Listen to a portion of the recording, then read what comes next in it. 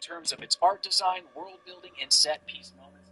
And as you can see on your screen right now, Ancient Evil is no exception. Immediately upon spawning in the map, the player is standing in the Temple of Apollo with beautiful Greek art and statues surrounding them. High ceilings and infrastructure propped up by the iconic Greek columns as moody lighting fills the space from the flames glinting behind you. The Oracle is still in her chair, hands and feet bound, which implies that her presence is a focal point where the player will eventually need to return. But before we do that, there is much we need to explore. Opening our first set of doors exposes us to the grandiose city of Delphi, with again more looming statues hovering over the players' heads, chaos crystals penetrating through the ground with dead bodies impaled at the tips of their sharp edges, a bridge leading us over a peaceful stream, and trees covering our heads with the leaves gently falling to the ground. This all shows the stark contrast from section to section inside of the map, which also all connects beautifully as each piece of this ruined city tells a story all on its own, and as the player finally makes their way either up the stairs or over the bridge, they will find themselves at an amphitheater with a sentinel artifact waiting to be engaged. Despite the trial running for centuries, the player must still interact with the artifact, and when they do, an ominous figure spawns in above us and says, "Awaken my soldiers! Slay these pawns of Infidia!" Zombies begin pouring out of the stands surrounding the player who is locked in this now confined space, when all of a sudden we are saved by an unsuspecting creature, Pegasus.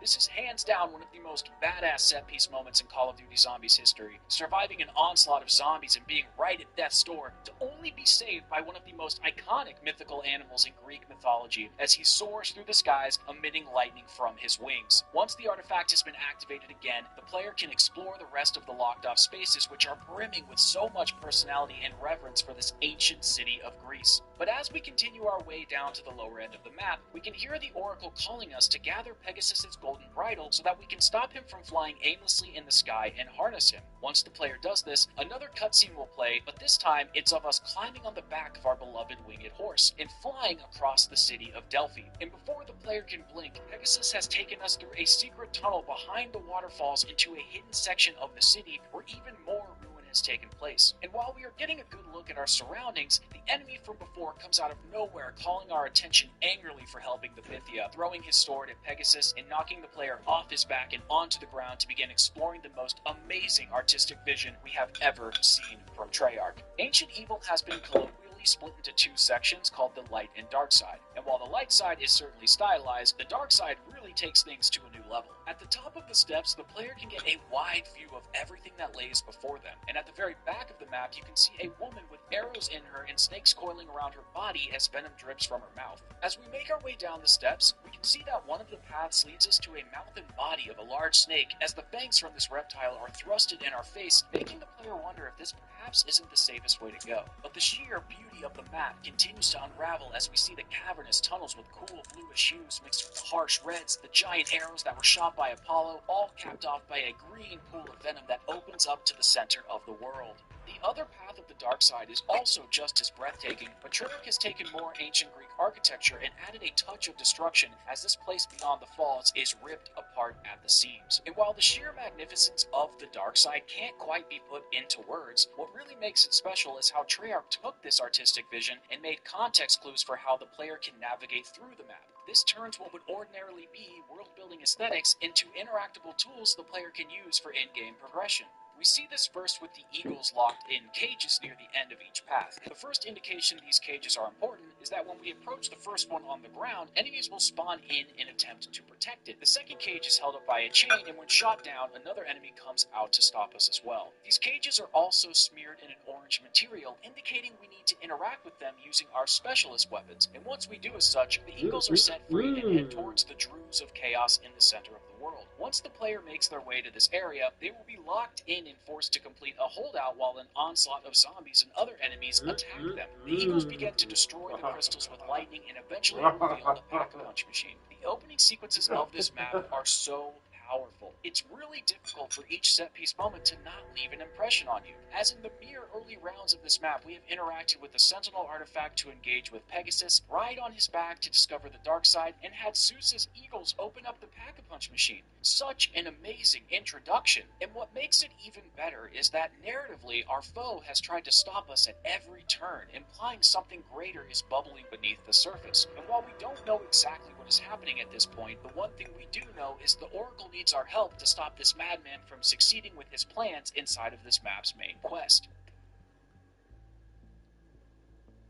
In order to get things started, the player must activate the first step inside of this Easter egg called Ignite the Beacons. This process occurs after the player tithes a small amount of points to the Oracle, where he will then be assigned a challenge to complete. These challenges can be from anything from killing zombies to holding out a specific area or using your specialist weapon as a main method of attack. After these challenges are completed, the player will then be given a reward that is ranked from common to epic. The longer you hold out on retrieving your reward, the higher you can push the rarity of your reward and receive things like pack-a-punched weapons, extra lives, and much more. The player will then have to complete this process twice and receive 2 epic statuses so that the fire pit in the spawn area can ignite. From there, we can take out our shield, also known as Apollo's Will, and place the tip of the spear in the flames, where it will now enact as a temporary torch. We then need to find and place the flame spear on 3 oil spills located around the map. These oil spills will catch fire and the flame will follow a small trail of oil up the wall, igniting various Greek symbols. Once all 3 have been lit up, the classic Chaos chant will play, letting us know we have completed the step. But more importantly, we open a slot in the cave above us that lets a beam of light inside of Delphi. You see, as we progress through the main quest, we will be shifting these large mirror plates to reflect light in a certain direction into the dark side. So every step we complete will be revealing a hidden plate or shifting the light into the correct direction.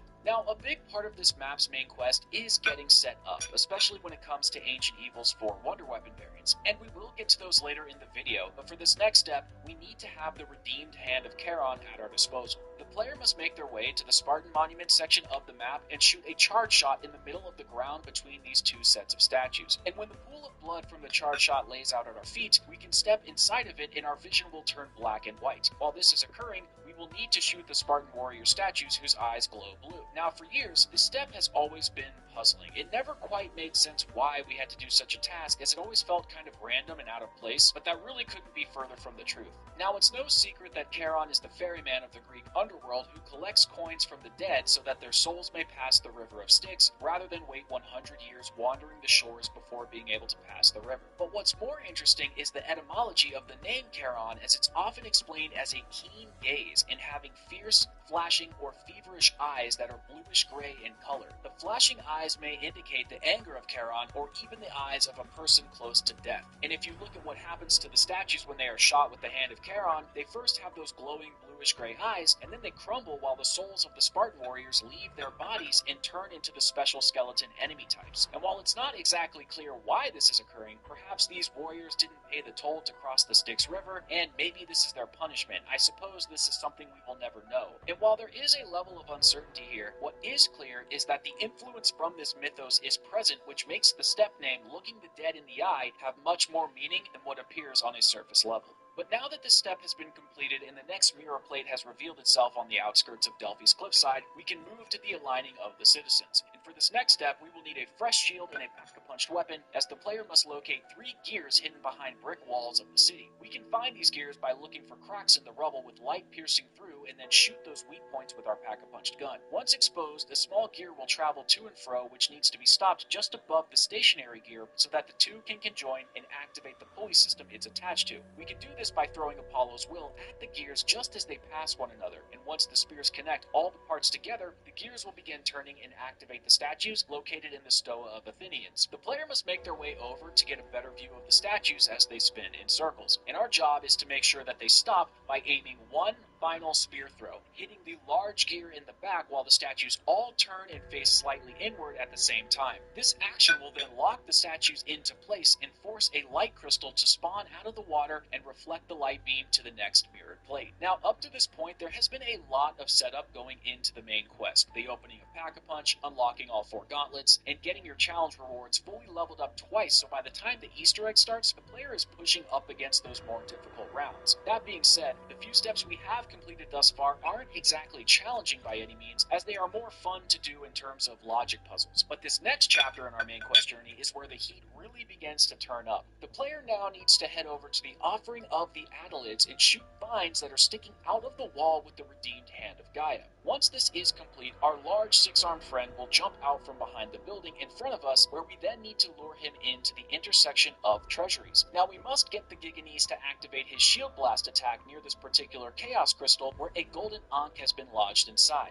Once the Ankh has been broken free, we can kill the boss zombie and pick up a large golden pole. We're going to take this pole back over to the offering of the Adelids and insert it inside of the sundial contraption, where it will then begin to activate. The sundial puzzle can be solved by killing an electric zombie on the dial so that it begins to spin. The outer edge of the dial will open up a small slot and display various Greek symbols, and when a blue symbol appears, we must remember its location as it passes underneath the lock spots of the dial and then line it up with the line of electricity. We rinse and repeat this process 3 times by killing more catalyst zombies on the sundial and lining up the subsequent inner rows until the puzzle is solved. But here is where the real challenge lies. The player needs to head over to the gymnasium bathhouse using the golden Ankh we picked up earlier, as well as the redeemed hand of Hemera wonder weapon, and place it on the statue of Raw Perk Machine so that it can penetrate a hole in the wall in front of it. And like I said before, this part is a bit tricky as it really is a defense holdout section. Zombies pour in from every direction, Spartoid skeletons spawn in as well and use their shields to stop the hand of Hemera from breaking through the wall, and on top of all of that, a Blightfather joins the party, making everything super hectic in this tight enclosed space. I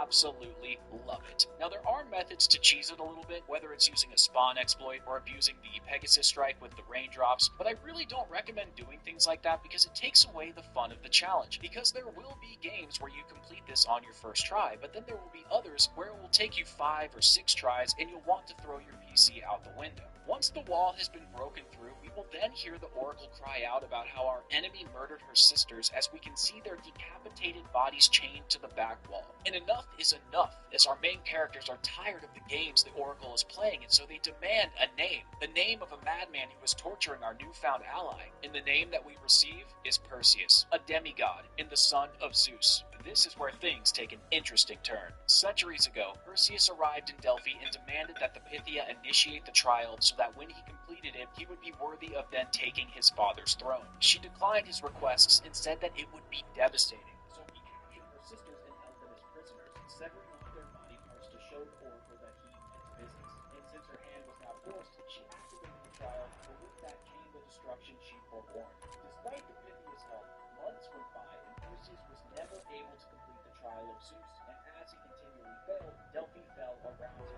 Eventually, the Oracle tricked Perseus into entering a chamber that she said contained the key to victory. The Pythia said that Perseus had sacrificed enough, and he foolishly believed her. He was then swarmed with the undead and became what we see of him now as a zombie warlord trying to stop us at every turn. It appears that the Oracle didn't let the grudge of her sister's deaths go and was one step ahead of Perseus at his most dire hour. And even though the story ramps up quite a bit at this point in the quest, we still need to grab the staff on the table inside of the broken wall, place it on the raw statue's hand so that it can fire another weakness and back up in front of it, elevating another miracle to pass the light into the next proper location.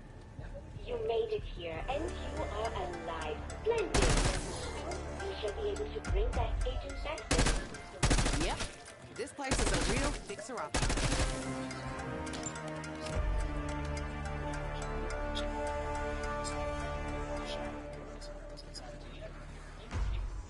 Zombies with either a standard shot or a charge shot and then run it back. The one star of the show here is That's a better death than you deserved.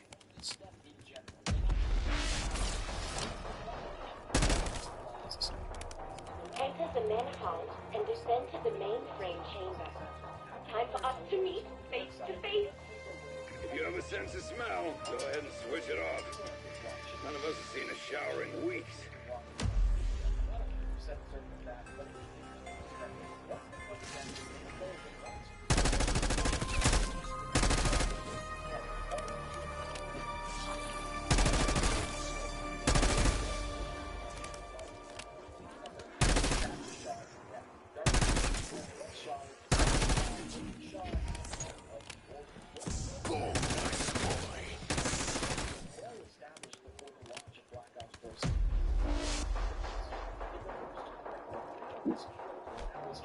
Some final preparations remain to activate the Sentinel artifact. Only then can we bring that nexus from the Doctor. Dad will be kicking my ass right now for not demanding overtime up front.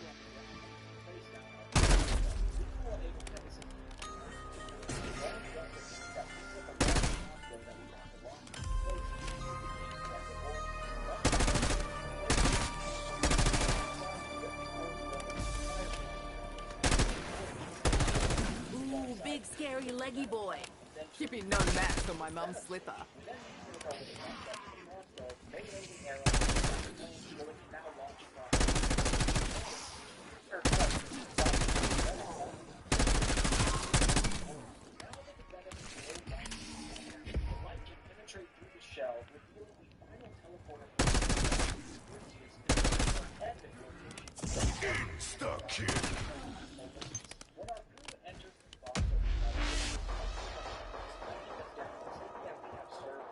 Still haven't wrapped my noggin around what we're using to gas up the Sentinel thingy.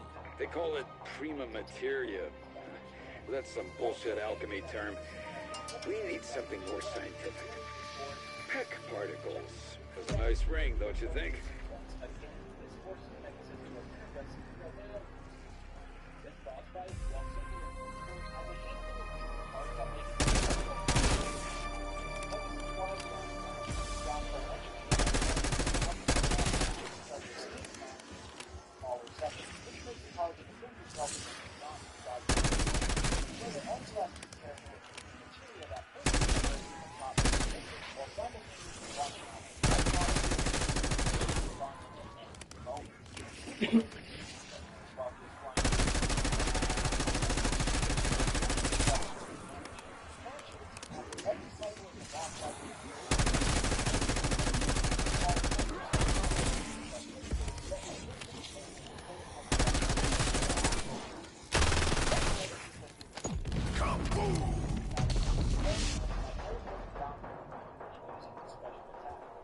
Every cartel boss and arms dealer I ever met had a villa, plantation, or mansion once in called farm.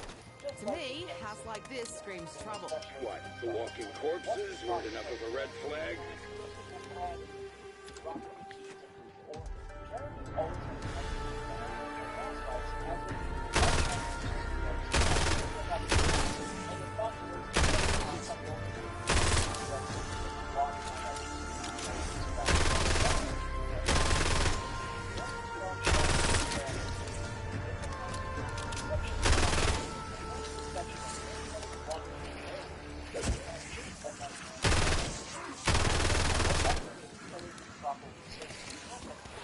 Take it from a smuggler who knows. Heads are basically pineapples filled with jam.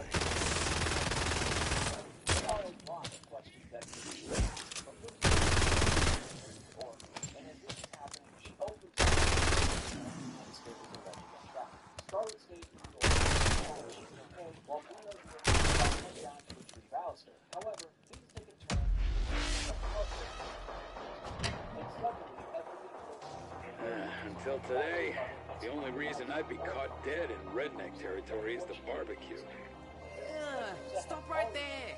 With all the dead meat around here, you'll put me off pulled pork forever.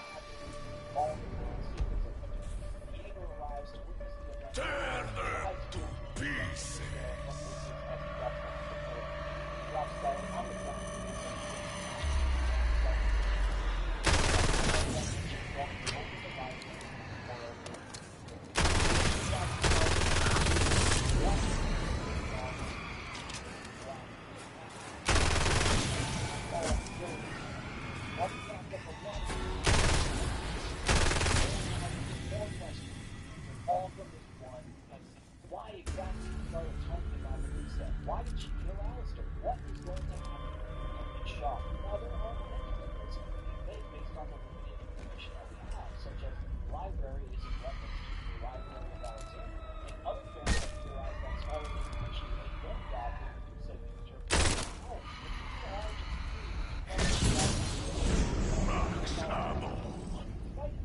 I've spent almost as much time fixing shit as I have killing shit. God, this place reeks of rich douchebag. You got a word for that in Russian? What familiar was that your girl from the bank of the Proletariat? Ask the Tsars. Kent, we famously solved that problem. See a penny, pick it up. All day long will have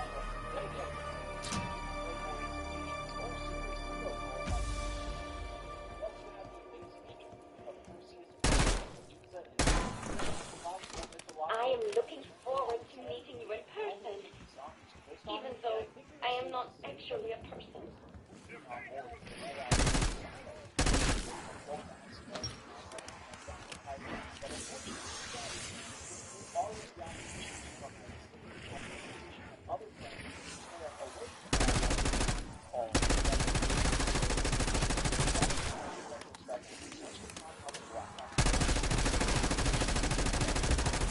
Max armor.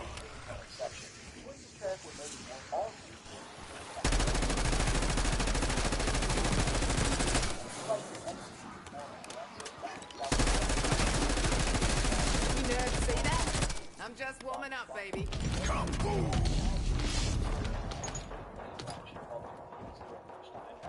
We are far from home, you and I. So, what do you think of the decaying West? Is that some kind of Soviet put-down? Because I'd wear that on a t-shirt. You looking for the Outback Convention? It's at another hotel. I've sort of fucked up outboards more times than I can count. Changing your views? Piece of piss.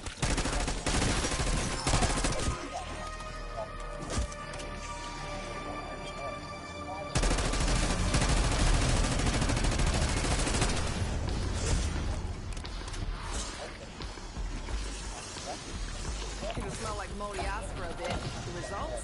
Fucking crap.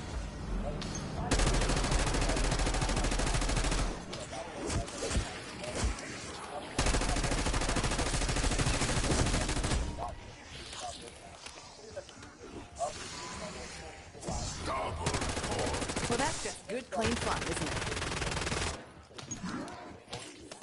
Challenge from the Oracle in order to get a reward. The more challenges the player completes in succession, the greater the rarity the reward will be. And as we said in the previous section of the video, the player can receive a wide variety of items from points to extra lives. Now we know by completing these challenges up to the epic rarity twice will allow players to begin the Easter egg, which is already amazing. But what really makes the ally system thrive is how interconnected it is to the narrative on top of the gameplay function.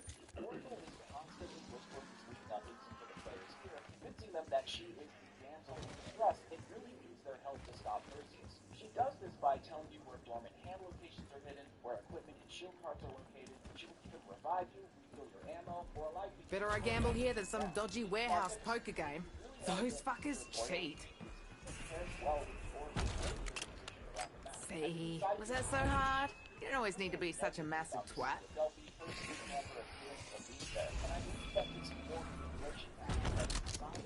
He's pretty, but can he type?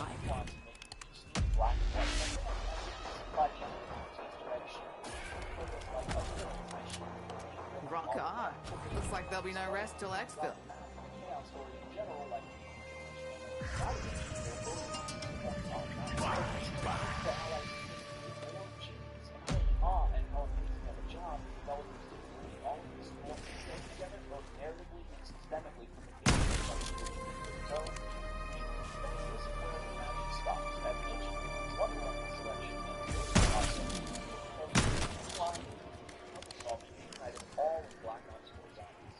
I'll tell you the same thing I told my ex during my last UTI. It'd be real nice if you could save screwing me for another day. As my people like to say, you're being a proper see you next Tuesday.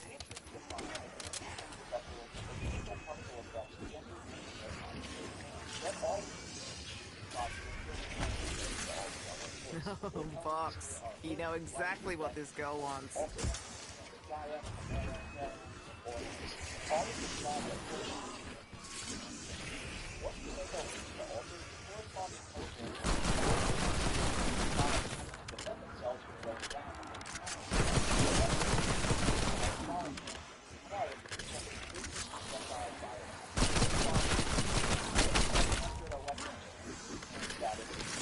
Max armor.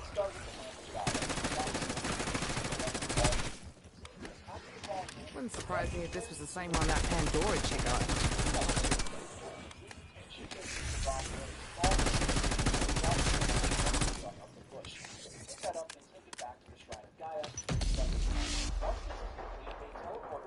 takes the player to a special location outside of the map, Earth's West, where they I swear this takes longer every time.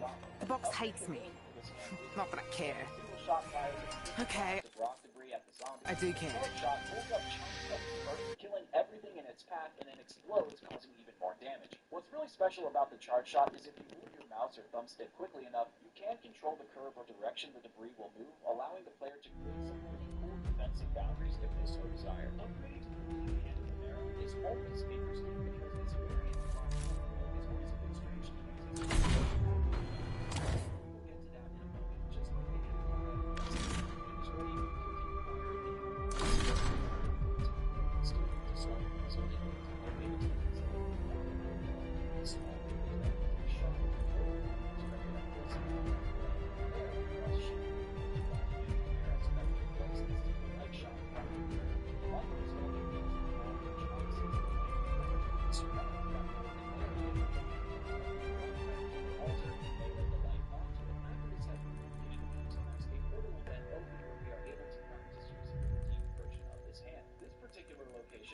reflection is one of the cooler places we get to travel for upgrading these hands, as the player is on a giant mirror, killing enemies with Amera's intense light beam charge shot. Amera is the goddess or representation of the day, which is why we are using light from above to slay our undead foe. It ends up not being the most useful of the four conflicts, mainly in die irons when the zombies become more aggressive, but it's still very cool and an interesting effect, especially since it's something we haven't really seen before inside of Treyarch Zombies. But now it's time to discuss the map's best wonder weapon variant, the Hand of Charon. Earlier in the video we touched on Charon just a bit, but in short, Charon is the ferryman of the Greek underworld who carries souls across the rivers of Apple and Styx, which separate the worlds of the living and the dead. But these souls will only be allowed to cross if they were lucky enough to have had funeral rites. And legend has it that Charon was an unpleasant creature and required people to pay him in opals in order to cross the river, and for those who didn't pay, they would wander the shores for many, many years. Treyarch created a wonderful puzzle for us to solve to upgrade this weapon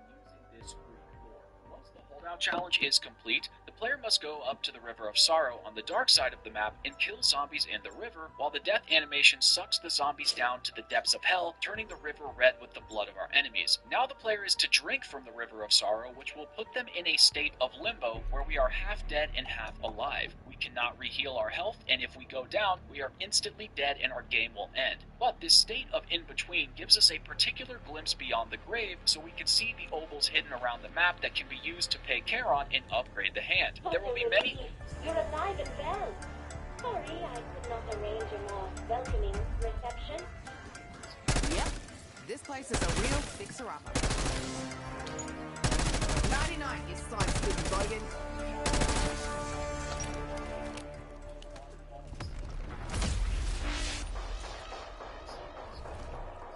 My physical core is located beneath Holton Hall.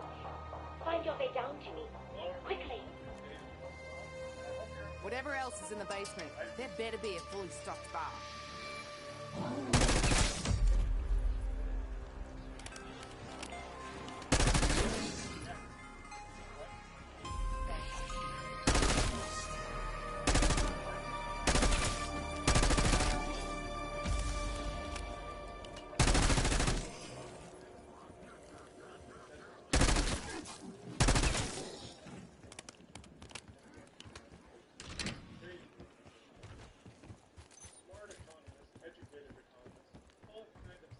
Any day now, you wooden sadist.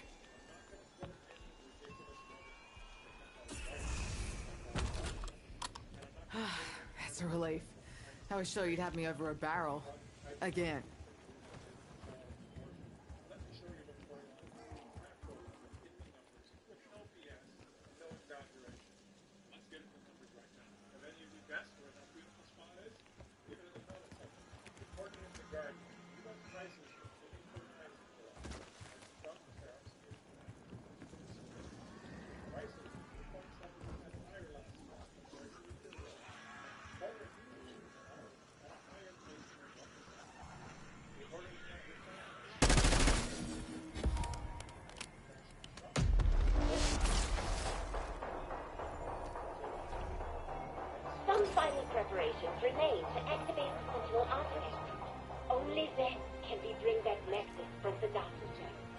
Great.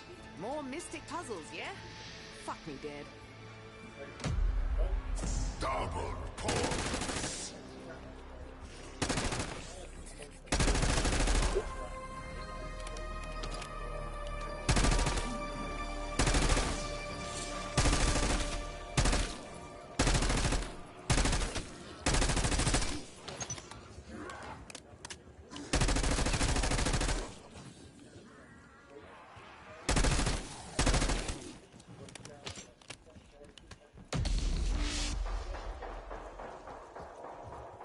Putting my bed in. Still haven't wrapped my noggin around what we're using to gas up the Sentinel thingy. They call it prima materia. That's some bullshit alchemy term. We need something more scientific. Peck particles. Has a nice ring, don't you think?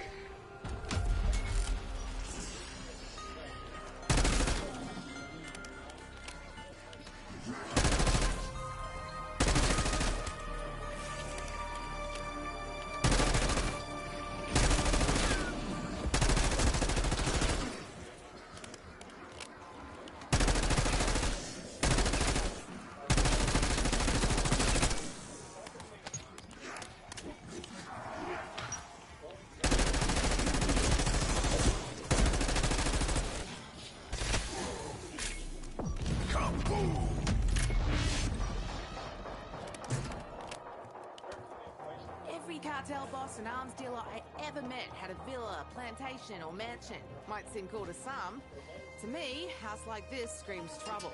What, the walking corpses weren't enough of a red flag?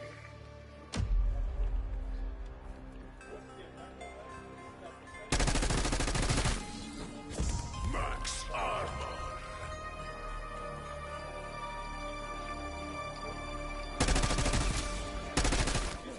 That's a better death than you deserve.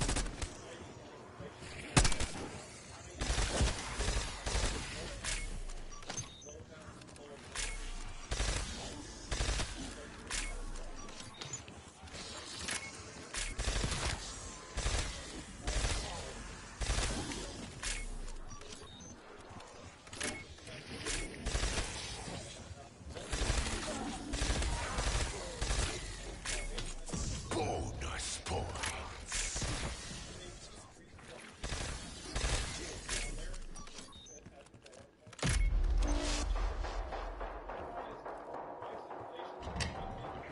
Until today, the only reason I'd be caught dead in redneck territory is the barbecue.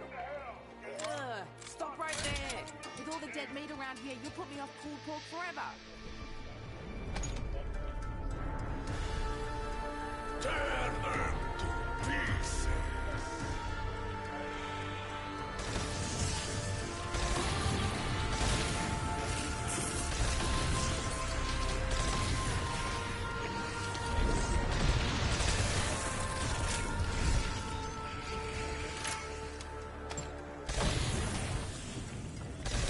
I've seen wolf rats bigger than you.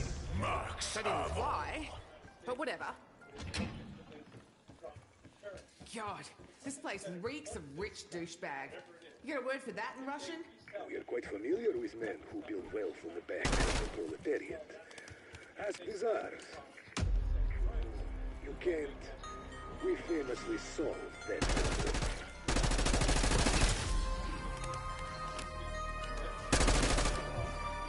I've spent almost as much time fixing shit as I have killing shit. See a penny, pick it up. All day long you'll have a penny.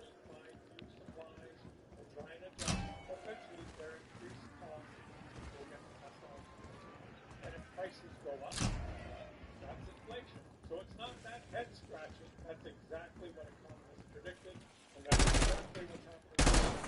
The Federal Reserve. You're getting close. I can smell it. Not literally, of course.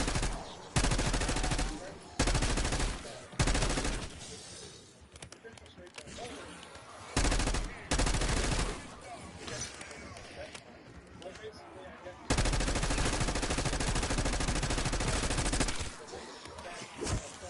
higher prices.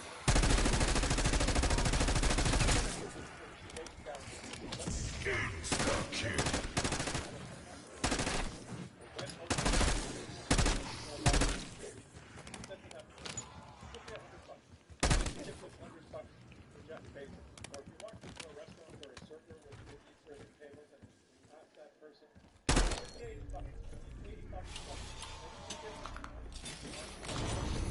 sort of fucked up outboards more times than I can count. Changing a fuse? Piss.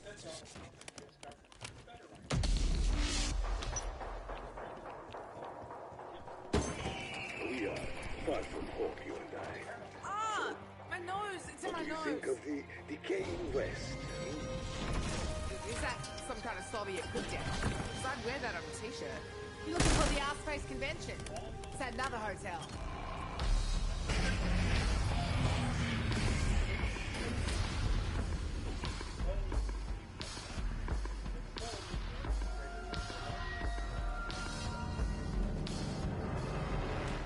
Your passport must be chock-a-block, because there's bits of you everywhere.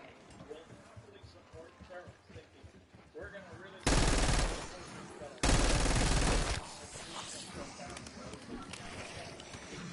we'll support that cause. Can't we become housekeepers for these freaks?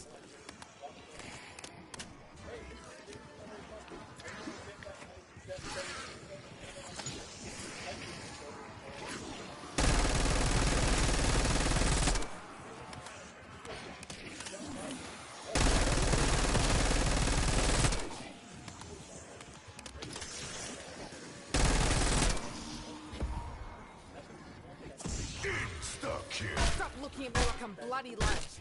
I ain't your fucking Sango. Really what you were going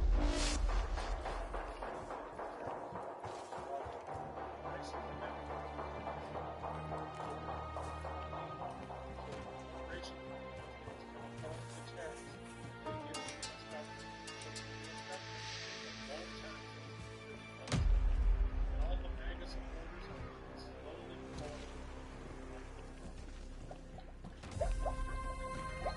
Here's another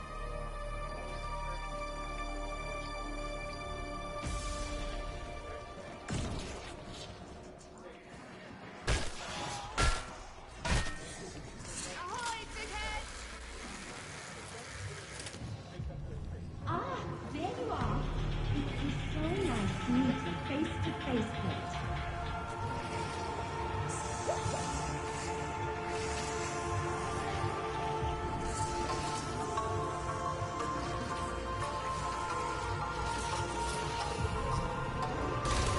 Listen, fuckers.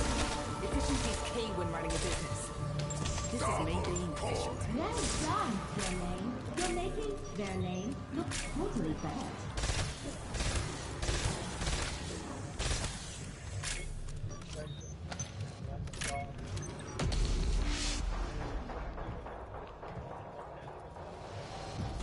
You know your prices are a bit steep, but I think you're alright.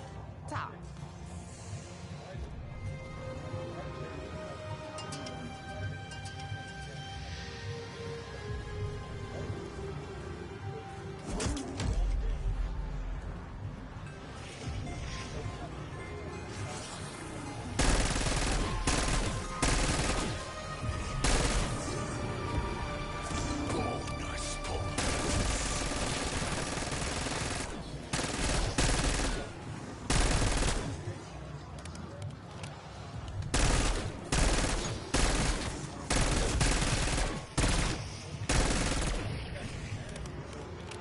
That's still not to her.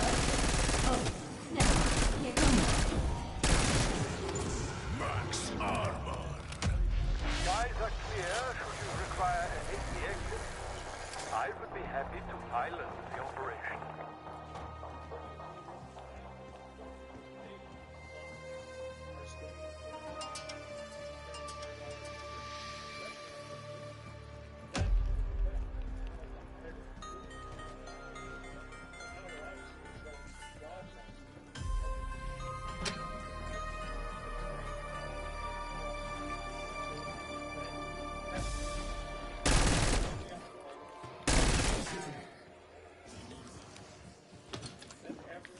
Oh no. My guts feel like a water slide.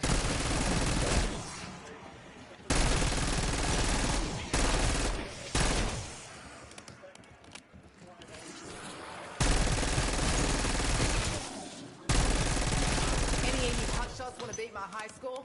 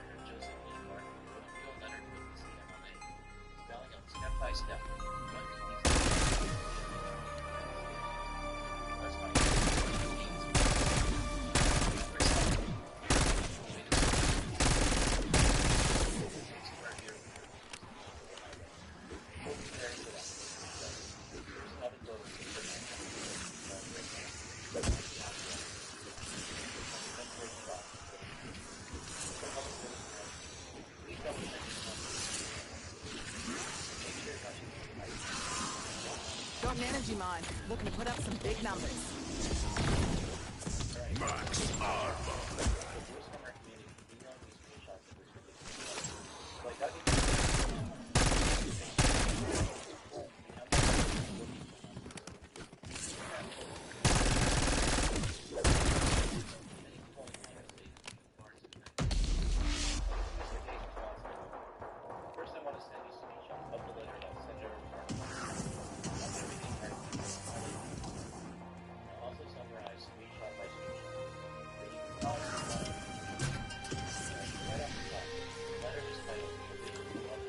Can't stop me now, you shuffling knobs.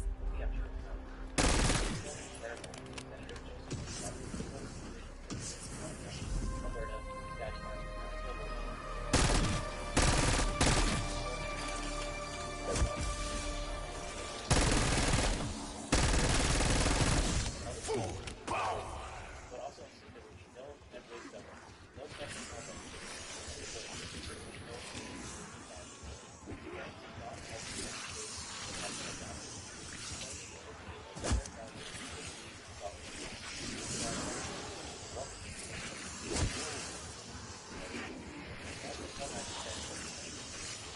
Energy mine's on. Join the fireworks.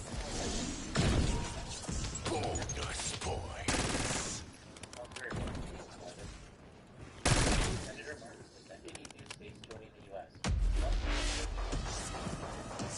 This is what we call pre-gaming.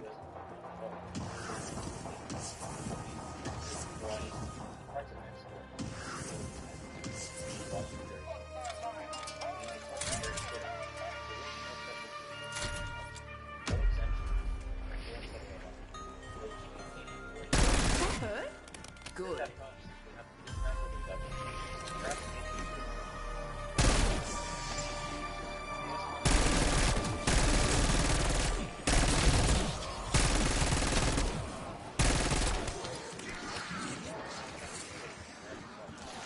Tuck and sticky.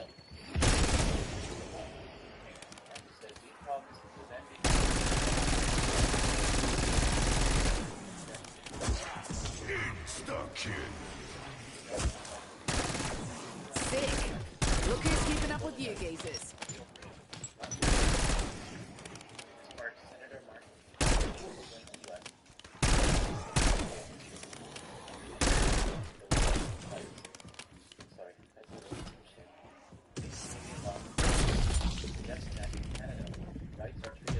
Windows open for evac. Get it while it's hot.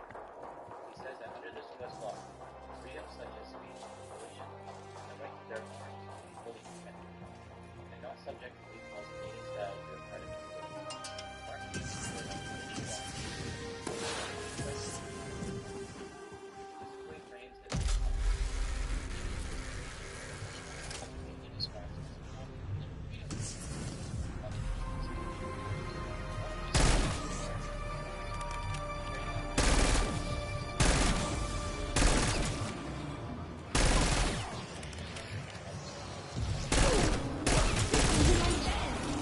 Double points.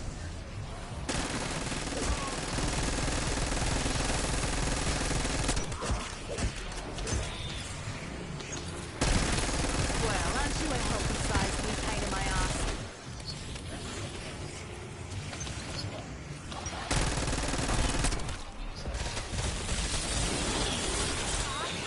Fuck off and watch someone else. Kaboom.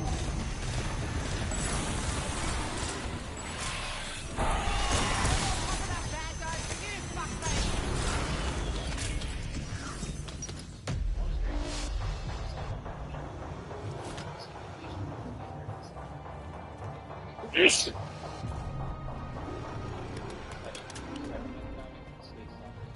Wonder if I could write this off on my taxes.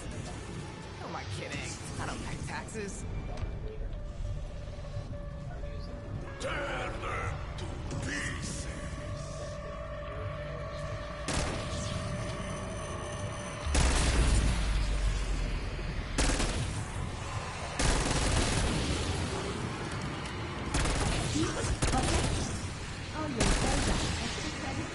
Just ground transport nearby. Gonna lay low.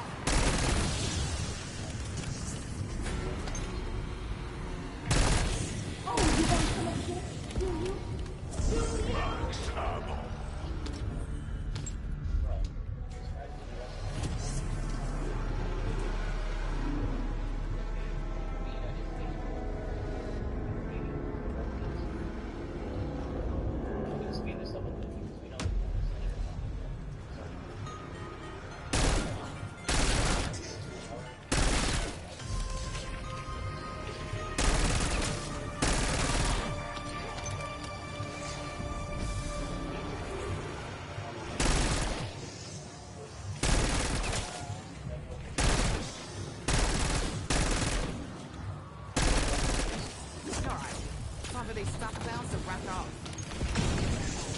Bonus boy. Is counting your kills really the best use of my processing power?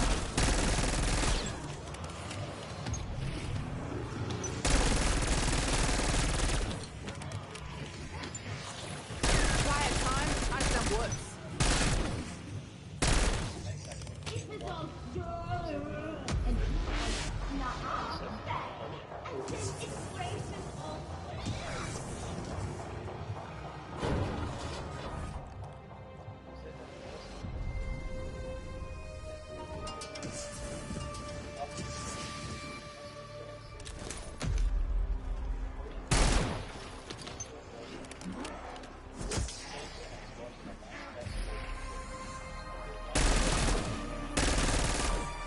Insta-kill. That's what you get for splattering your stuff all over my good boots.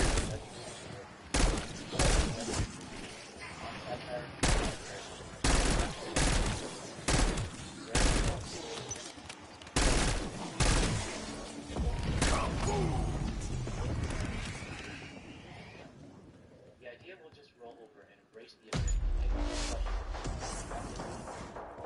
Not just the one century.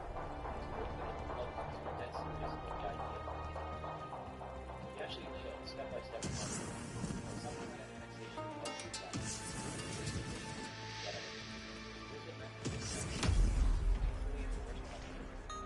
Now switching gears. This one out here. Predator Mars.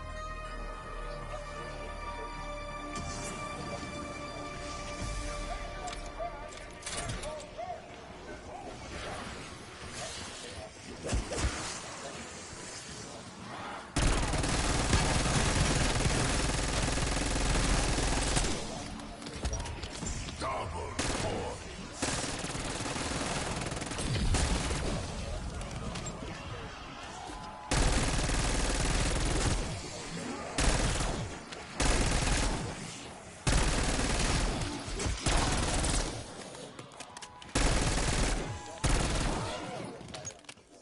We do want a few. Got any bag with your name on it if you want it. Measure by how we care for one another, how we build strong undertakes the future, their look after. No one was made for it, they built the better, versus the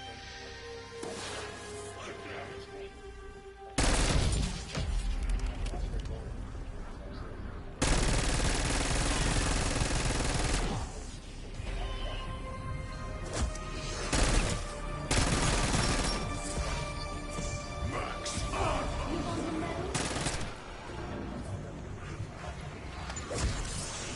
Like his zap trap. Go for a attack on it, yeah, I know it's tempting.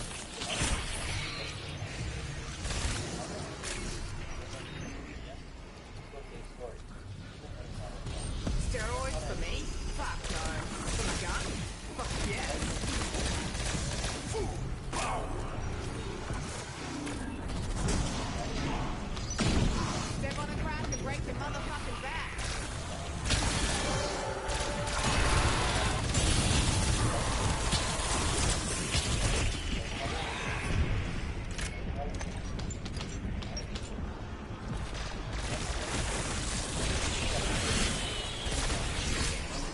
flattened out into uniformity. Is it always simple? No. Is it sometimes messy? Absolutely. But is it worth defending? Every damn time. It makes Canada Canadian.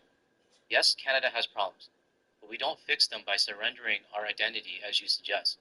We fix them by doing what Canadians have always done, rolling up our sleeves, listening to each other, and finding common ground. We may move slowly, but we move together. I have worked with many Americans, spent countless days in industrial and energy facilities across your great nation, and I hold deep respect for your people and your country. But this letter, framed as an invitation, lands more so as a manifesto of arrogance. The idea that the Western Canada must abandon Canadian legal codes, discard Canadian political loyalty, and salute your flag, not ours, is not unity. It's erasure. You say you want us free, armed, self-governing, and accountable. We already are. We just don't define those words through the same lens. Freedom means your health card works better than your credit card.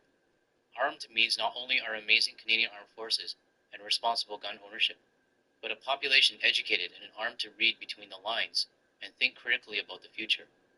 Accountability means a leader who answers to Parliament, not the news cable pundits. Self-governance means working with Indigenous people, not stepping over them. Our vision may overlap with yours in parts, but it differs where it matters the most. We believe rising tides should raise all ships, not just mega yachts. That capitalism works best when it remembers who it's working for. That the strength in the nation isn't measured by the number of military bases, but how it treats the most vulnerable. We are proud of our roots, but we're not stuck in them. We believe in our own potential, but we don't need to become something else to realize them. We already have what we need to succeed. And while we remain committed to a strong, respectful relationship with our American neighbor, let there be no confusion. This country isn't for sale, and is not up for adoption. Senator Martin, I respect the boldness that it takes to write an unsolicited pitch to dismantle a nation to Canada's provincial legislator. But let me be equally bold in return. Your letter is a perfect example of why many Canadians find so deeply troubling about the American worldview. Assuming that it works for you must be the solution for everybody else. We know who we are. We know what we have. We see the chaos, division, and deep inequalities that plague your system, and we've chosen a different path. Not because we're blind in our flaws, but because we believe in fixing them our way. So while I appreciate your offer, we will pass, sir, proudly, firmly, and with both feet planted in Canadian soil, for now and ever. If you manage to make it to Vancouver Island, please give me a call and I would be happy to show you exactly what we have, why we have it, and why we will never give it up. All the best in the hard work you have ahead of yourselves down there, and I'm sorry for the strong language. Brendan Day, MLA. Brendan was kind enough to include Mr. Martin's email at the bottom of his X post. So if you want to let him know exactly what you think of his bullshit letter, here.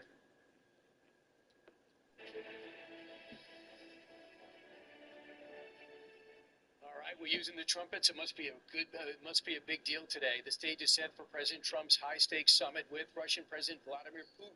So the president's preparing to leave the White House on his way to Alaska very soon. And we have live team coverage. We have Greg Palcott overseas on the state of the Russia-Ukraine war. But we begin with Peter Ducey, who is live in Anchorage, Alaska. Hey, Peter. Good morning, and we are standing about 4,275 miles away from the White House. It is a long way for Air Force One to come later on this hour, but President Trump thinks once he gets here, he'll be able to feel Putin out within 2 minutes. I think it's going to be very interesting. We're going to find out where everybody stands, and I'll know within the first 2 minutes, 3 minutes, 4 minutes, or 5 minutes, like we tend to find out whether or not we're going to have a good meeting or a bad meeting. And if it's a bad meeting, it'll end very quickly. And if it's a good meeting, we're going to end up getting peace in the pretty near future. Today we may see something that hasn't happened since the last time Donald Trump was president. Before the Ukraine war, President Trump and President Putin standing side by side answering reporter questions, although the president is handicapping the chances of Putin passing on the Q&A at 1 out of 4. This meeting sets up, it's like a chess game.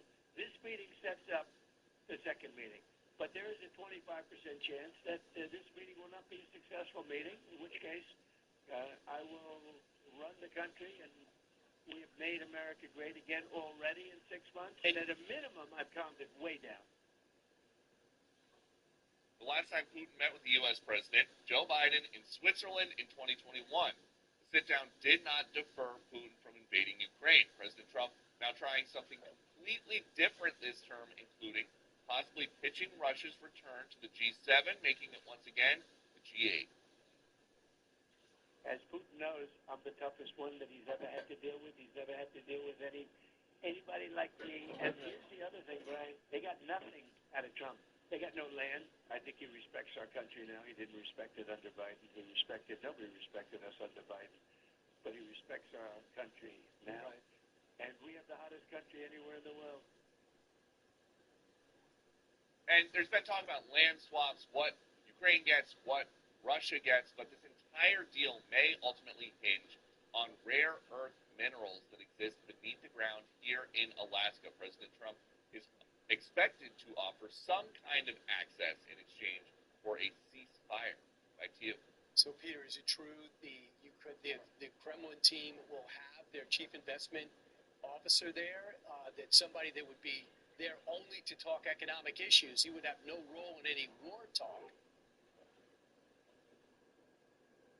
Yes, Brian, and in fact, the Treasury Department did something that sometimes happens around, like the United Nations General Assembly.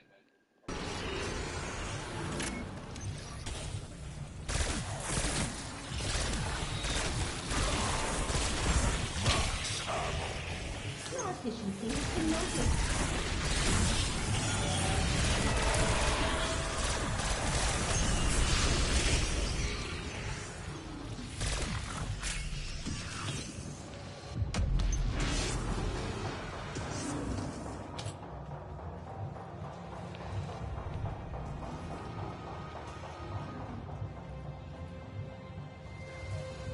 We're a no-go on Exfil right now.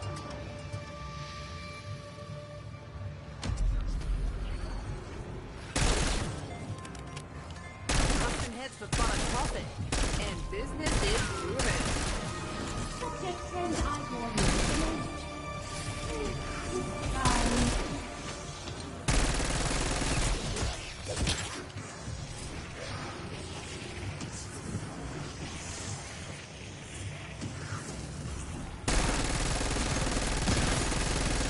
I'll make this look easy. But it's not. It's not at all. I hate it. This will be it.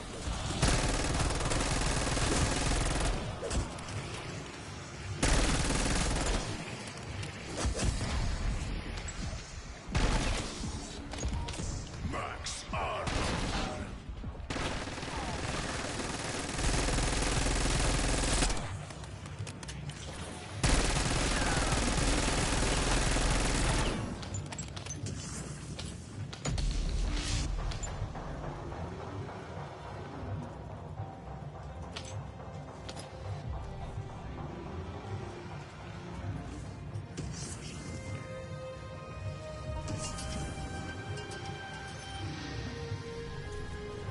Referendum.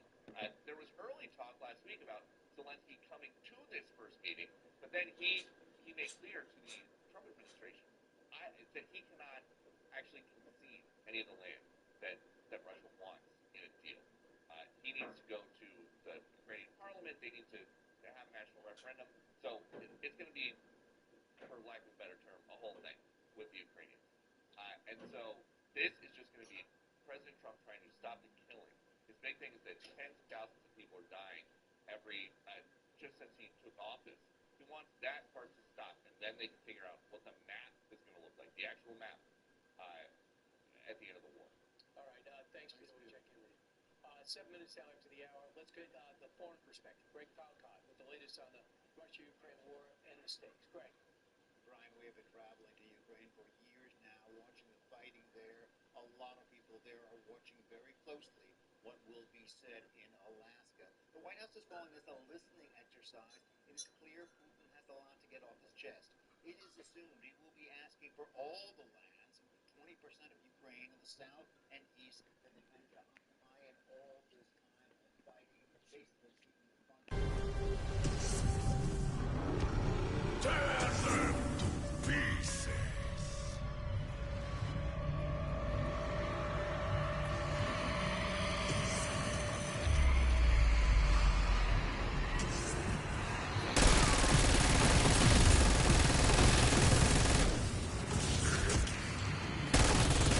That's filling out the herd. Oh, never mind. It's a myth.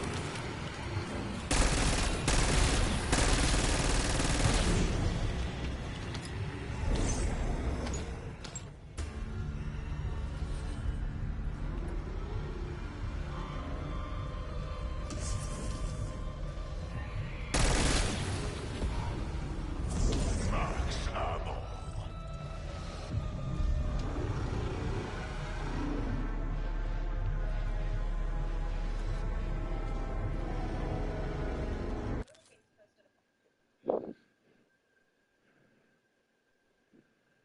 I don't have to say there will be very severe consequences. We got some breaking news here. Welcome back to Muslim News. My name's David. Today, we're starting to know why Mark Carney isn't getting a deal, why he didn't get a deal with Donald Trump. There's a couple of reasons here. Hoekstra, the U.S. ambassador to Canada, went on Jasmine Lane's show.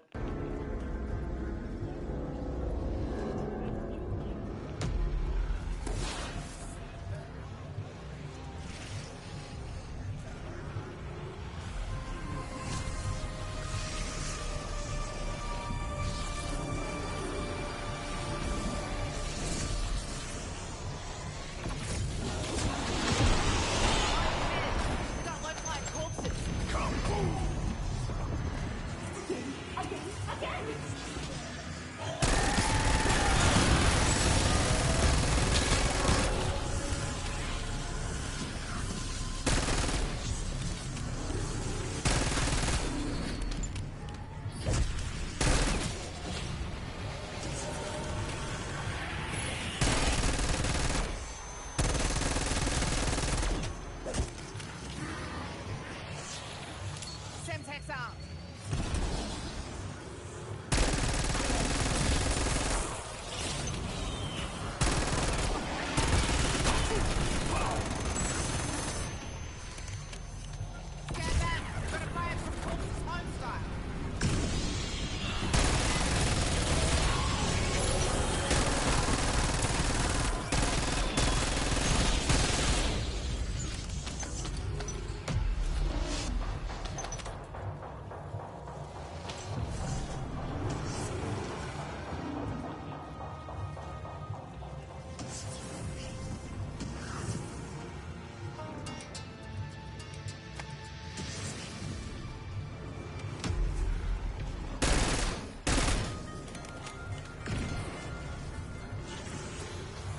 That's one for the front of Liberty Falls.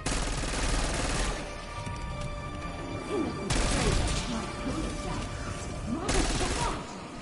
Well done, Sterling. You're making their names look good.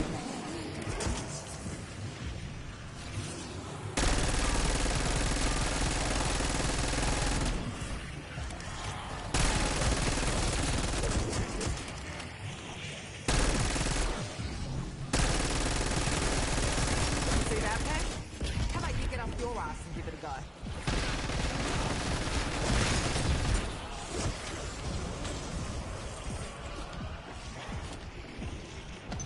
Insta-kill.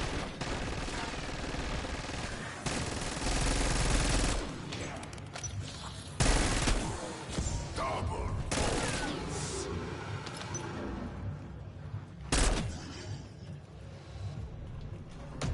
We can extract you now. I checked the rotor shaft and skin myself.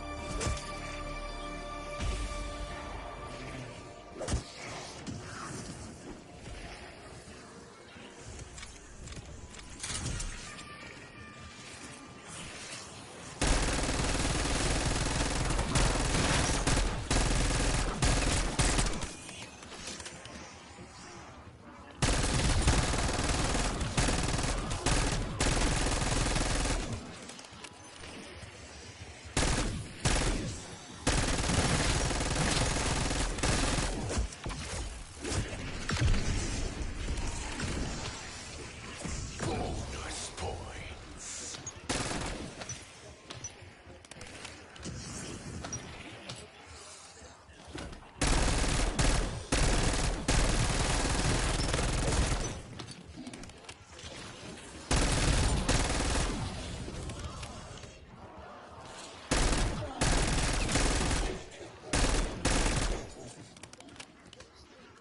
That process, trying to figure out exactly how that looks. Some Canadian politicians have decided that they will attack the president personally.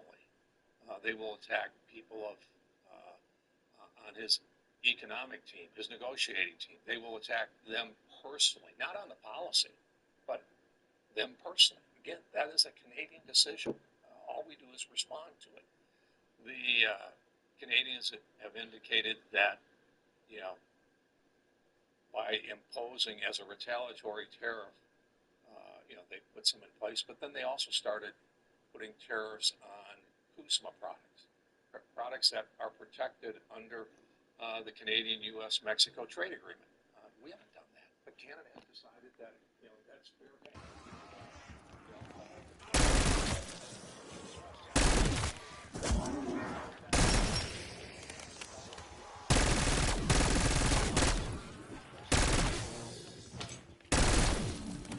Bonus points.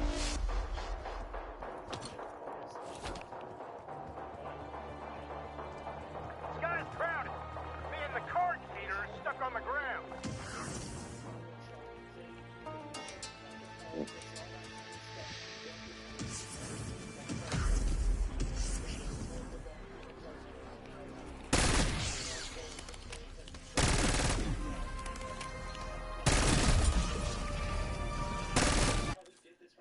They wanted this trade war. They wanted all of this to blame their dirty record on, their awful record that's destroyed Canada because they got nothing else. The Canadians fell for it. Hook, line, and sinker.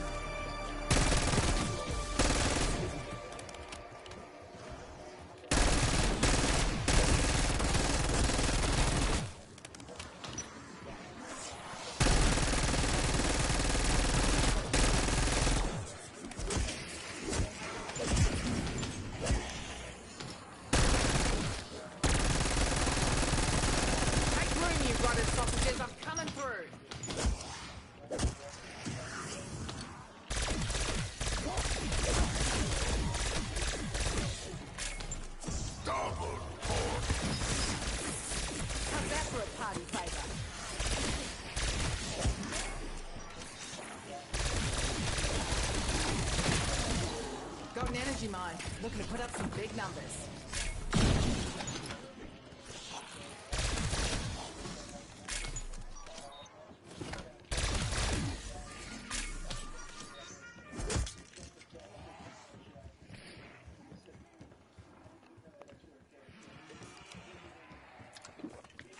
Yeah, feels like my blood's been swapped with jet fuel.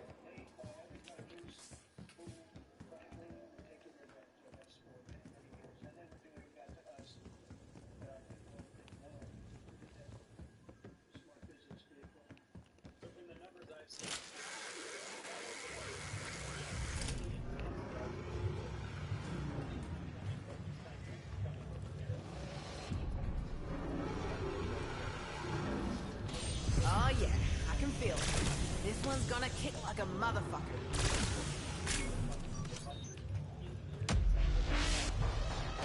Don't hold out on me now.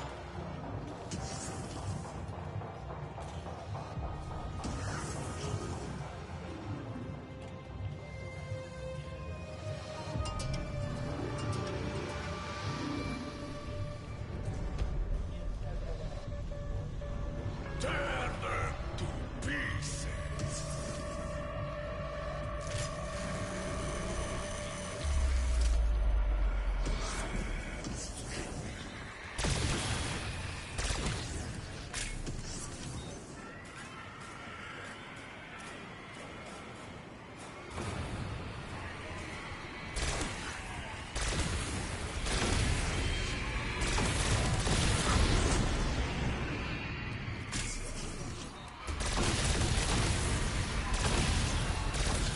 We say in the biz, got plenty more where that came from.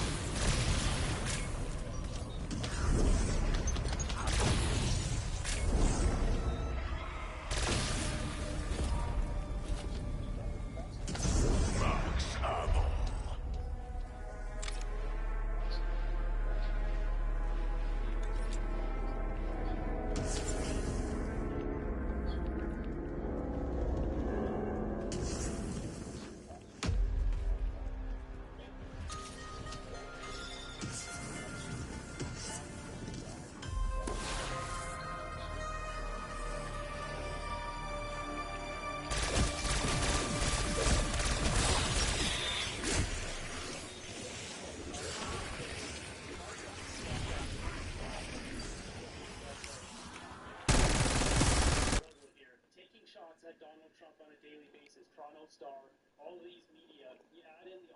Streaming Act, the Online News Act, and the Digital Service Tax. The Digital Service Tax is gone, but you still have these other two things. Donald Trump and Republicans don't want to have this nasty negative media and this media control in Canada. They're trying to...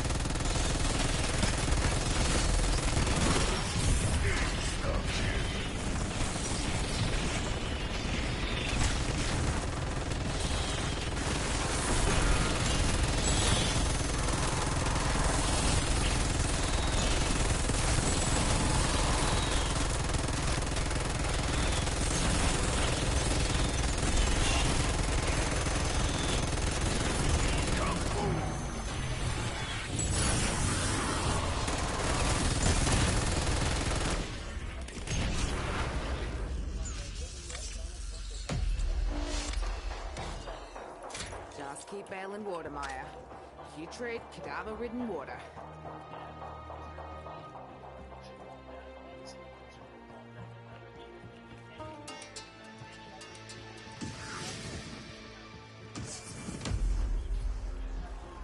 Dad would have been proud of that one.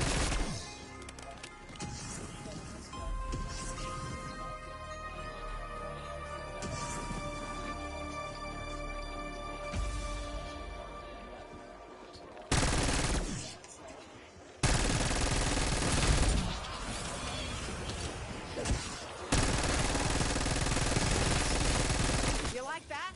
I know, I sure as fuck did.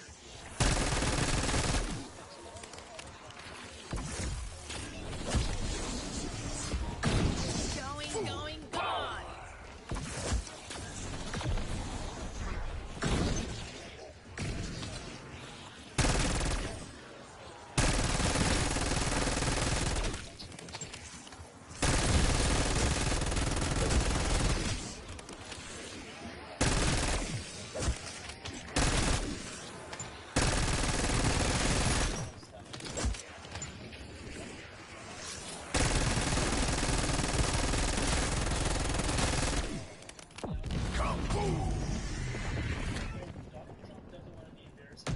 Are you finished demolishing this beautiful old home?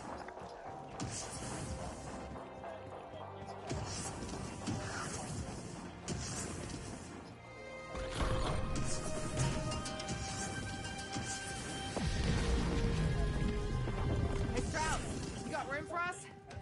Maybe a T-Rex. TACOM, get me a chopper gunner on my location. Copy that. Flood meter's full. Heading your way. Grab the one out. Helos ain't missing for our corpses. You gotta make the proof. We have arrived. Please be mindful of social walk.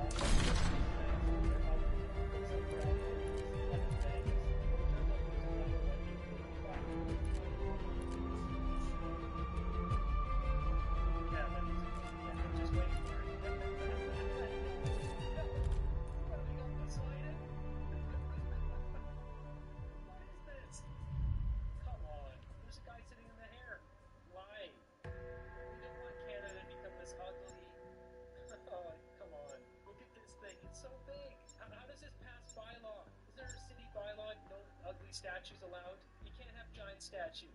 Surely it must be somewhere in a bylaw. Where do they get the money from? Yeah, too much wasteful spending here. Yeah, meanwhile, monuments like Sir John A. Macdonald, Edgar Ryerson, and surplus of Churchill and Roosevelt were vandalism, cancel culture, and capitalism. I need to find the artifact. It's the only way to end this. You stop the ether reactors from boiling us in our skins. Find my office, and we'll be in contact. I want to stay alive long enough to watch Sam fry you. So I guess I'm in.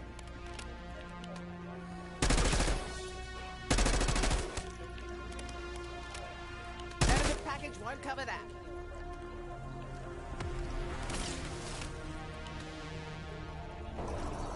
Sergei, you deserve to know. Nexus was obliterated in the Dark Ether.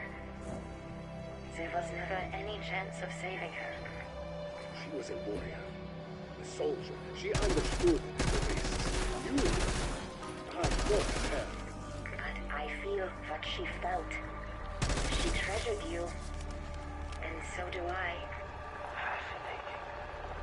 Perhaps some streak of humanity does indeed lurk in you.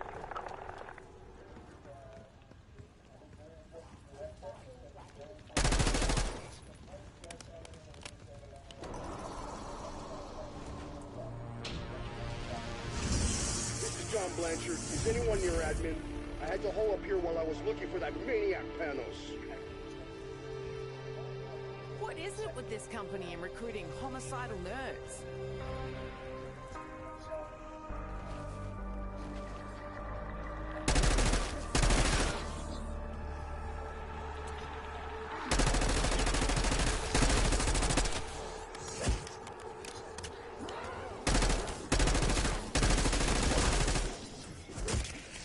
Max armor.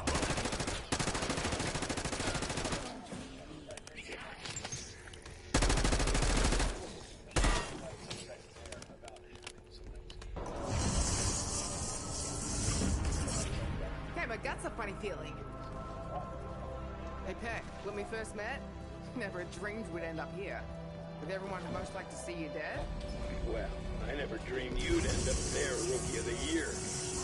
But I'll settle for the fact that we're not pushing up daisies.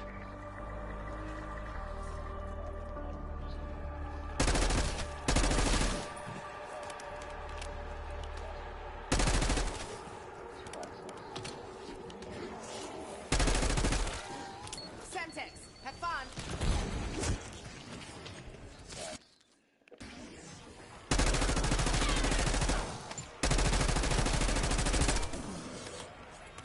Insta-kill.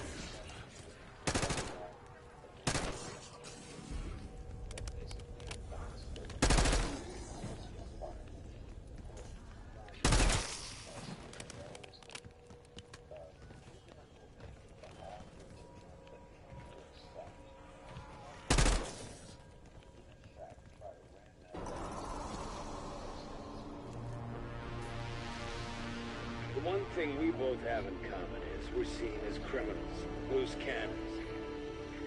People hate it when you live by your own rules. Yeah, but these folks took a chance on trusting us. Maybe we can do the same with Sam. Tear them to pieces.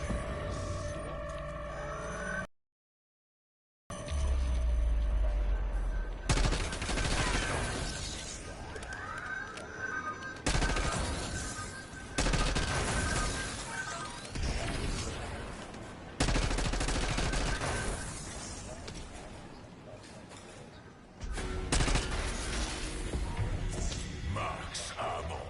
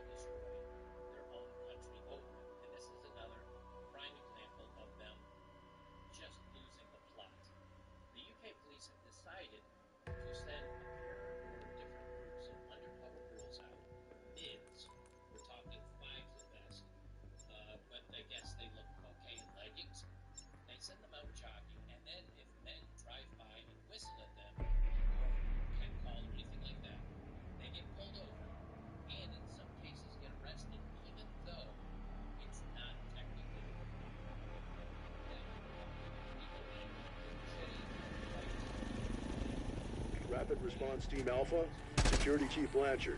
How copy? I've barricaded the command center. Got a little dinged up. I'll live. See if there's anyone left to save. Body cam's locked. I'll keep eyes on. Semtex armed.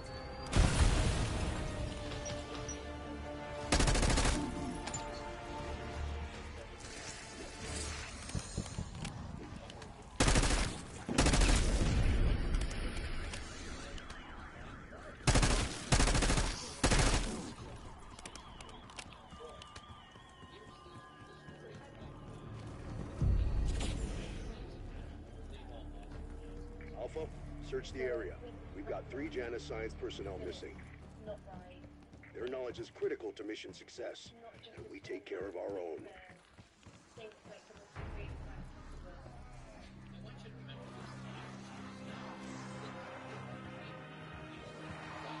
Can't tell you how much I love that puppy sound. Bonus points. If you give me an axe, I'm gonna turn you into fire starters. Ah, you want to be friends today? Is that it? Things are pretty dog shit as it is. No need to make it worse. Got it? Sorry you came here yet. I heard termites chew you a new If anyone asshole. had to show up, I'm glad it was you. If you haven't been following the news, go look at the UK crime statistics. Go look at the average migration. And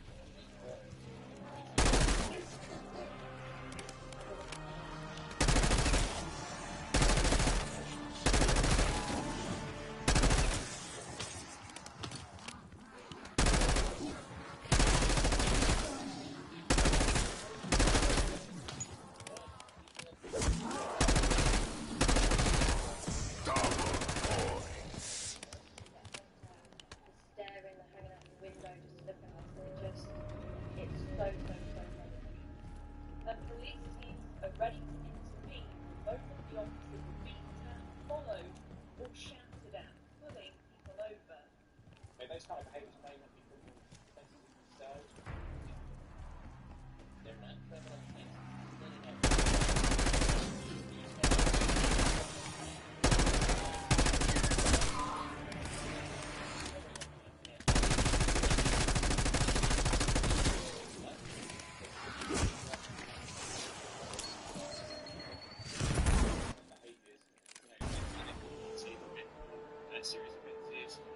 Serious behaviors. So guys driving by a woman, tooting the horn or saying, "Hey, looking good," or "Hey, you're cute, nice ass," whatever. They might go on to commit more serious offenses, but the people actually committing the serious offenses are let off the hook. And I'll read the story here. It's very quick. And then I'm going to show you some examples of people doing way more serious things being completely let off the hook. British cops wore jogging outfits to elicit catcalls and then arrested some men who hit on them. From catcalls to the doghouse, female cops in England went undercover as joggers wearing tight-fitting clothing in a bid to elicit catcalls and then arrested some of the men who hit on them, according to a report. The female officers were sent during rush hours to hot spots where women honking and making noises at women is commonplace and pretended to be joggers. One of our officers was honked at within 10 minutes and just another vehicle slowed down, beeping and making gestures just 30 seconds later. That's how frequent it is.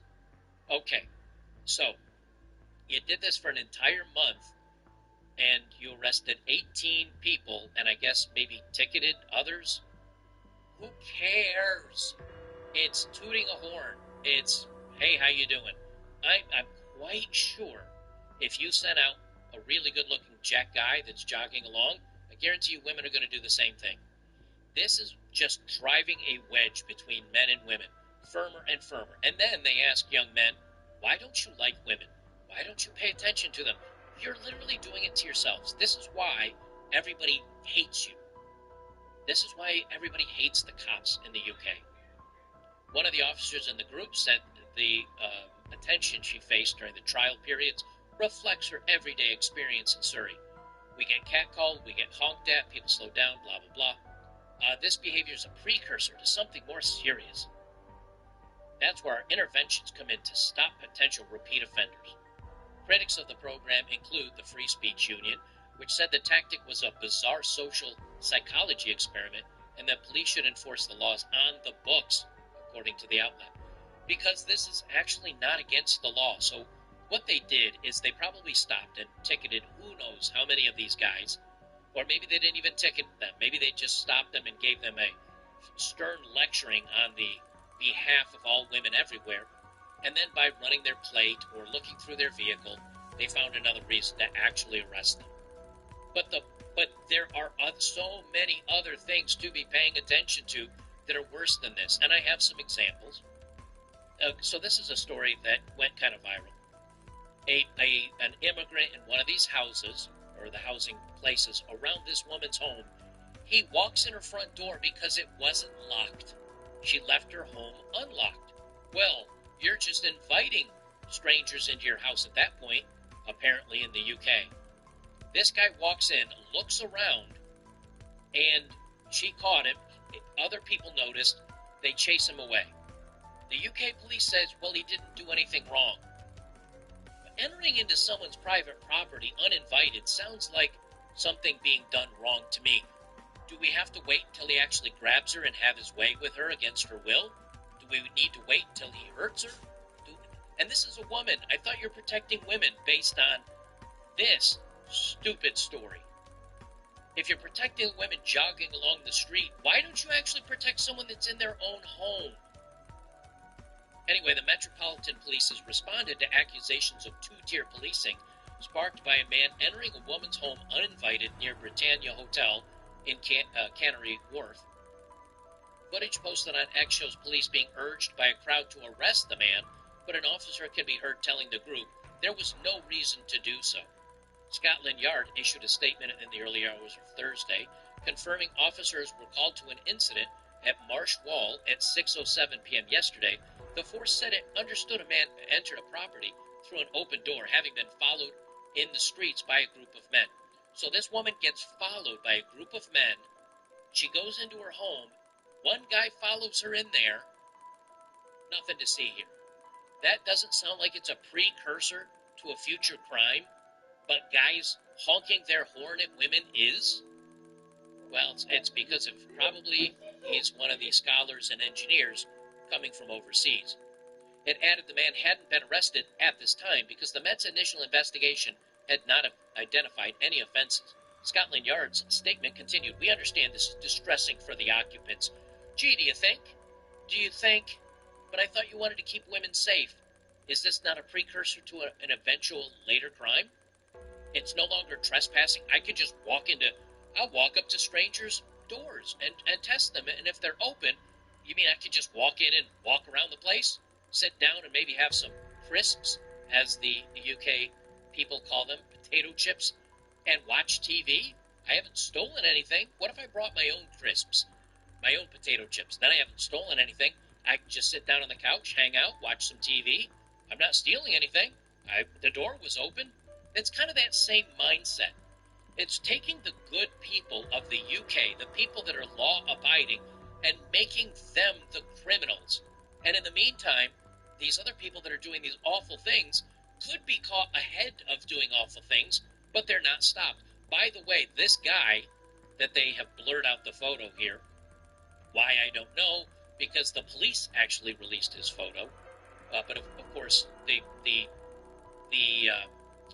journalists have to protect the man, obviously. Apparently, he was released, and guess what? They caught him doing this morning in the UK, creeping around other people's houses. What a shock! What a lovely shock!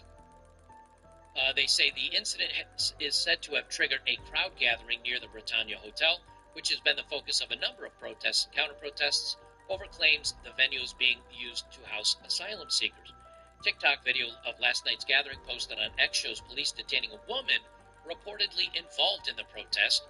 They also said another woman who they claimed had chased the intruder out of the house had been arrested despite the alleged intruder not being detained. So the woman that chased this guy off, she got arrested. Look, here, I pinned this on X, okay? And I've got a bunch of stuff I want to talk about here. Let me zoom this up a little bit. We've seen the video here. From Radio Genoa, over 20 British police officers, some of them wearing hijabs, arrested two 90-year-old women. The British police are making the world laugh. Are we protecting women now when they speak out against the establishment message? So there's no arrest of this old lady here. Look. Here, look. Look how proud she is. You can see a woman in pink and a little tiny frail thing even behind her. And you've got 3 or 4 British women and a couple of male cops escorting them off.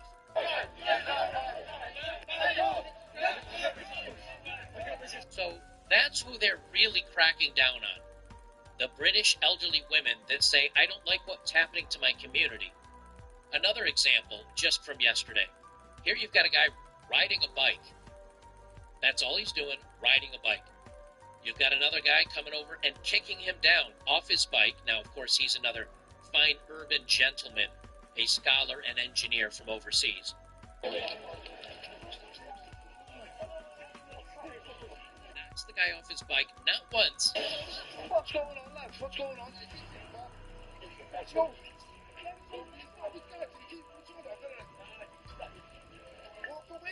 If you look right here on the left side of your screen wearing a knife-proof vest, that is a police officer watching this urban youth in the 23 jersey attacking a bike rider for no reason. There's 2 cops here, as a matter of fact. What do those cops do? Let's watch. Okay, oh, they grabbed him. Okay, they got him. All right, they got him. Crisis averted, everybody. And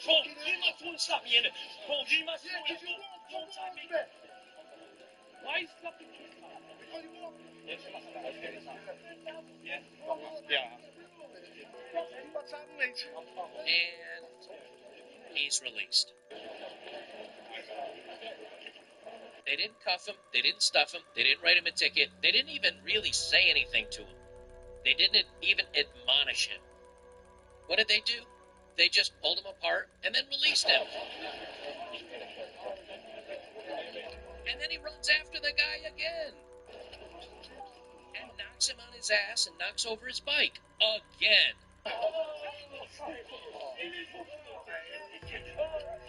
Now the cops go over.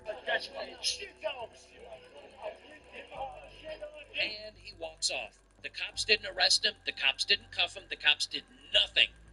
Let this guy get it 3 times and right with the cops there. And they let him walk away. Now, for those of you on YouTube, I have to blur this entire video. Here you have another scholar, another physicist or engineer from overseas that is now a migrant, and he's decided to drop his drawers and his underwear. Drop them all and just walk around a tube, as they call it, the subway, with himself completely undressed in front of the younglings, in front of minors. And there's no cops, of course. And so what do the British men do to try to protect their society, to try to protect the women that are actually being affected by this? What do they do for the families being affected by this? They get the guy off the train. Watch this. Now, for those of you just listening, they're confronting him, telling him, get off the train.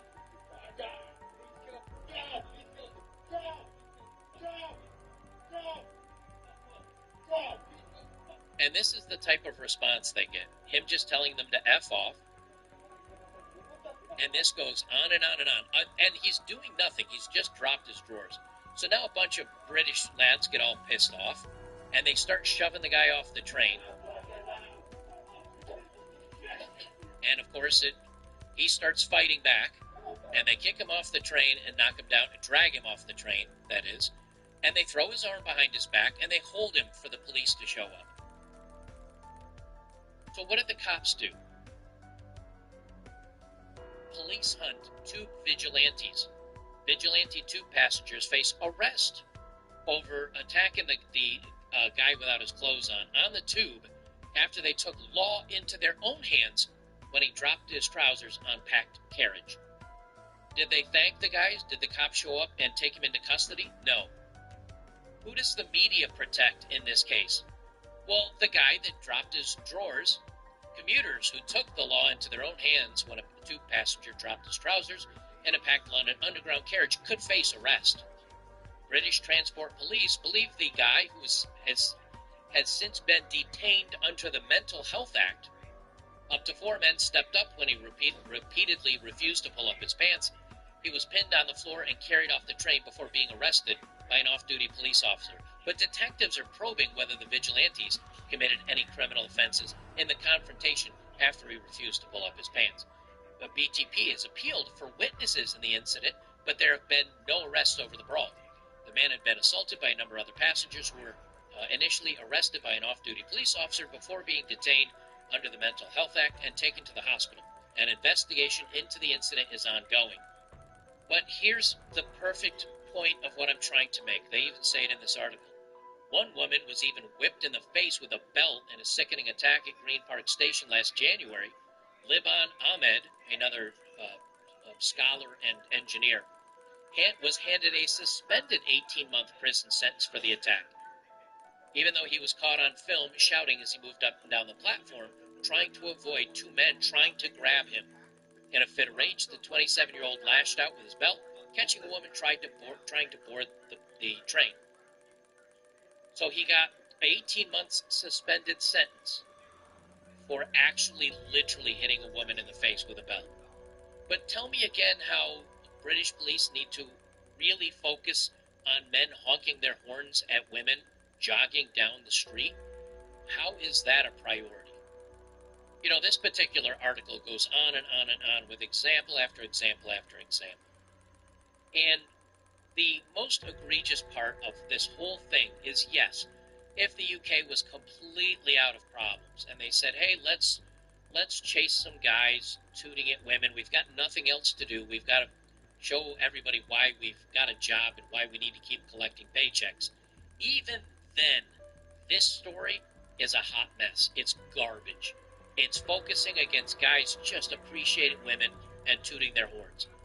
But the fact that the UK has so many other egregious problems with law-breaking, criminal elements that are now in their society, that they keep repeatedly either arresting and releasing or ignoring, like this guy that was on his bike, or the fact that they keep ignoring stories like this of somebody getting assaulted multiple times right in front of the cops, they don't do anything, they release them, and then they wonder why everybody hates them.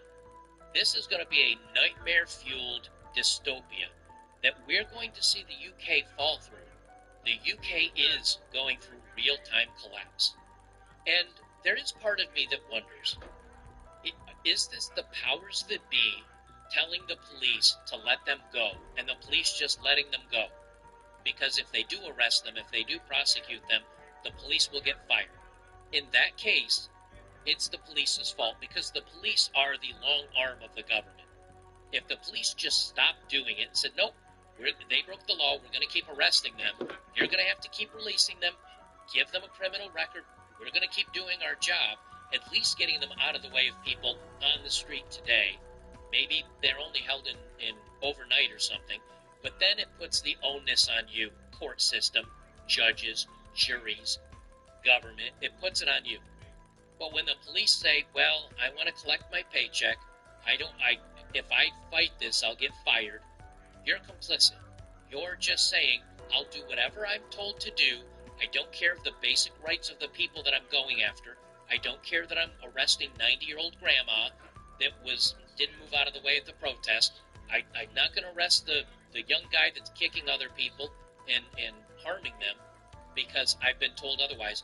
You're the bad guy. You know, there's a point in time where you have to call out police officers for being the long arm of the law. The ones that are actually fulfilling these twisted, crazy imaginings of the government that's in charge. If the police are letting criminals go and are arresting citizens just trying to protest, just trying to stand up for themselves. But you can't point back to the government. But without the police actually doing it for the government, this wouldn't be happening. The argument's always, well, if all the good police quit, they leave, and they'll just fill the ranks with the bad police, and the bad police will go ahead and do the bad things. And I think that's what's happening in the UK. I think the good cops have quit, or the majority of the good cops have quit. They filled the ranks with these people that will do whatever they're told just to collect a paycheck. They're in agreement with the two-tiered tier experiment that is going on, and they're fine with the destruction of their own country. They have no issues with it. And then when you think, well, why would even the cops that agree with it, why would they hustle off 90-year-old grandma, and why would they let, this young scholar and gentleman that is beating up innocent passerby with a bicycle, why would they let him go? Always think back to the Stanley Milgram shock experiment. And I did a video on this a couple years ago that was kind of a deep dive. But if you don't know, look up the Milgram shock experiment, because it tells you exactly what's going on, I think, in many of these communities. The experiment, obviously, was a person in a lab coat with a clipboard that looked very authoritarian, told random people, start throwing switches on a board that'll give an electric shock to a participant, and eventually the participant saying, please stop, this is going to end me, it's going to terminate me, please stop. And they kept throwing the switches, a large majority, I forget what it was, something like 80 or 85%. They kept throwing the switches because they were told to do so by an authoritative figure, and in the meantime, the innocent person on the other end of the curtain was probably zapped out of existence, and they still kept throwing switches, even after the person says, you're ending me, and then they stop making noise, as if they had actually had a heart attack or something else, and some of the people just kept throwing those switches. The UK is now an Ash conformity test. It is Stanley Milgram shock experiment test. They're testing everything in the UK. And at some point, unless there is going to be an overthrow of the government, how are you going to go on for the next few years until your next elections? The UK may genuinely be in a civil war by that point. But this portion of it, the fact that you can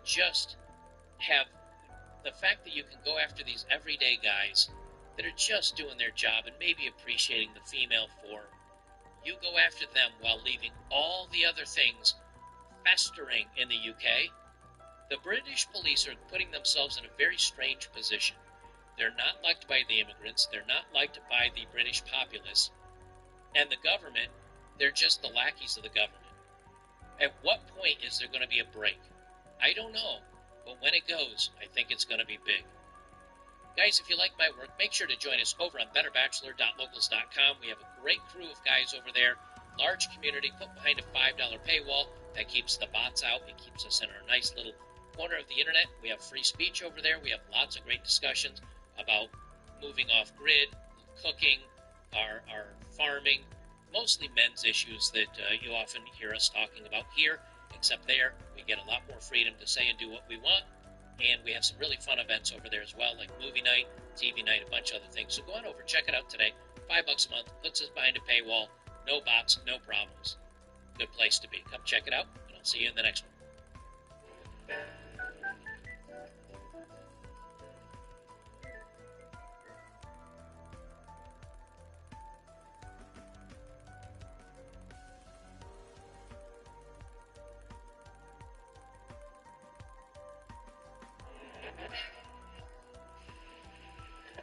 Except, give me the sit rep. That's what military people say, so you know I'm in the know. This capital belongs to all Americans, and starting now, we're taking it back. Yay. And that's the angle. Secretary of Defense Pete Hegseth was given the tall order of handling this, and he's here with me exclusively. Mr. Secretary, thank you for joining us tonight. So the president called this a public safety emergency, and you said we're going to start seeing the National Guard this week. Tell us more. This week and in coming weeks, and we're going to work right alongside our law enforcement partners. Does anyone else think it might have been a bad idea for the Founding Fathers to say in the Constitution that the president has limits on his powers, but Unless the president says there's an emergency, in which case there are no limits and he can do literally anything he wants. Force multipliers. This is what the American people voted for, Laura. This is what the common sense, clarity, strength. I hadn't heard that story from President Trump before, the story he told about his father, that he told him, hey, son, if you look at the front door of a restaurant and it's dirty, then I bet the kitchen, you can count on the fact that the kitchen is too. And I sat there thinking that's exactly right. If our capital city is a mess, if we can't control our capital city, then what does the rest of the country look like? And what signals does the rest of the country take from that? So just like we did in Los Angeles, alongside our federal law, we took a lot of criticism for 4,000 troops, 700 Marines. You know what we didn't get? There was no summer of love in 2020. In 2025, there was a summer of law enforcement. And we quelled the protests and the attacks on ICE officers. We're going to help get D.C. under control by working with... Is that the narrative of what happened in Los Angeles? They deployed the National Guard to one city, and nothing happened, and the National Guard did nothing. Dude, remember how funny that was, that live stream where for hours we watched that group of those fat, not National Guardsmen, DHS people, who were like walling off some nondescript road, and they were like taking fire, and the fire in question was like a couple of protesters yelling at them, but they all looked like they were at the Battle of Dunkirk waiting for evac. Oh my god. Local officials who have been federalized, with federal officials who are coming in. The D.C. Guard's proud to be a part of it. Other states will contribute this week going into the weeks to come. Whatever's needed, the DoD will provide to make sure this is a safe city for those who live here, for those that work here, and the Americans who want to come visit here and love our capital city. The question of martial law keeps getting raised by the left, that Donald Trump and Pete Hegseth, they want to impose martial law as fascists always weaponize rhetoric of filth and cleanliness. Yeah, for sure. I do think a big failure of hyper-individualism and liberalism in an American context, though, is that we've gotten so used to filth in our cities. I mean actual filth. I'm not using that as a dog whistle for, like, homeless or whatever. I mean literally just, like, our cities are gross, you know. And a lot of that is because, like, we've cut the bottom out from the social services. We don't really believe in maintaining our cities. Every person's house and car are meant to be these, like, hyper-individualized bubbles that protect you from the decay outside, you know? It's an issue not just in America, right? Like, Paris is, though it's been getting better, Paris is famously pretty dirty. London is famously pretty dirty, you know? I think a lot of it is, like, hyper-individualism. Tokyo is not as dirty as those cities, largely because there's a greater social stigma for leaving a mess, and also the police are a little bit more draconian. Singapore is very draconian, and also very clean, for the most part, at least in the well-traveled areas. I don't want to believe that there has to be a direct parallel between freedom and your cities being disgusting, you know? I want there to be some kind of middle ground where you can have a free society, but you can also go like, yeah, I don't know, maybe everything shouldn't look like shit all the time. Maybe downtown shouldn't always smell like piss, you know? the authoritarians would. To that you said. To that I say, look at Los Angeles. They said the exact same thing. Oh look, 4,000 troops, California National Guard. Oh look, the Marines. You can't put in the Marines. Well, they were the troops available to ensure that we de-escalated the situation and didn't allow other lawbreakers to say, look, it's wide open. We can do whatever we want in these sanctuary cities. I was told, oh, you're going to lock up political opponents. You're going to go after Democrats. Yada, yada. It's the same stuff every time, mischaracterizing our intentions. The intentions of this president is to establish law and order. The fact that he's overplaying his hand even by addressing it, it's a sign of weakness. Obviously, the long-term goal is to start arresting political opponents. They're just waiting for the excuse, right? Like I said yesterday, the excuse is probably going to be something like a National Guardsman gets killed because they keep instigating riots all across the country, and eventually, one of these days, a private citizen is going to show up and do something that's going to make him the subject of national attention, you know? And after that, you're going to start getting like, well, actually, Democrats enabled this killing by protesting against the National Guard occupation. When the Democrats said that this is fascism, that was them giving credence to protesters engaging in stochastic terrorism. So actually, they're the terrorists, etc., you know? And the fact that Hegseth is like directly denying this is essentially him acknowledging that this is on their mind. Legal and lawful and constitutional means, which he completely has. And you know what? You know why they don't like him? He's got the guts to do it. He's got the guts to say, I'm going to federalize the police that don't work. I'm going to bring in the National Guard. I'm going to bring in federal marshals. I'm going to bring in the park police. How long I'm will going to that be? control it. How Who long? knows? What is the? Well, it costs money, right? Sure, it does. It costs money, and the question is, are you there for a year? Are you there for 6 months? And when the troops pull out, what happens? I would call this conditions-based. I would say it's a situation where we're here to support law enforcement. And the more we can free them up to do their job, the more effective they can be, the more we can work, I mean, this isn't my realm, but the justice system to make sure people who are arrested are actually locked up. That's why the president's talking about cashless bail in sanctuary cities. If you're illegal here in D.C., that's going to be a problem. So all of these things that apply to law and order are front and center for us. And I don't know, weeks, months, what will it take? That's the president's call. But we're going to be there for him to execute as swiftly as possible. Will the National Guard be detaining Americans on American soil? Under Title 32, which is the authorization they'll be using, they have broad latitude, but they're not going to be involved in law enforcement functions. They will be standing right alongside our federal agents like they were in Los Angeles. They're going to be proactive. If you take an action or a shot at them, there will be a consequence. So they're going to be crime is being committed, in other words. He's kind of admitting it, right? Like the reason they're there is because they can use the justification much more aggressively if somebody takes a shot at a National Guardsman versus a cop. Like, it's taken very seriously when a cop is killed, but it does happen, right? A National Guardsman getting killed on American soil by an American protester would be a much, much bigger story. And they're aware of that, and that's why they're trying to manufacture a circumstance where that takes place, because then they can go hog wild. Did he have the questions beforehand? Yes, of course. All interviews between Fox News hosts and members of the administration, you can assume that they've been briefed beforehand. If National Guardsmen sees a crime being committed, then what? They can come alongside and assist law enforcement. What if law enforcement isn't on that? I will have their back to ensure they can take the necessary action to protect citizens of D.C. and to protect themselves. So, if there are no policemen there and it's just National Guardsmen, I personally will show up with talking about what? There's no rogue law enforcement going on from the National Guard, but there's also the application of common sense. We're not going to have National Guards just sitting there like this, seeing a crime committed and not do something about it. You can help somebody, interdict, temporarily detain, like we did in Los Angeles, and hand over to law enforcement. Do you guys have the types of things the National Guard can be trained to do? Do you guys have... The National Guard, again, in terms of law enforcement operations, until martial law is officially declared, they have literally as much authority as a civilian. Like the National Guardsmen can do in regards to visible crime exactly the same amount that you as a civilian can. If you see a person committing a crime or like threatening people or menacing people, you can depending on the circumstances of the situation, you can exercise your right to self-defense or you can pin them down or whatever. You can't arrest them. You don't have any legal authority to arrest them, barring some bullshit citizen's arrest, whatever. Edge case sovereign citizen bullshit people get obsessive over. Until martial law is actually declared, this is what they're limited to. Buy-in from any local officials in D.C. I'm not saying you need it, but you can see where it would be helpful. Faith-based leaders, community leaders. Bowser, I think, is trying to walk a line there. She's probably the best mayor D.C. has had, which people think, why are you saying that? Because she's actually better than, I think, most mayors for the last 25 years in D.C. I think she's walking a line of, as we talked about a little bit before the show, she understands the obvious. She understands the citizens of D.C. are sick of this kind of environment.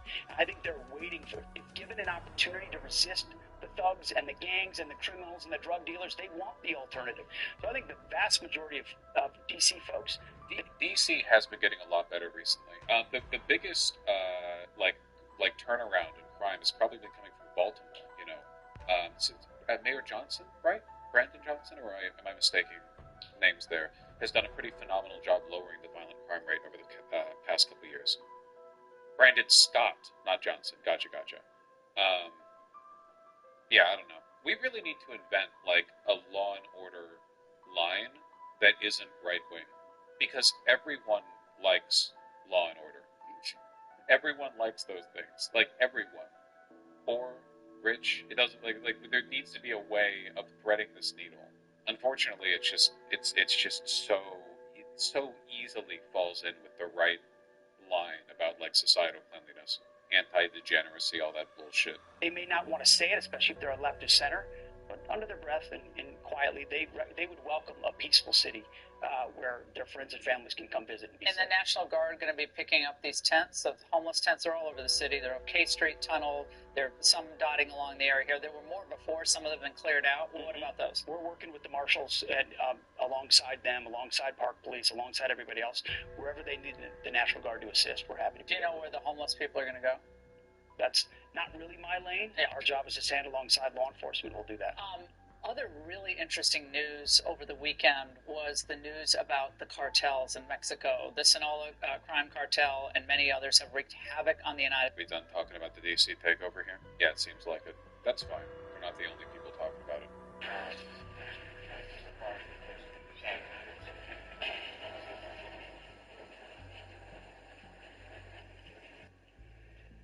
Look, for the National Guardsmen, this is just a vacation day.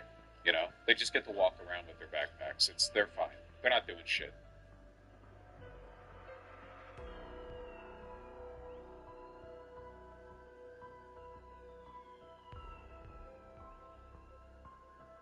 That was a short video. We can do better than that.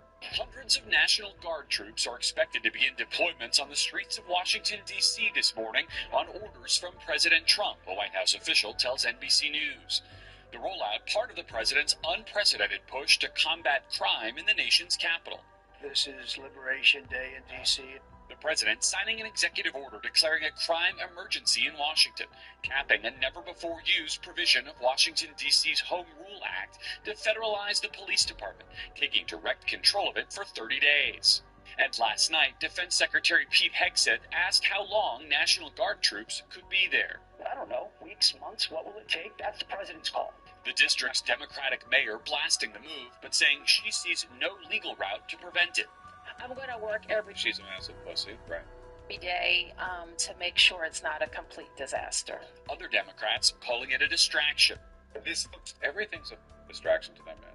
To the National Democrats, unless it's like about the kitchen table issues, by which they mean like their very specific means-tested bullshit that literally no one cares about, everything's a distraction. Epstein, that's a distraction.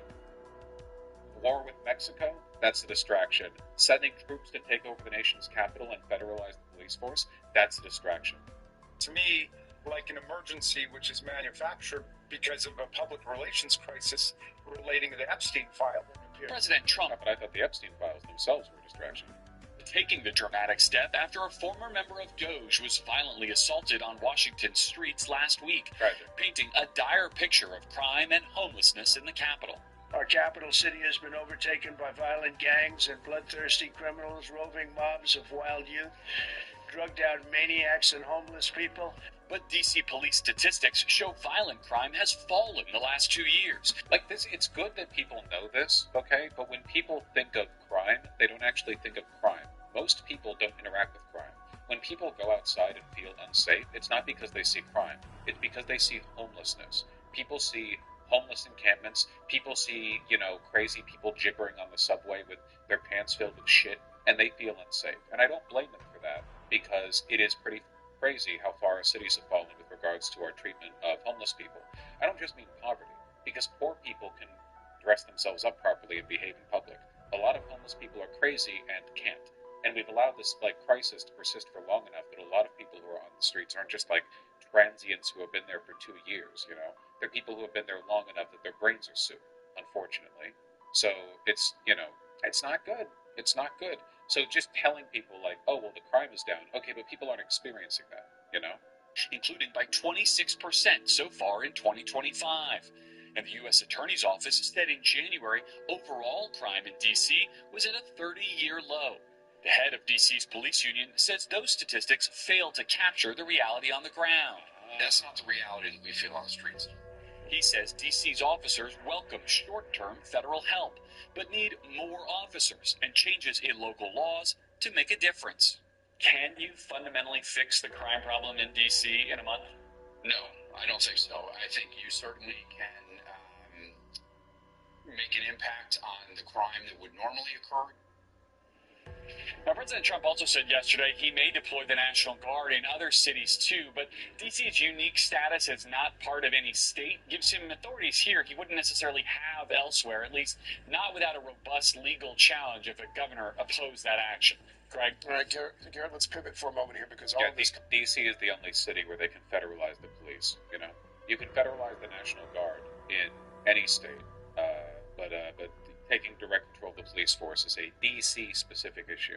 No, they hate this whole idea. I think there's some idea out there that Trump's somehow a conquering hero, but he's in fact is welcomed in Washington, D.C. as Eagles fans are Commanders games. What are we talking I don't know about what here? that means. Well, take a look here. D.C. residents on Trump and local issues. He's too involved. Look at this. 71% say he is too involved, and this, of course, was even before Monday's actions, compared to just 11% who say they want him more involved. In fact, a majority of every single demo tested by the Washington Post in a poll earlier this year found that they believed that he was, in fact, too involved. D.C. residents hate this whole... This isn't really that relevant, though, because, like, D.C. residents already despise Trump.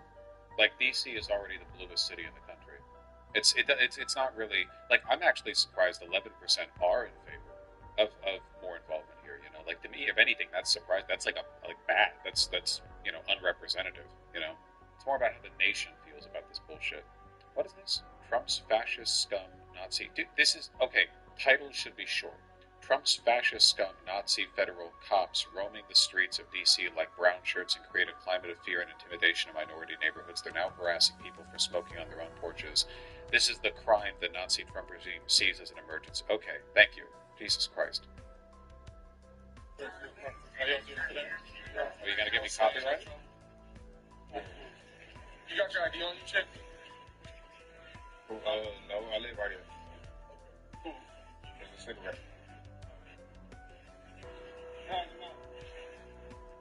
Y'all get a call or something right here? No, so we're doing checks, keeping everybody safe down here, right? Have you heard of the federal search that Donald Trump's putting out?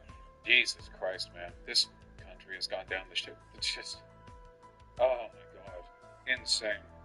No, right. You don't follow no 3 anything like that? What, no? So, all right, so, yeah, Trump's got all federal agencies kind of coming together for 7 days, going out, trying to stop the violent crime, all kind of stuff. So we're out here contacting people, talking to them, right? Quality of life defenses, smoking, drinking in public, right? These pussy... Dude, cops at least know how to hold frame. This racist white boy walking up to a porch occupied by black men, all of this, like, these weak feminine gestures, you know? Like, if you're going to be a fascist brown shirt police force, you better act like it, okay? Like, they have... You understand what I'm talking about? Like, a cop would just go up here, you know, hey, let me see some ID, da-da-da. But this guy, yeah, we're working on the brand new federal safety initiative proposed by Donald Trump. And you know this guy's a whole LARPer racist. He signed up to work with the DHS, okay? We know this guy's a loser, all right? Going up here, like, earnestly asking for your participation in the fascism? Jesus Christ. Can't happen outside, and most people know that. So we're contacting people, trying to advise them of the law so they learn, right? And then there's other stuff going on where it turns into there's multiple agencies. Liberal fascism. There's actually, right? So we're just out here trying to inform people and educate people. It's not like we're trying to just go grab people and ruin someone's life over a joke or something like that, right? I only asked because when you walked up at the moment you walked up, you only asked me. Yeah, well, it smelled like the odor of marijuana, burnt marijuana in the air, right? And you're the only guy that had something lit in your hand, and I didn't flash it. So I didn't realize it was just a cigarette, so that's on me. Appreciate you understanding. Alright, so just know, right? Learn, teach, tell your boys, like, yo, everybody's out. Is weed not legal in D.C.? They're federal officers. I guess maybe the argument would be that with the federalization of the police force, there might be some extra scrutiny there. I'm not entirely sure how that would work. Because D.C. is subject to federal authority in a way that other states aren't. Like normally, if you are smoking weed in, like, California or whatever, and if for some reason a federal officer is bothering you, but you're on state land, you can just tell them to piss off. Like, they have no authority here. But the federal government does have jurisdictional authority over D.C. I actually don't know how it works in this case, to be honest. Yeah, follow the police. So do your thing. Let them know. Don't Don't be smoking outside. Don't be drinking outside. Donald Trump is tired of it. People come to visit. Donald Trump's tired of it. Okay, dude. You didn't know smoking in public was getting arrestable. Yeah, so DC is recreational use as well, right? You can legally possess up to 2 ounces. You can gift an ounce to your boy, right? So if you had 2 ounces, he said he needed a zip, you can give him a zip, but you can't smoke outside. I don't know, man.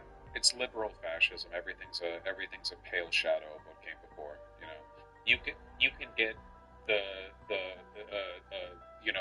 military police walking through DC. You can get the federal takeover of the police force, but the DHS won't just like march through your neighborhood in tanks and arrest everyone black and brown. Instead, they'll go up and meekly explain to you that the president would prefer it if you didn't exercise your legal right to smoke weed on your porch or whatever, even though he's smoking a cigarette. It's so stupid.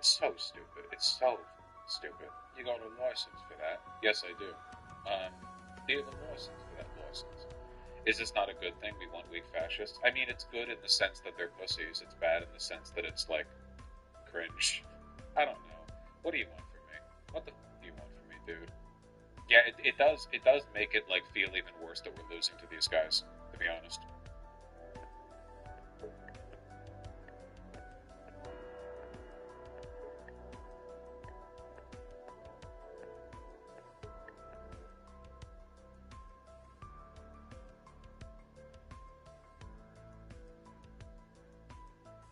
Big news, fellas. Actually big news. Kind of something that we always suspected, but it's nice to see it so out in the open. I would be remiss if I did not directly address some of the news that we saw come out just a few hours ago, which is that the president of this country, Donald Trump, has been coordinating with Andrew Cuomo in direct conversation with the former governor. It is Trump billionaires who have been opposing our campaign's vision for a city that New Yorkers can afford. Andrew? It is Donald Trump himself who has been directly conspiring with candidates who have decided to give up the people that they are supposed to protect in lieu of securing power through the assistance of that same administration in Washington, D.C. We're familiar with the talking points.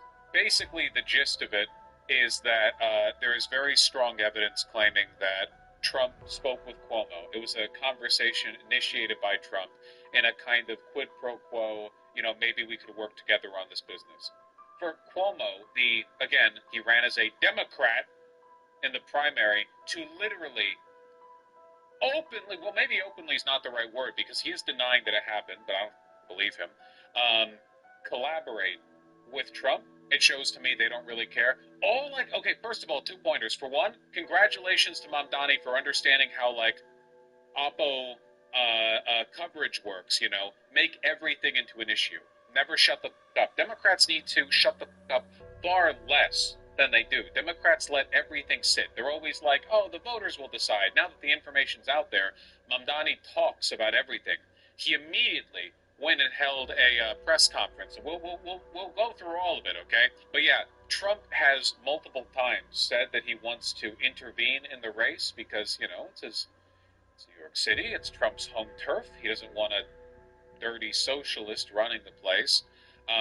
Though, to my knowledge, this is the first time that there's been, direct contact between Trump and Cuomo. Trump may have moved out of New York City, but he has privately discussed whether to intercede in its fractious race for mayor. I don't think it's that fractious, personally. To try to stop Zohran Mamdani, the Democratic nominee, according to 8 people briefed on the discussions.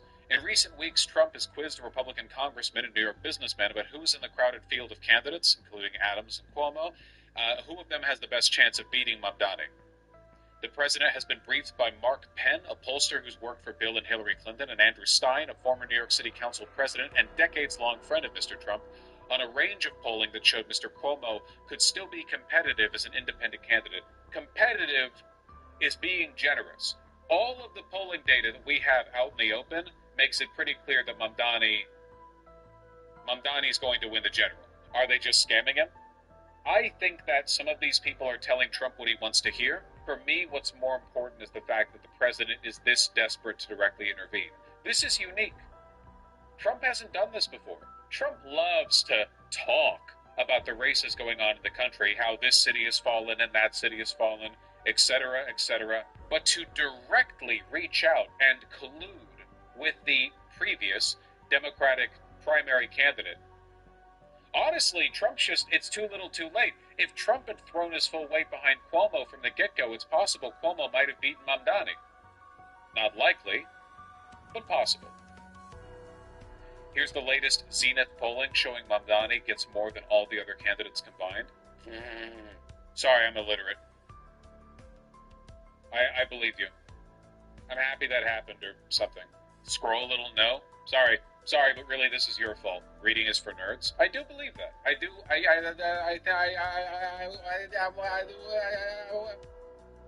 agree. Anyway, Cuomo denies the phone call happened. How does Fox News back him up? David Marcus. How a Trump-Cuomo alliance can save New York City. So that's how believable Cuomo's denial is. Fox is like, okay, but... Cuomo announced yesterday, because many people here in New York are talking about there's so many Democrats in this race or independents. Someone needs to drop out. And people are pointing the fingers at Andrew Cuomo, some at Eric Adams. They want not the progressives, but the other side of New York wants someone to beat Mamdani. And they're worried with Cuomo in the race, Eric Adams in the race, and Curtis Sliwa in the race. That's not going to be it's not going to happen. So all three have said they're not dropping out. Sliwa is a crank he's an autist with a hyperfixation of being New York City's Republican mayor, okay? Adams doesn't seem to give a shit and is an egomaniac, and Cuomo is in here as a contractual obligation. I don't think anyone's dropping out. The reporters were asking if Cuomo was going to stay in the race or get out. This is what he said. The fight to save our city isn't over. Only 13% of New Yorkers voted in the June primary. The general election is in November, and I am in it to win it. My opponent, Mr. Mamdani, offers slick slogans, but no real solutions. So Fox News says at this time Cuomo has not committed to running an active general election campaign through the summer and into the autumn. Okay. Word is he says if the polls show he's not the highest-ranking challenger to Mamdani, by mid-September he will drop out of the race. But let me ask you something. He was told to leave because of myriad of charges as governor. He left disgraced. Then he runs the worst campaign possible with millions of dollars in the bank, loses to a nobody with no accomplishments, a radical communist, and now he says, okay, I have a great idea. Let me run as an independent and screw up the entire thing. Well, he doesn't deserve to run again. Let's just go through this guy's background of Mamdani, and this really shows. We're looking at this video embedded in a web page entitled How a Trump-Cuomo Alliance Can Save New York City. Dude, there's no way. There's no fucking way. Even if every one of them was like a perfectly rational actor and they worked together in a way that optimized the chance of one enough. Unbelievable, truly. Anyway, I want to see a little bit about the press conference, but first, this is the report talking about the call between Cuomo and Trump. And now to the race for New York City mayor. Tonight, the candidates are reacting to a report that President Trump may get involved. Dick Brennan is here in studio with me to tell us the details. Dick? Wow, well, Christine, the president is said to want to know how to stop Zoran Mamdani and who would be the best candidate to do it. Tonight, word that Trump might get in the middle of things has the candidates, including Mamdani, firing back.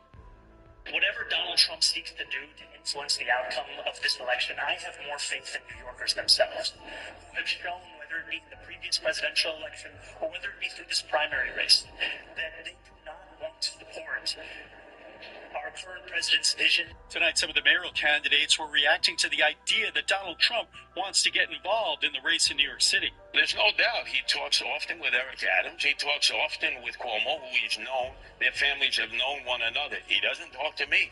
So I've advised the president publicly, be like Switzerland. Stay out of this race. The New York Times reports Trump is... Jesus. Well, I guess Sliwa's probably pissed off that Trump would be intervening to favor Cuomo over him, the Republican candidate. It's such a fucking mess, dude. It's such a fucking mess. Mulling whether to get behind a candidate to stop self-proclaimed Democratic Socialist Zoran Mamdani and wants to figure out who has the best chance to beat him, be it Eric Adams or Andrew Cuomo. It also says Trump has had a phone conversation with Cuomo, something the Cuomo camp denies. In a statement, spokesman Rich Azzopardi saying, the governor and the president have not spoken in some time. As far as I know, they have not discussed the race. Tonight in the Oval Office, President Trump was asked about it. I haven't. No, I haven't. Regardless, Mamdani was making political hay, accusing Cuomo of a shady backroom deal. This is a great opportunity for Mamdani to use the president as a boogeyman or an albatross to put around the neck of former Governor Cuomo. Political analyst I like your energy, funny circle glasses, man. J.C. Polanco says, whenever I see glasses like this, I just think Sam Hyde. Are there any other people that I could, attach that to? You know? It might be best if Trump stays in the background and tries to be Harry Potter? No. John Lennon? No. John Lennon's frames were thin. No, they don't look like that. Waldo? Maybe. Rainmaker. There are many ways that President Trump could be helpful. The worst way would be an endorsement. It's the kiss of death of New York City. In Harlem, Mayor Adams did not take questions on the race, and his office did not respond to a request for comment. Now, Polanco says if Trump chooses to stay on the sidelines, he could encourage others to donate or provide support to any opponent of Mamdani, or the president may choose to... I have a feeling that in the long run, this call towards Cuomo is actually going to decrease Cuomo's voter share. Because the majority of people who voted for Cuomo did not vote for him because they like Trump, you know? Such a misfire. Mamdani has a majority in every single education level and income bracket, so more and more people are consolidating behind Mamdani, is what you're saying. Like, Mamdani, it now truly does have the mandate.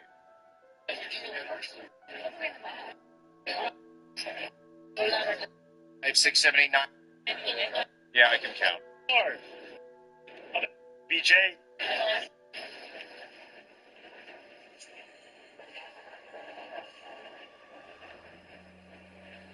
Morning, everyone. Morning. Thank you all for being here. Thank you to Nadine from 1199. Thank you to Candace from 32BJ. Thank you to the rank and file union members who have joined us this morning. Yeah. We are standing in front of Federal Any Plaza, audio tech union? the very site where New Yorkers are being stolen, whether from their families, their friends, or from the city that they call home. It's worse for me because I have stereo It audio. is this very site that we understand the cost of this news, that former Governor Cuomo has been conspiring with President Trump about the fate of this city, about the future of this city, about the facts of this race. It is knowledge that is a betrayal of everything that we stand for as New Yorkers. It is knowledge that disappoints us, and yet it does not surprise us. God, I just, so many people need to learn this lesson, man. The way he handles these situations. Immediate press conference. Just, you hear something politically damaging about my opponent? Right away. Video edited for the socials. Press conference for the general audience, just like that.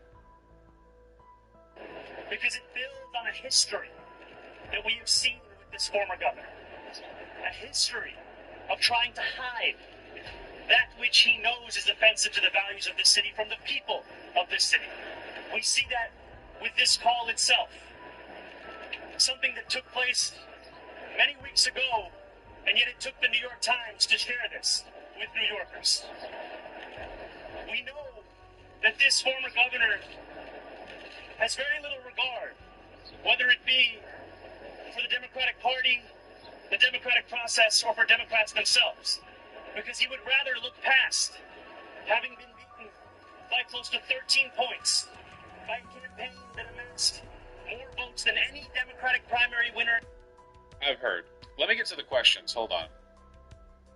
The janitors. We live in the richest city, in the richest country. Union lead? And our commitment. Questions? What's your response? A population of whom 1 in 4 are in poverty. What do you say to people who maybe don't have a candidate in the race yet, who are nevertheless worried about the fact that you uniquely might make New York City more of a target for the Trump administration than it already is. And I think that's actually a really fair question. Like, my answer to that is solidarity, you know, like, grit them down, basically, because there's no way out but through. But, like, that is a fair question. I'm kind of curious what his answer will be. I think no way out but through is, like, the short version of the answer that he has to give, right? It's like, listen, we live in a dystopic fascist regime where the president wipes his dick and balls on the Constitution every single day. We need to stand strong. We cannot comply in advance. Sort of inadvertently draw more attention and more attacks, more harassment, more defunding threats, etc. What's your response to that, and how could you combat that? We have seen over the course of this current mayoral administration an example of what New Yorkers can win through a policy of collaboration and cowardice. And the examples we've seen are the stealing of more than $80 million from the city's bank account, are threats and realities of lawsuits against the city, and the passage of legislation that will throw more than 1 million New Yorkers, by last estimate, off of their health care, that will steal food from hungry New Yorkers across the 5 boroughs, that will seek to make an example of that which makes so many of us proud to be New Yorkers. And we know that the most effective way to take on Donald Trump is not through that cowardice, is not through that collaboration, it is through courage and conviction. Okay, yeah, no way out but through, basically. You can see that in examples across the country and across the world. We need only follow Why that is he looking down at the person he's talking to? Because he's on a platform. He's elevated slightly. I saw this clip while scrolling, by the way. Apparently, a videographer passed out right after this press conference. We got a call right now. Dwayne. Perfect. Thank you so much. Mamdani heroically descending to assist. It's hot out? Yeah. Well, not over here. It's pretty cold today in Seattle, considering the time of year. Hi, we have a medical situation at the water. Yeah. Is the patient breathing? Zoran, is the patient breathing? Yeah. Yes. Oh, good luck. Good luck, my friend. And showcase the ability for us to stand up for the very things that we say that we believe in. And that's what our campaign was. Josie? Hey, how are you? I'm wondering if we saw Mayor Adams is seemingly with the people maintain that he's moving up to Trump. I'm wondering if you think this is good news for your campaign, that there's potential collaboration with Cuomo as well. I have thought of this much more through the context of what this means for our city, frankly, and what this means for our chances. We have been confident ever since we won a Democratic primary by close to 13 points, after having been outspent by so many of the very billionaires that supported Donald Trump's return to the White House, all to advance Andrew Cuomo's mayoral campaign. Campaign for each and every New Yorker. Seen as of this morning that they stand by their reporting. Routine check-ins. Thinking it's just another that they have to go through, not knowing that they will not see their family again. New Yorkers who have been dragged, disappeared, and detained hundreds of miles away from the city that they call home. And there is a responsibility that we hold as leaders to make it clear that this is an attack on the entire fabric of this city, and also a political and technical responsibility to do all that which is in our power to stand up for those same values. I've spoken about my commitment to hire 200 additional lawyers to ensure that the law department is at the same staffing levels it was at pre-pandemic, to create pay parity for those lawyers across city agencies so that no... I don't know, man. He's so f***ing good. There are going to be so many books written about him. Assuming he does well when he's in office, and that's going to be the difficult part, right? Like right now, time and time again, he's being tested on things like charisma, you know? On charisma and his ability to handle crises, to communicate. We need to see how that squares up once he's actually in office. Lander will help him in office. He's going to need so much more help than just Lander. He's going to need to be able to cooperate with so many people in so many departments. It's going to be rough But, at least he's got a dedicated fan base. I do increasingly worry about his safety, though. Me too, a little bit. But I think he'll pull through. We gotta fight for him. Hey, we are that fan base. Goddamn right. If you're watching my content and you're not a fan of Mamdani, I genuinely don't know what you're doing, and I don't trust you, and I don't count you among the members of this prestigious community, okay? That's crazy to me. I'm shadowboxing right now with people who probably don't exist, but if you're a fan of mine and not of Mamdani, I have no idea what you are doing. Oh, I thought he was hitting on white names again. Don't you worry, white boy. Your time will come. Your time will come.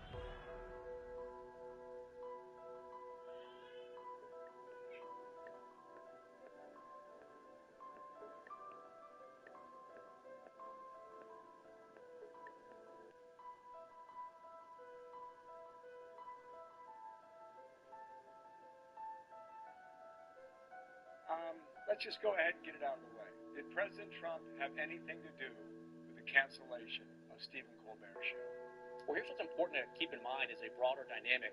When President Trump ran for election, he ran right at these legacy broadcast media outfits and the New York and Hollywood elites that are behind it, and he smashed the facade that these are gatekeepers that can control what Americans think and what Americans can say. And once you do that, you've exposed the business model of a lot of these outfits as being nothing more than a partisan circus. And so I think there's a lot of consequences that are flowing from President Trump deciding I'm not going to play by the rules of politicians in the past and let these legacy outfits dictate the narratives and the terms of the debate. And he's succeeding. Just look at what's happening. NPR has been defunded. PBS has been defunded. Colbert is getting cancer. You've got anchors and news media personalities losing their jobs. Again, all of this is downstream of President Trump's decision to stand up. And he stood up for the American people. Because the American people do not trust these legacy gatekeepers anymore. And all of this, I think, is consequences of that broader dynamic. Okay, I asked you a very direct question. I did not hear a yes or a no in your answer. This is Democracy Watch. Mark, that was Brendan Carr, Donald Trump's FCC chair, who used a lot of words to avoid saying no when he was asked point blank if Donald Trump had anything to do with Stephen Colbert's cancellation. You and I have been on this beat for quite a while about Donald Trump putting his finger on the scale and pressuring these private companies to bend to his will. So first and foremost, I got to ask about the legality of what Donald Trump is doing. If what I presume is correct is what's actually happening, which is that he's pressuring these companies to silence voices that don't comport with his political ideology, is that legal? No, it's not legal. And by the way, I'm sorry everyone who haven't seen me for a while. I was like traveling all around the country. I was like, where in the world is Waldo? Except it was where in the country is Mark. But I'm glad to be back with Brian here. And to answer your question, Brian, no, it's not legal. And Donald Trump is getting a lot of mileage out of the Supreme Court immunity decision.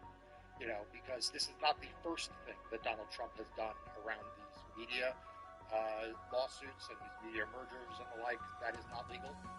Let's start with the fact that he is forcing companies to pay millions of dollars in bogus settlements in order to curry favor so that they can get official action. That is not legal. By the way, it's also not legal for these companies to be doing. And I'm sure that the Paramount board has a lot of memos and a lot of billable hours from some law firms telling them why them paying $16 million is okay-ish or okay enough. And certainly here, where you add on top, what appears to me, at least, I think to most neutral observers, the pressuring of CBS, maybe not as explicitly as $16 million, but the subtle pressure or the not so subtle pressure to change programming, namely to get rid of Stephen Colbert. Now, it could also be the case that the Colbert show was not making as much money as some other things. But I doubt that in and of itself was the factor. I strongly suspect that the president and his dislike of Colbert played into this. Right. I mean, we can't forget, too, that the time that elapsed between Colbert's cancellation announcement and the announcement that the merger was able to go through was, 48 hours, 72 hours, so just a couple of days had passed. It's also worth noting that Colbert is the highest-rated late-night show on broadcast TV. Usually not a sign that the show is about to be canceled. And certainly if there were financial troubles, which could entirely be possible, we've across the ways in which legacy media more broadly has found itself not nimble enough to be able to survive in this media environment. There are steps you can take to try to cull down the costs, as opposed to just outright canceling a show that's been around, that is an institution in American media for the last several decades here.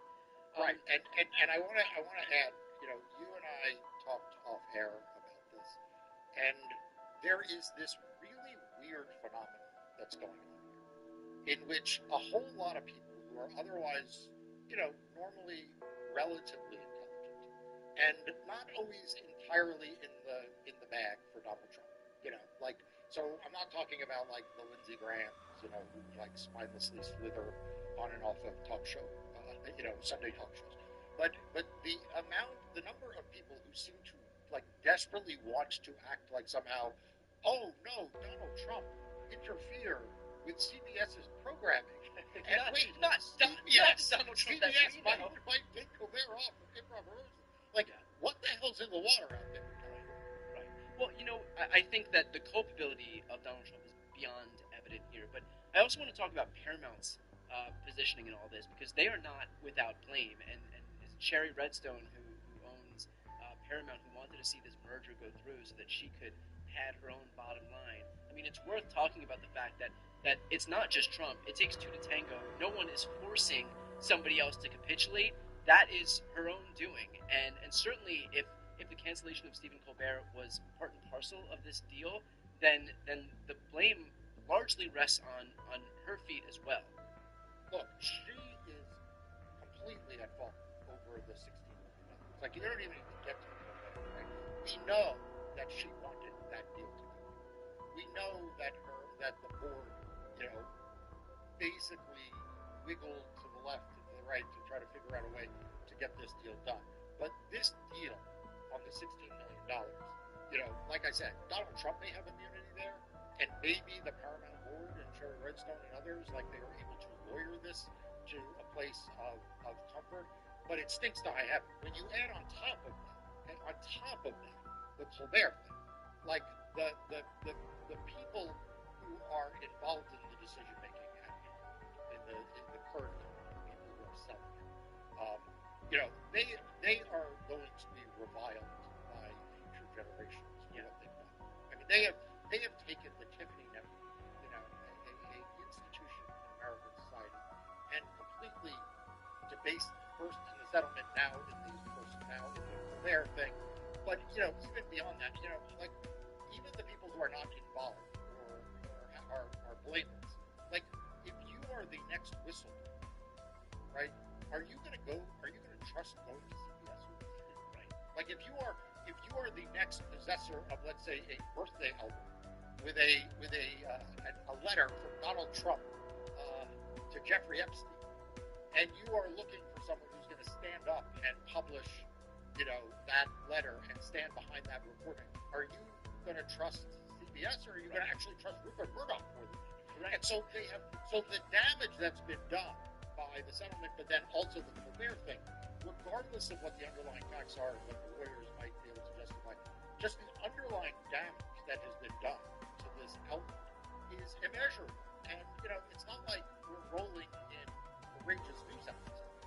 So, taking one off the board is, really damaging.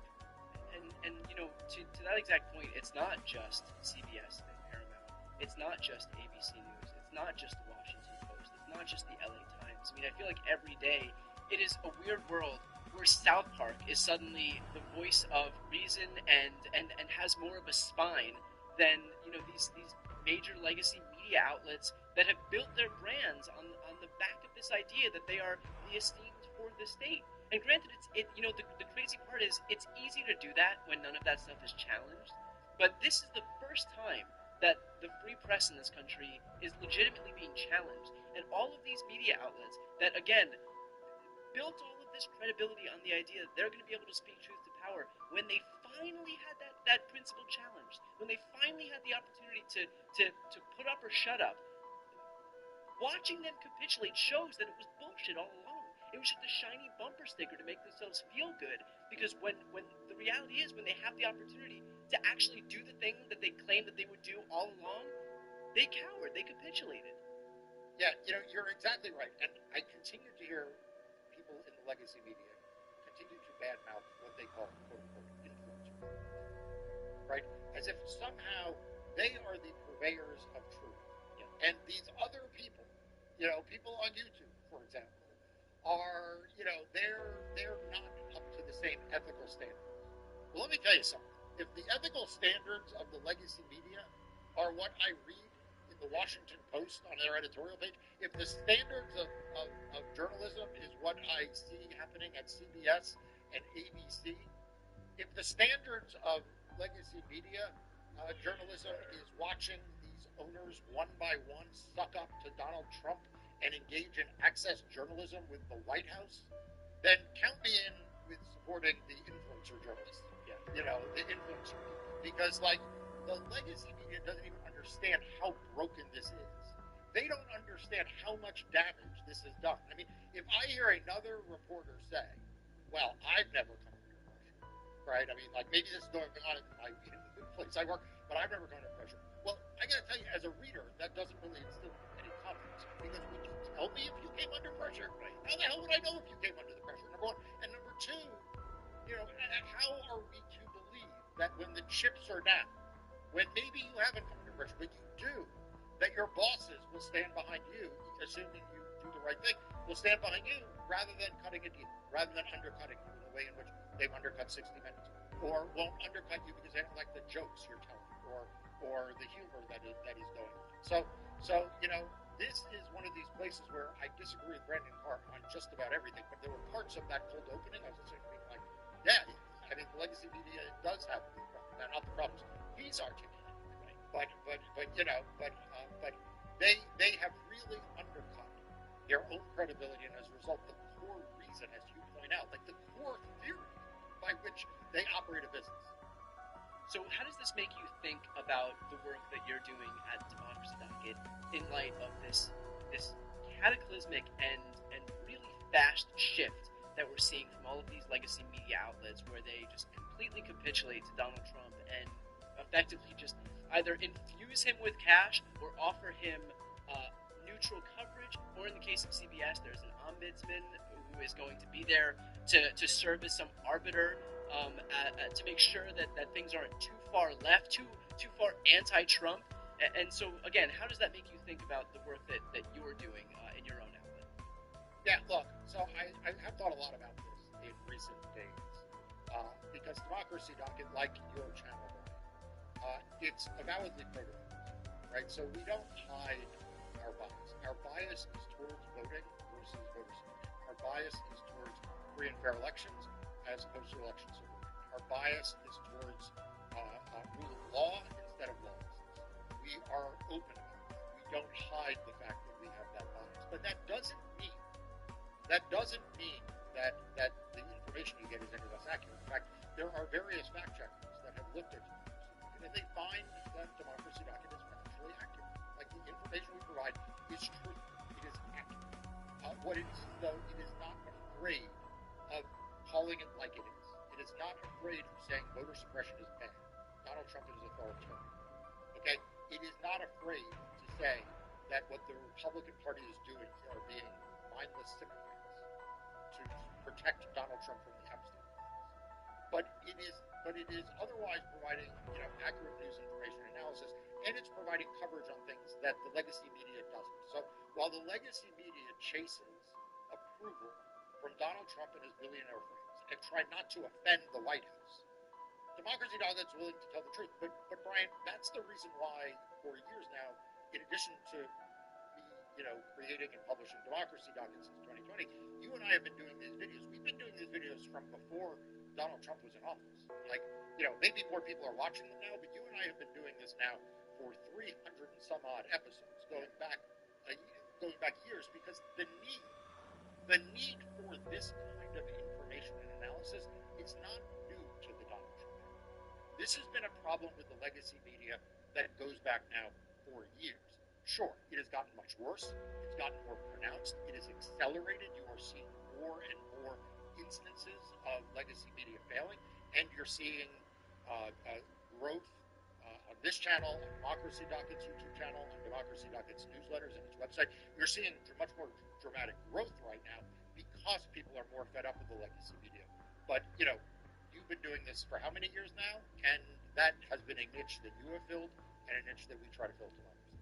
Well, to that exact point, for anybody who's watching right now, please help independent media, help support the work that Mark and his team are doing. I'm going to put the link to Democracy Docket's YouTube channel right here on the screen, and if you check the post description, you'll see that link to the YouTube channel as well as the news outlet itself. So if you're not yet subscribed, please go ahead and subscribe. Support fearless independent journalism that is actually meeting this moment with the urgency that it deserves, which is underscored by virtue of the fact that we are watching the CBS's and Paramount's and ABC News's, LA Times, and Washington Post of the world continue to capitulate to Donald Trump, heap praise onto him, prevent any negative coverage of him because they don't want to make him upset. So that is that does put on full display the extent to which we need the kind of coverage that Mark and his team are putting forward. So again, you can check those links on the screen and also in the post description. I'm Brian Tyler Cohen. I'm Mark Elias. This is Democracy Watch.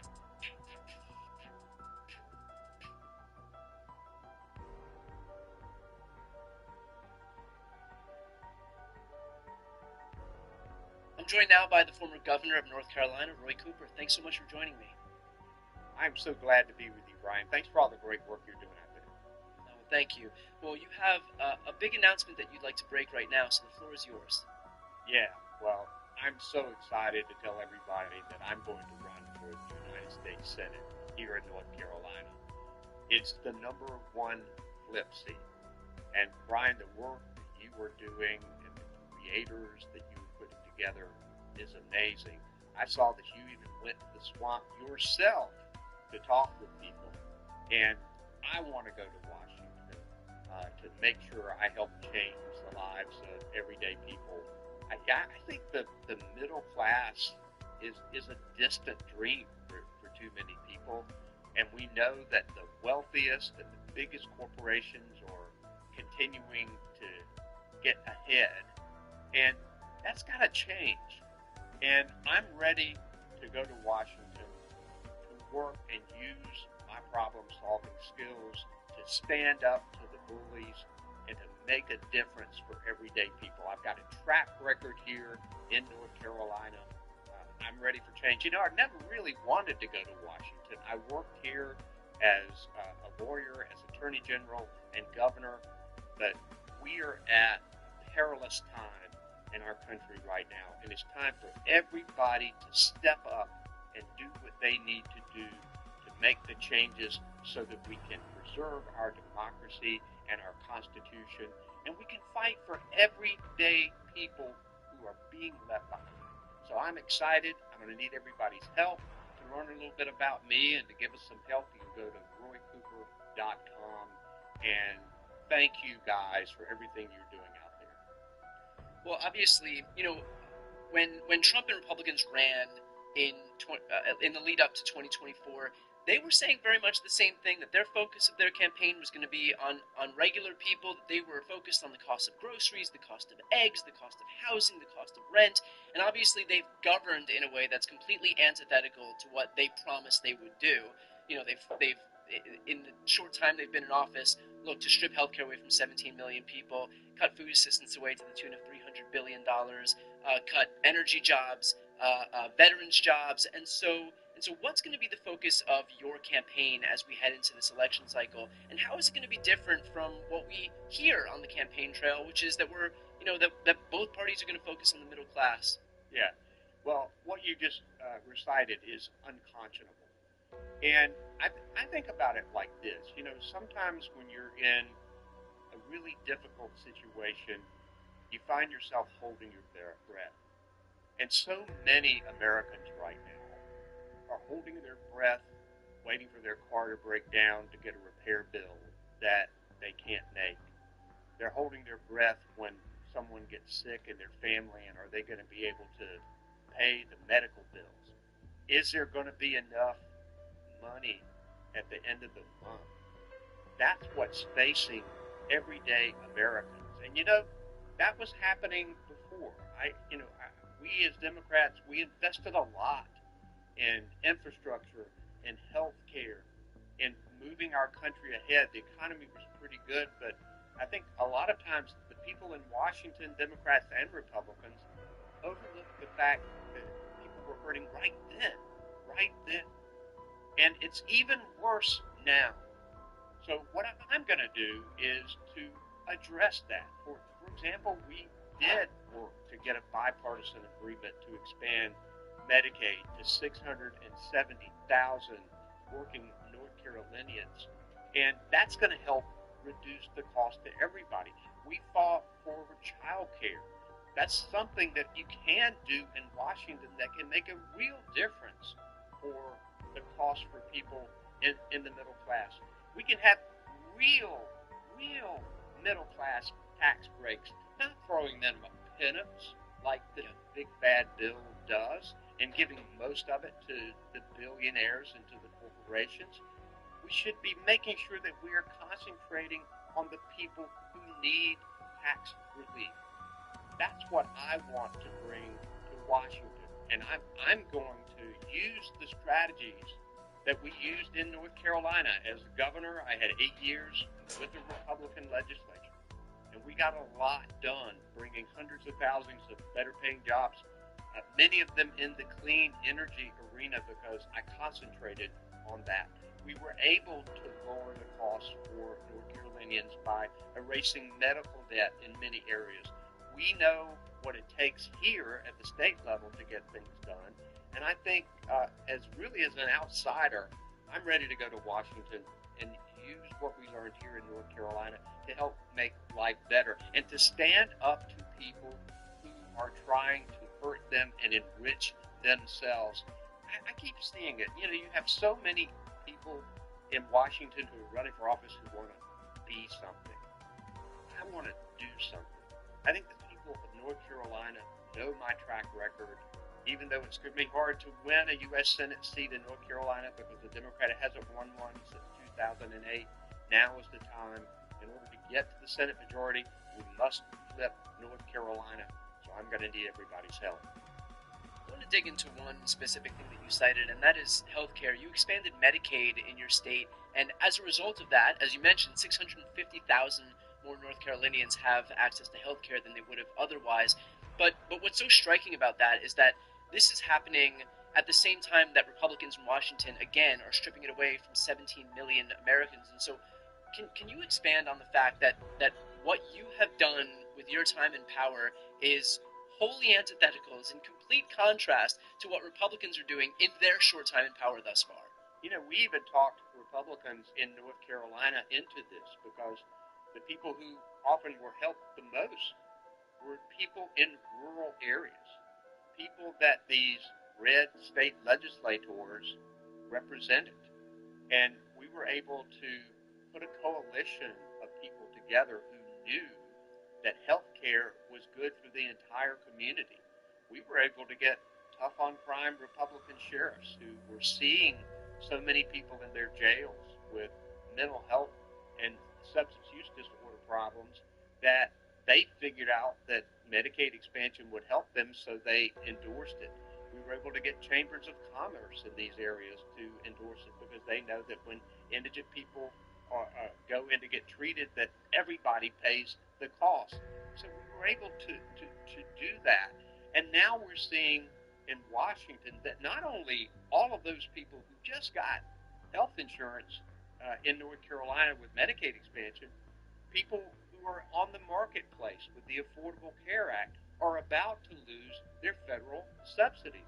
And there's going to be millions of Americans. There's certainly going to be thousands in North Carolina who simply are not going to be able to afford health insurance. So when you look all told in North Carolina with Medicaid expansion and with the Affordable Care Act alone, it could be between 500,000 and a million people losing their health insurance.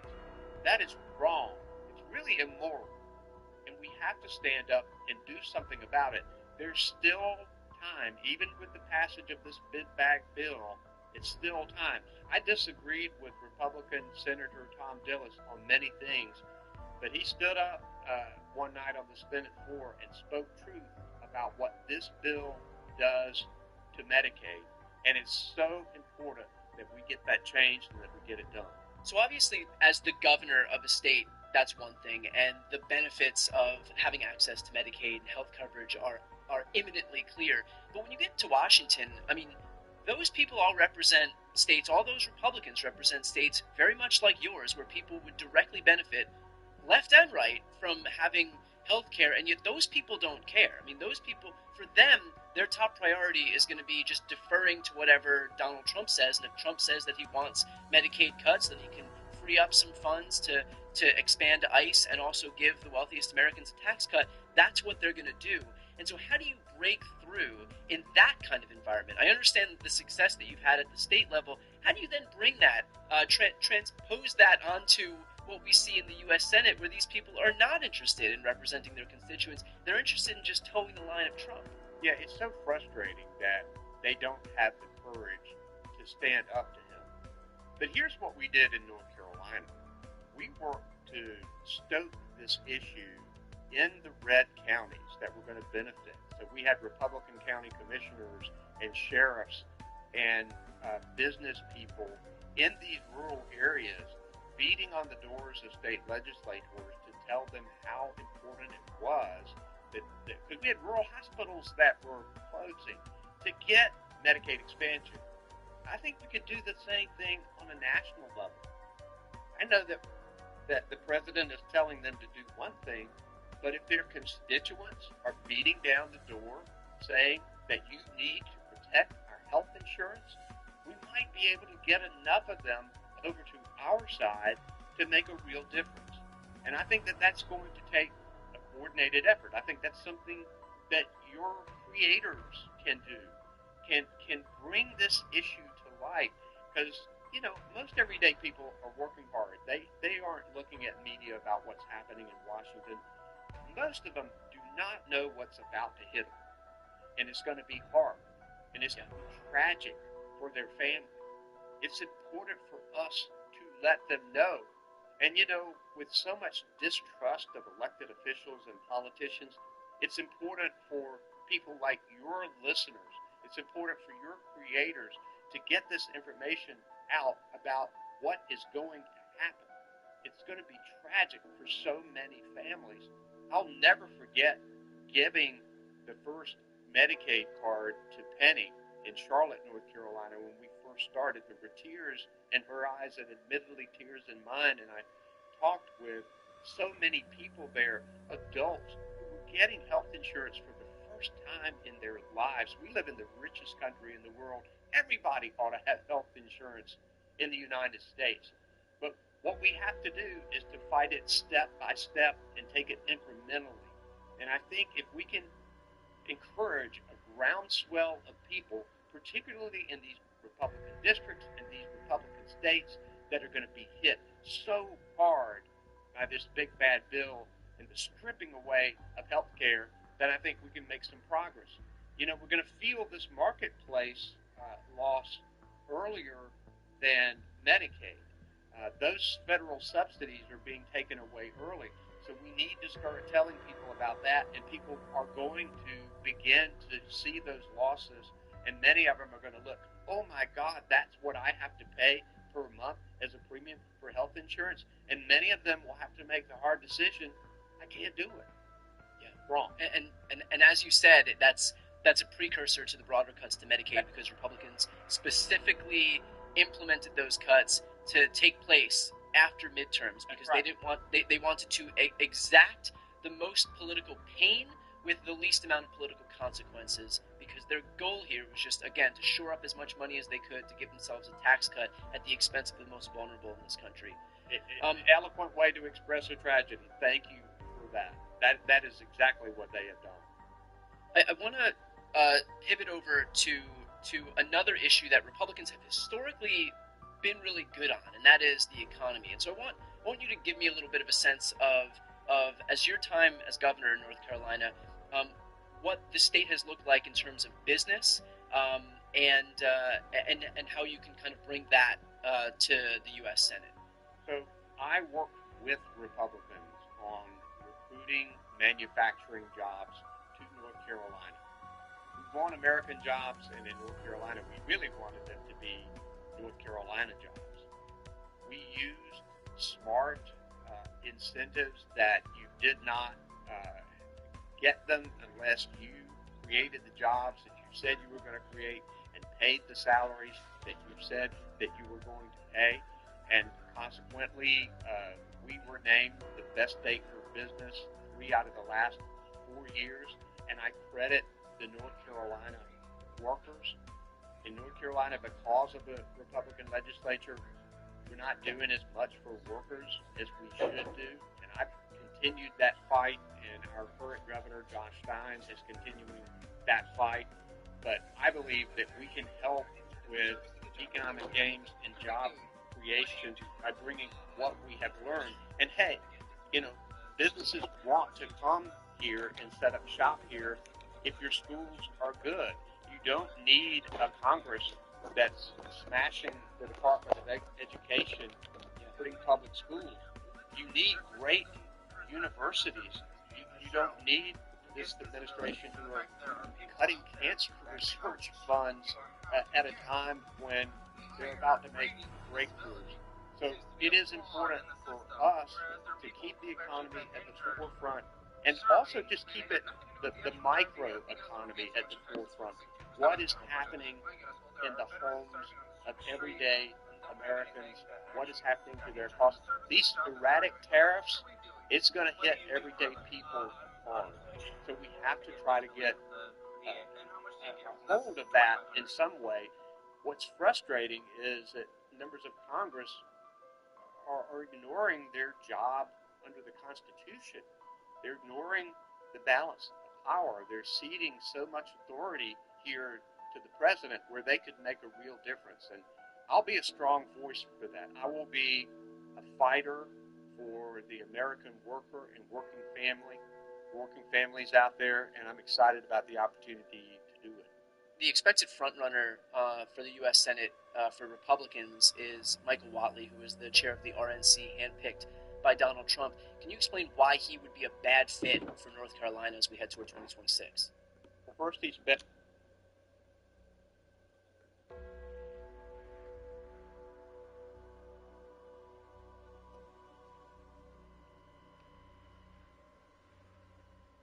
Are we in the mid recession? As a fast food, I'll tell you right now. I fucking love fast food. Delicious. But has fast food cooked itself?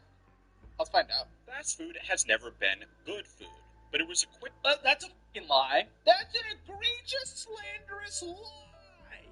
Easy, reliable, and cheap way to get a meal that appealed to people who were time poor or just, well, actually poor. Sure, mass layoffs. It's still cheaper to cook, regardless. But yes, it is true. It's a more affordable way for someone without money to go out to eat, at least historically. Increasing economic uncertainty, deferred student loan payments kicking in, and spiking levels of consumer debt should be the perfect opportunity for these cheap offerings to bring in customers who don't have much money to spare. Well, they don't, but they're just going to claw into their Wendy's McNuggets, I'll tell you that. But still want to eat. For a long time, companies like McDonald's, Domino's, KFC, Taco Bell, and Wendy's were considered recession-proof, because even in the most dire of circumstances, people still need to eat. And the companies typically offer... This guy sounds healthy and skinny, I know, it's unacceptable. He doesn't understand. ...this exchange rate of dollars to calories in the market. But that's changed. In a business move that can only be described as confusing, these brands have responded to cost-conscious, busy, and desperate consumers by becoming more expensive, slower, and less reliable.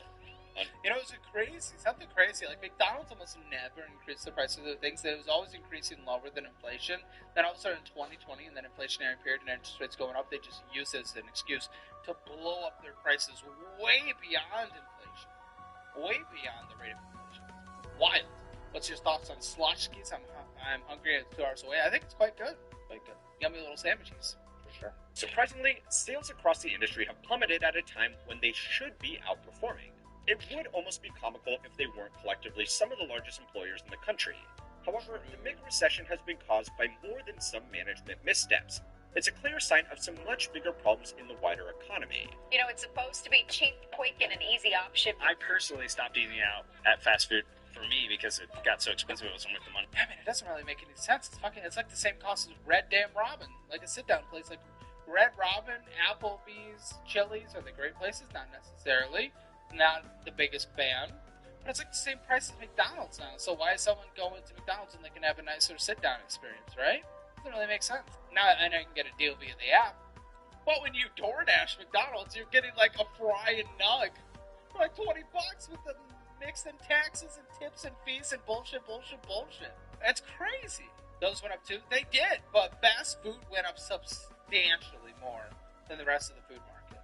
And they use the inflationary period as an excuse to go wild. And then people still DoorDash it, so they're like, oh, people will pay $20 for nuggets and fries. Clearly, people will pay more at the drive-thru, I guess. McDonald's posted its biggest U.S. sales decline in nearly 5 years. And this is sometimes kind of what it's kind of the conversation around taxes, too. Like, a lot of countries and places will raise their taxes in order to bring in more revenue, especially on, like, the wealthiest who have the ability to move the easiest. And then all of a sudden their tax revenue ends up being less because people take their money and they leave, even though they raise the price. It's like, okay, you can raise the price, that doesn't mean you're entitled to people going to your restaurant. It might just not go, and you might end up with less money over time. The McChicken sandwich, it's $3, almost $4. It's also hitting what traditionally had become the cheaper option. But for many, that's no longer the case. Okay, so before we get into the fast food industry as the canary in the coal mine for much larger structural economic problems, there is something more important you need to understand. I don't think it necessarily is, though. I would say it typically would be if it wasn't the massive price hikes. They raised prices well beyond the rate of inflation the past few years. Because it's not surprising that it went down. It's different than the wider economy. And fast food locations used to be fun. Pizza Huts looked like actual huts. Chuck E. Cheese had rodent-themed decor, and McDonald's was full of bright colors, escaped convicts, and nightmare-inducing clowns. That's clearly changed. And now almost any fast food store you go into is the same generic style of nondescript, boxy, modern commercial building. This has happened for... I hate it, man. I swear, it's like the millennial gray. It's the millennial gray of fast food restaurants. Bring me back a fucking slide so I can get my fat ass in the back of McDonald's and get stuck in that slide while people shove your overpriced McNuggets down my throat. That's what I want. That's America. That's freedom. That's fucking freedom. Reasons that are each very revealing about the broader direction the industry has gone. The first reason is that children... Bring back 24-hour McDonald's. Bring back 24-hour breakfast. That's freedom. You take that away from me, that's against my first, second, third, fourth, and 10th Amendment. How dare you communist golden arches! Become less important to overall business demand. In the good old days, companies would advertise directly to children in the hopes they would effectively become little sales representatives and throw a It's true, I always market our budgeting app to children. I want to make sure their monthly allowance is being saved and allocated properly.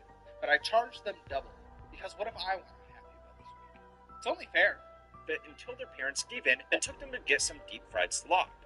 Regulations around advertising to children and a general cultural shift away from feeding children too much unhealthy food means that companies can't rely on this market as much anymore, though. According to a YouGov survey, Americans between the ages of 18 and 34 are now the largest consumers of fast food, with 42% reporting they consume it several times.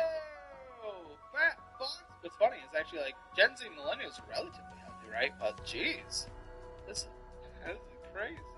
They do have less discretionary income, and, you know, it sounds cheaper, and they can Klarna it. So it's harder to Klarna a nice steak at Ruth's Chris, but you can Klarna a nice McD on DoorDash. Demographic shifts means this age group is now less likely to have children of their own, so the extra money and maintenance on custom storefronts isn't worth it since a... So this is how it went by a 5-year period. So here's the cost of a Big Mac. 1980, $1.60. 2000, $2.24. 1950, or 2005, $2.58. That wasn't a big increase. 2008, $3.21. Decent increase there. Another decent increase to 2013, $4.18. 2019, $4.71. Not the biggest thing. even to 2020, not the biggest increase just year over year, $4.89. Then to 2024, $5.69, and then immediately 1 year later up to $6.01. Pretty brutal. 2019 to 2024 saw a 20.8% increase. They used the inflationary period of COVID as an excuse to jack that shit up. Now, for what it's worth, obviously the cost to get employees did go substantially higher, especially in service.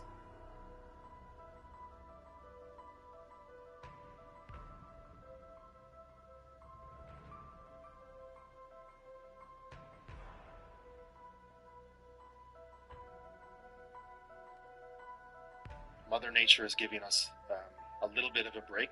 As Newfoundland and Labrador battles numerous out-of-control wildfires, there's a little good news.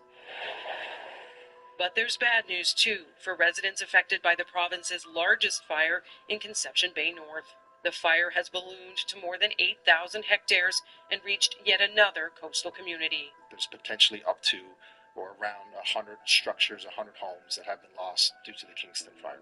A forest fire in central Newfoundland has triggered an expanded evacuation advisory for cabin owners. And in St. John's, where the Paddy's Pond fire forced a partial evacuation in the town of Paradise and put 20,000 others on evacuation alert, illegal fires are taking up precious time and resources.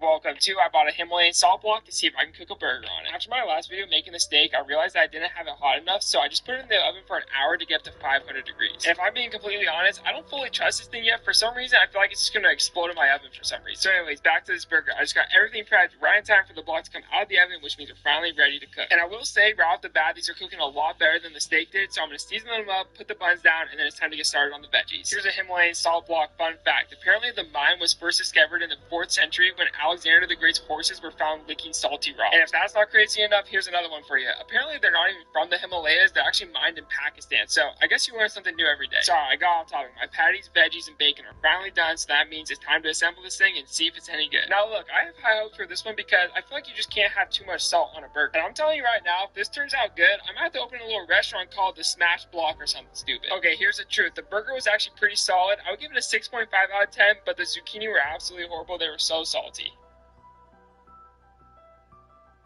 Alright, this is already shaping up to be a disaster. The President of the United States just departed from Joint Base Andrews live to Alaska in Russian fighter flying.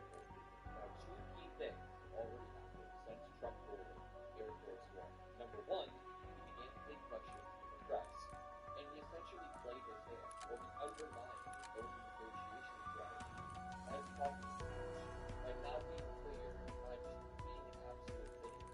While Donald Trump is speaking on Air Force One, protests throughout the state of Alaska began to grow. Hours that they were getting bigger and bigger as people are revolting. Now, something interesting is that as I play for you these clips of the protesters, which I will, and then I also play for you the clips of Donald Trump on Air Force One, which I will, unfortunately, it'll become increasingly clear which side is actually pro-democracy, which side is actually for human rights, which side can have a coherent thought. Meaning when I play back-to-back protesters who are saying normal things like, we're going to save lives, we're going to negotiate with one person, and then I play for you Trump, who's like, he's my friend, he's actually not a bad guy, it becomes very, very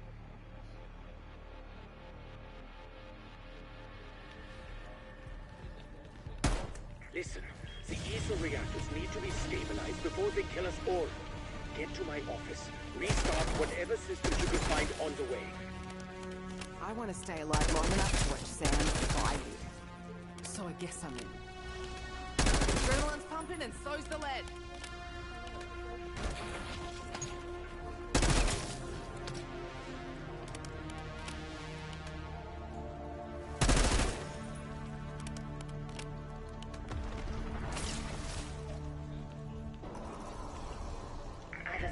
listened to Maya. I could not trust anyone, so I lied. Nexus is beyond even the Sentinel artifact's reach. I know how that feels, Sam, but this hurts people I'm starting to give a shit about. That's a problem. Richtofen was closing in on the artifact. I had to act. Please, help me.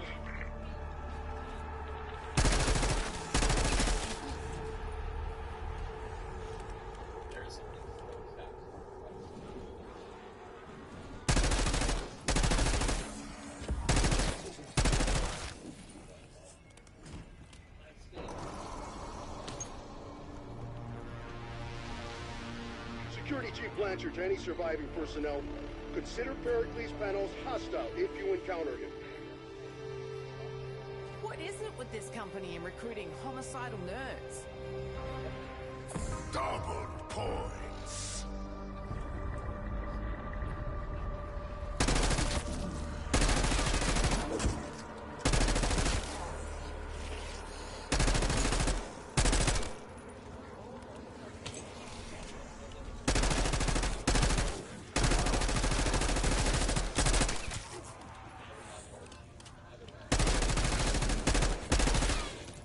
Insta-kill.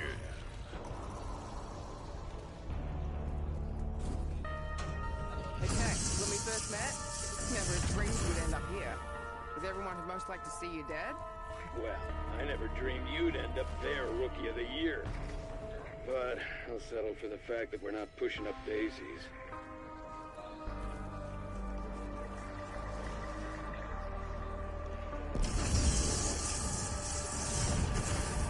Yeah, my gut's a funny feeling.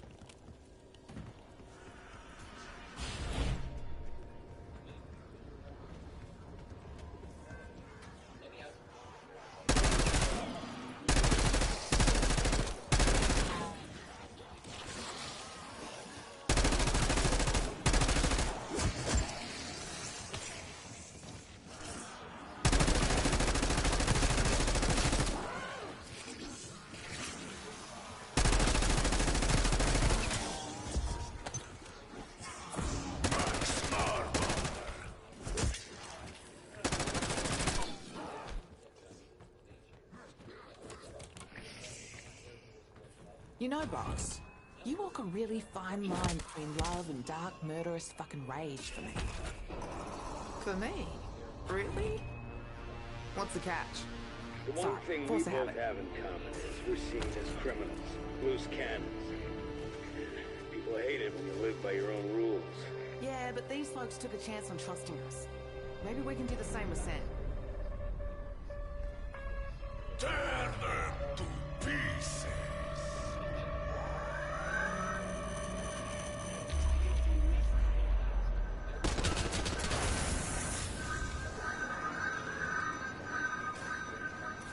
Honestly, not a bad makeover. I think you look great.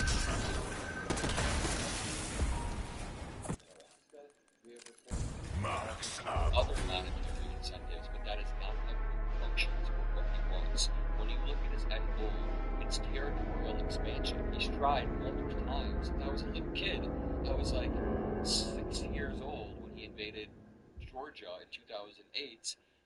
Since then, he keeps invading.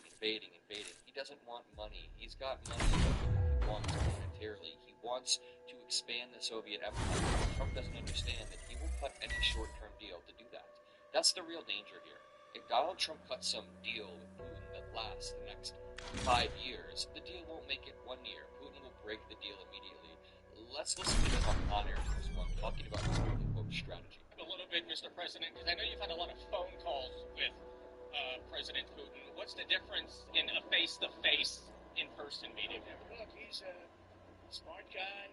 Been doing it for a long time, but so have I. Been doing it for a long time. And here we are with President. That was much more difficult than what I'm doing today, believe me. So, we get along.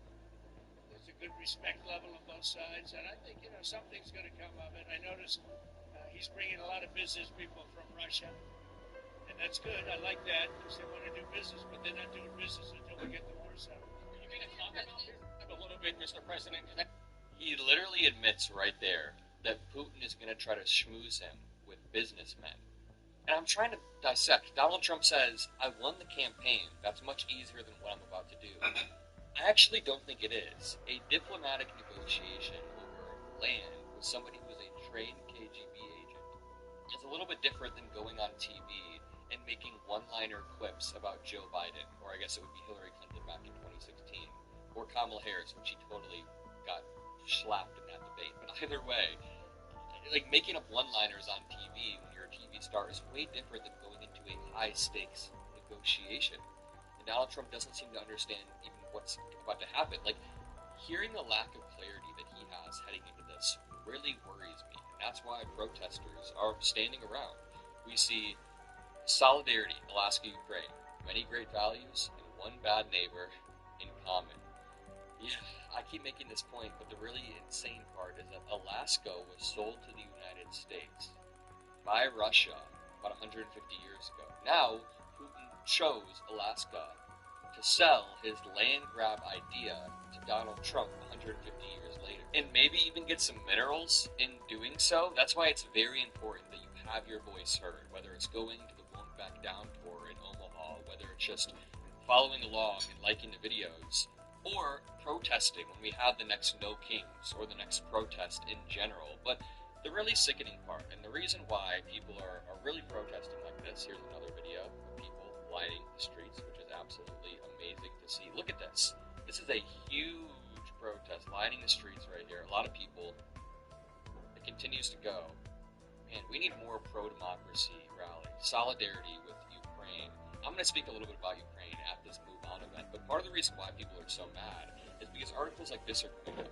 Trump prepares honored reception for Putin at Alaska meeting. Literally, not only are they not arresting him on the spot, which would be the responsible thing, if Trump wants a Nobel Peace Prize, which we know he wants one, he would arrest Putin right on the spot. Not only are they not doing that, they are rolling out the red carpet. U.S. President Donald Trump is preparing to roll out the red carpet for Russian leader Vladimir Putin's arrival. Trump plans to greet the Russian leader personally. The officials stress that the exact details and the schedule of the meeting are still being finalized. Trump was not expected to call Ukrainian President Zelensky. Now they're thinking that might change, but we don't know if he's going to call him in this 7-hour flight. But the thing is, Trump didn't even roll out the red carpet for Zelensky, the person who was being attacked. And this shows the backwardness of Donald Trump's priorities. He wants to roll out the red carpet for the leader that he views as powerful and strong, which is Putin. He has some weird fascination with people who are more powerful than him. On the other hand, in Trump's narcissistic mind, I'm saying in Trump's mind, he views Zelensky as in a position of weakness. He views Zelensky as somebody who is not in a position of strength, therefore he can demean him. That's how Trump's worldview is. It's very binary. There's winners or losers. There's strong or there's weak. And you treat the winners well, you treat the losers bad. That's how he views it, and that's why a transactional president like this is going to get rolled by Vladimir Putin. Alright, I'm going to continue to relentlessly cover this throughout the day, throughout the week. We are not going to stop. I have a lot of travel coming up over the next week, so it would mean the world to me if you turn on post notifications. That way, as I'm posting, you guys can stay up to date, even if my schedule gets thrown a little bit off kilter. So I appreciate you all. Thank you all. Peace. This is Democracy Watch. Mark, with all eyes on the Epstein files, there obviously exists the distinct possibility that we may see a situation where Trump does release something that may have been altered. So what are the legal implications, first and foremost, if there is some information that's been doctored or altered in some type of way? Yeah, so first of all, we need to set the stage here, Brian, in that Donald Trump is already laying this out, right? He has said that he believes there are these files, or he's acknowledged how there are these files. He has said that he believes they were written by Democrats, and he's listed a whole series of Democrats who he says he written. And, he earlier today said, essentially, I will release stuff that is credible. I think that was the word he used. He said, basically, Pam Bondi could release the stuff that is credible, but the fake stuff, stuff that the Democrats all wrote, can't be released. So you can start to see the machinery in his head already turning Right, naturally, he'll be the arbiter of what's credible or not, naturally. Right. So the first thing for people to keep in mind from like a pure legal standpoint is that the files that are likely bully him, mock him, humiliate him, punch back. That's what you have to do to Donald Trump. Give him a taste of his own medicine. California Governor Gavin Newsom, chef's kiss, is crushing Donald Trump, is mocking the hell out of Donald Trump, and Donald Trump can't take it. Yesterday, Donald Trump sent the Border Patrol and militarized ICE agents to California Governor Gavin Newsom's big speech in Los Angeles, as California Governor Gavin Newsom announced that he would be putting on the ballot an initiative to gerrymander California in an open and transparent way, which would only be triggered if Donald Trump executes his plan with Texas to unlawfully gerrymander in Texas. Donald Trump can't handle it. You've got Gavin Newsom making social media posts like this all day, attacking Trump and MAGA. Here's what Gavin Newsom just posted. Donald is finished. He is no longer hot. First, the hands, so tiny, and now me, Gavin C. Newsom, have taken away his step. Many are saying he can't even do the big stairs on Air Force One anymore. Use the little baby stairs now, sad. Tomorrow he's got his meeting with Putin in Russia. Nobody cares. All the television cameras are on me, America's favorite governor. Even low ratings Laura Ingraham edits the tapes, can't stop talking about my big, beautiful maps. You're welcome for Liberation Day, America. Donnie J missed the deadline, whoops, and now I run the show. Thank you for your attention to this matter. GCN. That's how you do it. And before that, California Governor Newsom posted, as many know, Donald Taco Trump, author of The Art of the Deal, a book he should return to the library, just missed the best deal in history. He always chickens out. Tariffs, China, but even a chicken should know a good deal, in quotes, when he sees one. I, your favorite governor, Gavin Christopher Newsom, offered the best, most amazing deal in history. Stop rigging Texas maps, and California won't make ours more beautiful, sadly, but no surprise, Donald was too weak, little hands, to even write me back. No deal. And no deal equals perfect, beautiful maps that will end his presidency soon. He will not be 47. Patriots will take back Congress. Many say I should run for speaker. I won't. Make the maps great again. Liberation Day tomorrow. Thank you, GCN. He posted that 2 days ago, before yesterday, which he called Liberation Day, where Gavin Newsom announced his plan to punch back against Donald Trump and MAGA's unlawful maps. Gavin Newsom then posted, wow, this was 2 days ago. Tomorrow history will be made. Caroline Levitt will have no answers for the supposed fake media about California's beautiful maps. People are saying they are the greatest maps ever created, even better than Christopher Columbus's maps. Donald the failure Trump, be warned, tomorrow may be the worst day of your life, all because you missed the deadline. Liberation Day for America, exclamation point, GCN. Newsom then posts, make the maps great again. Big, beautiful rally today. Thank you for your attention to this matter. He then posts Kofefi. And then he previously wrote, Donnie J and Caroline Levitt will have their little hands full today. Whoops, I gave Gavin Christopher Newsom, America's favorite governor, many say, will host the greatest press conference of all time. After that, the maps will soon be released, very much anticipated. History made, the GOP's rig game is over. The people retake Congress. You're welcome, America. Liberation Day. That is what many are calling it. Thank you for your attention to this matter. And again, more posts like this over and over again. Beyond the beautiful, perfect maps, Donald J. Trump has much bigger problems. Soon I, Gavin C. Newsom, will be sharing records that should concern him. I didn't want to release them out of respect for the office of the president. Not the president, but Mike Littleman Johnson's House Oversight Committee has requested them. Whoops. Won't be pretty for Donnie J. Many are saying it could be the final nail in his long career of lying. This and the maps. It's over. Thank you for your attention to this matter. GCN. I had the opportunity to interview California Governor Gavin Newsom yesterday, and he told us exclusively on the Midas Touch Network, he hasn't told us to anyone else yet, what went down on that phone conversation with Donald Trump before Donald Trump unleashed the National Guard and military in Los Angeles. California Governor Gavin Newsom said, I was trying to talk to Donald Trump about what he was doing, but all Donald Trump wanted to talk about was the debate with Kamala Harris, how many MAGA hats he sells, and if Gavin Newsom likes MAGA hats, and what Gavin Newsom thinks of Donald Trump's nicknames, and if he thought that the nickname Newscum was original. And Gavin Newsom said, I don't think it's original. There were 7th grade bullies who would try to call me that, so no, it's not original. But California Governor Gavin Newsom tells me, Ben, Midas Mighty, it is horrifying how unhinged he is. So we got the first time you've heard this anywhere on the Midas Touch Network. Let me play you what he told me. Here, play this clip. And this is a guy, people look up to the President of the United States. I mean, Mr. President, it's time to act like one. This is real life. It's not reality TV. And you got to model better behavior. But I think it's sad.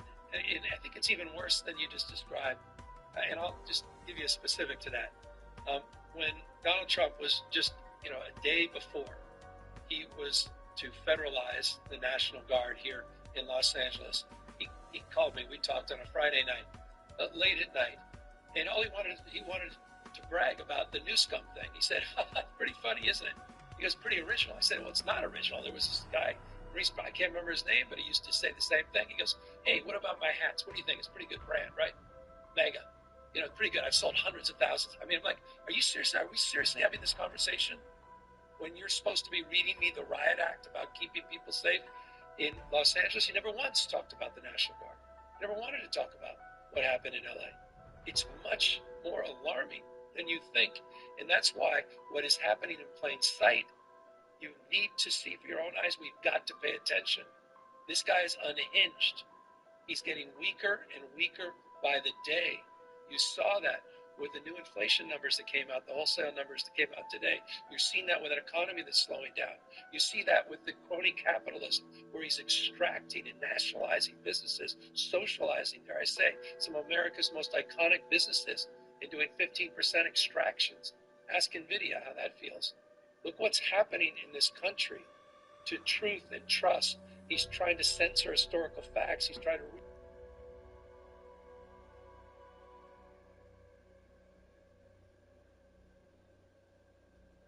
How's your business going this year? I want to say roughly. You spent $4,000 getting this up and running? I spent more than that. How much did you spend then? How much? Probably. Oh, you're dead. But you have to spend money to make money in a business standpoint. I call it girl math. I don't know. There's no fucking way. You kidding me? That's an entire year's. Okay, then don't ask. Bundle all of my educational. Kenzie, I'm 26 years old from Melbourne, Florida, and this is Financial Audit. Thanks for coming over from Florida. What do you do for a living there? So I actually work a couple jobs. I work about 4 or 5 jobs. Like 5 hours a week at each, or okay? No. I wish. No, actually, I work multiple jobs, multiple days a week. Okay. My main job is I work as a nail tech. But then I also work part-time job at a burrito restaurant. I also DoorDash. I also pet sit, and then I donate plasma on the side. Okay, so it's mostly all hustle except for the burrito place. Kind of, The other ones are kind of the self-hustle. When you're a nail tech, it's still building your own clientele, right? Yes. For you? Okay, yes. So, working those jobs, they're mostly just self-hustle jobs, which... I thought we were going to say, okay, I'm working at McDonald's, I'm a receptionist, I'm a nurse, and I do, all these extra jobs. Mm-hmm. I leave Chipotle to go to Wendy's for my next shift. No. But these are just side hustle jobs. These are entrepreneurial. I still look at it as, they are separate. They are separate jobs. It's not what it's set up to be. It is my career choice, but I guess, yeah, currently. Well, how's that career working?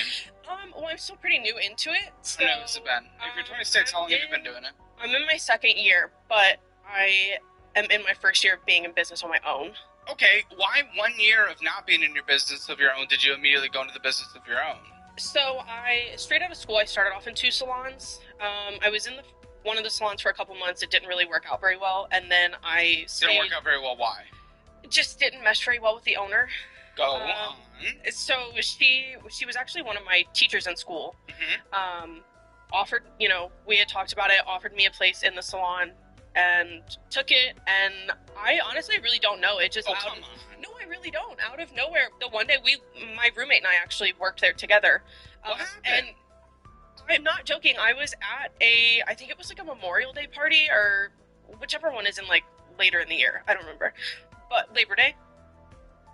Go Whatever. on. But we literally got a text message saying that she was not renewing our contracts for the month. Oh, and there we go. Okay, so it wasn't you weren't meshing well. It's maybe you were not a good employee, or she had to scale back her business, so she was going in a different direction. So come on. I mean, that's an immediate mislead of the conversation. She still was an educator at the school, and my sister went to that school. Okay. No, the thing my teacher from high school has to hire me not high school. No, I am saying, my teacher from college has to hire me to go work at that college? Like, what the fuck are you talking about? No, but my sister still went there, and so she was kind of running her mouth about how we were not, like, she didn't like us, like, working there, things were saying, things were happening between us. I'm sorry to hear that, but no one is entitled to keep their job if their boss does not like them. Sorry. Yeah. Her business. Yeah, but I mean, when you're bringing in business, I think it is a little bit clearly different. it wasn't enough, though, and she was able to do better with someone else. But if I'm able to sustain her business while she's working another job, then it wouldn't be that. The money would win. Clearly, you were not doing enough. Listen, and if you were, your business would be successful, and you're working 3 other jobs, so I would assume it's not. So tell me what's going on with this 1 year of nail tech. So I was in the other salon that I started at, straight out of school. I was in a second salon also, and was there for about a year. It was great at first, and then things just kind of started not aligning very well. Everybody was kind of going in their own different directions. Things just kind of started taking a turn for the worse in the salon, and so I was kind of already looking at other options. Why does it seem to be everything except for you, by the way? Why is it always things are going wrong somewhere else? Well, like, immediately picking up on this. Why is it those who are, like, a victim in everything in life and nothing else is their fault are the ones who usually end up in the worst position, i.e. the people that come on the show? Oh, it's almost like it's like something's going on. Like, that mindset gets you nowhere. Who would have thought? I don't know. I'm trying my hardest. I do have glitter in my hair. How's your business going this year? Your first year in business on your own, tell me. It's only been a couple months. You told me it was a year of Well, this is, I'm in my first year of being in. Okay, so what's happened these last 2 months then, lady? I'm doing okay. What's okay? I mean, my books are not full. Can you tell me how much you made last month? Last month? On just your own nail tech business. What are you even doing it out of? A shared place? I do have a suite mate. We rent a business suite together that we operate out of. Right. So, so what did you make last month? I want to say roughly 500. It varies month to month, so it's 500 varies month to month. It's been 2 months. Yeah. I mean, it's varied month to month since I started. It just is dependent on business. $500. Yeah.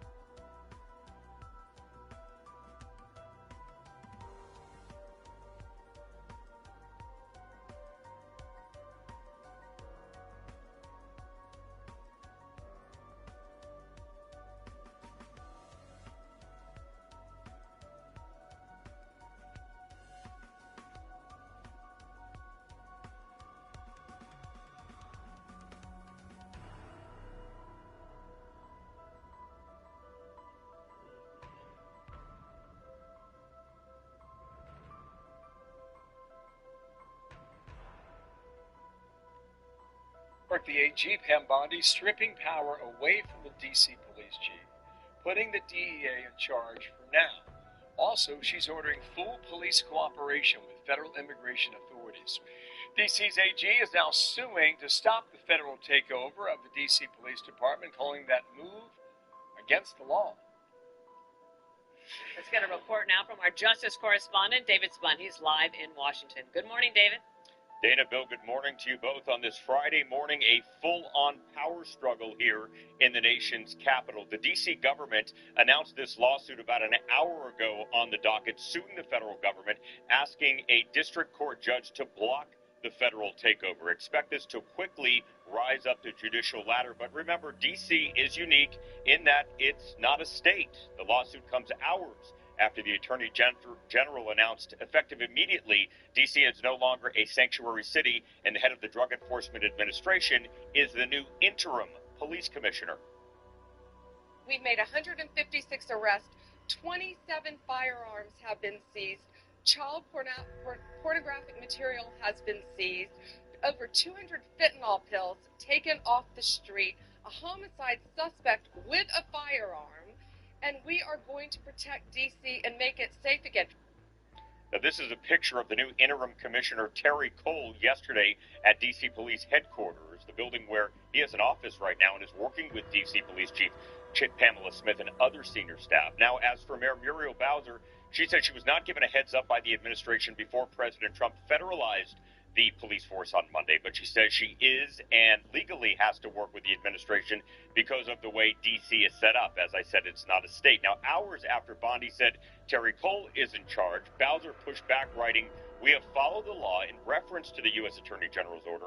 There is no statute that conveys the district's personnel authority to a federal official." Now, this highlights the unique situation that Bowser finds herself in, the mayor of a city, but the way things are set up, the U.S. government can pretty much come in and take over, and that's what's happened here. But this will be up to a judge to decide. I will note that sources close to the Attorney General say despite the pushback here and there, she has respect for Mayor Bowser and Chief Smith. They have a good working relationship. We'll see, though, how long all of this continues given this lawsuit. And I do want to add no comment from the Justice Department on this recent lawsuit. Dana, Bill. Thank you. And more on this with Fox News Sunday anchor Shannon Bream. And Shannon, obviously the mayor is doing what she needs to do, and there's always tension between local and federal governments. How do you think this lawsuit will proceed? Well, in the meantime, the laws of justice move a little bit more slowly than these arrests and the effects and some of the good feedback that they're getting.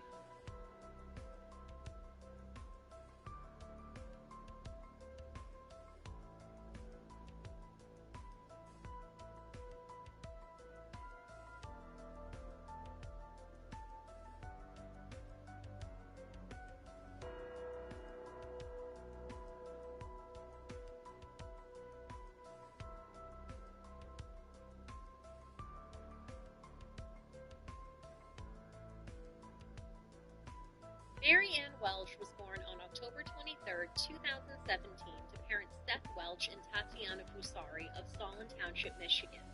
She weighed 6 pounds and 14 ounces at birth, which took place at home.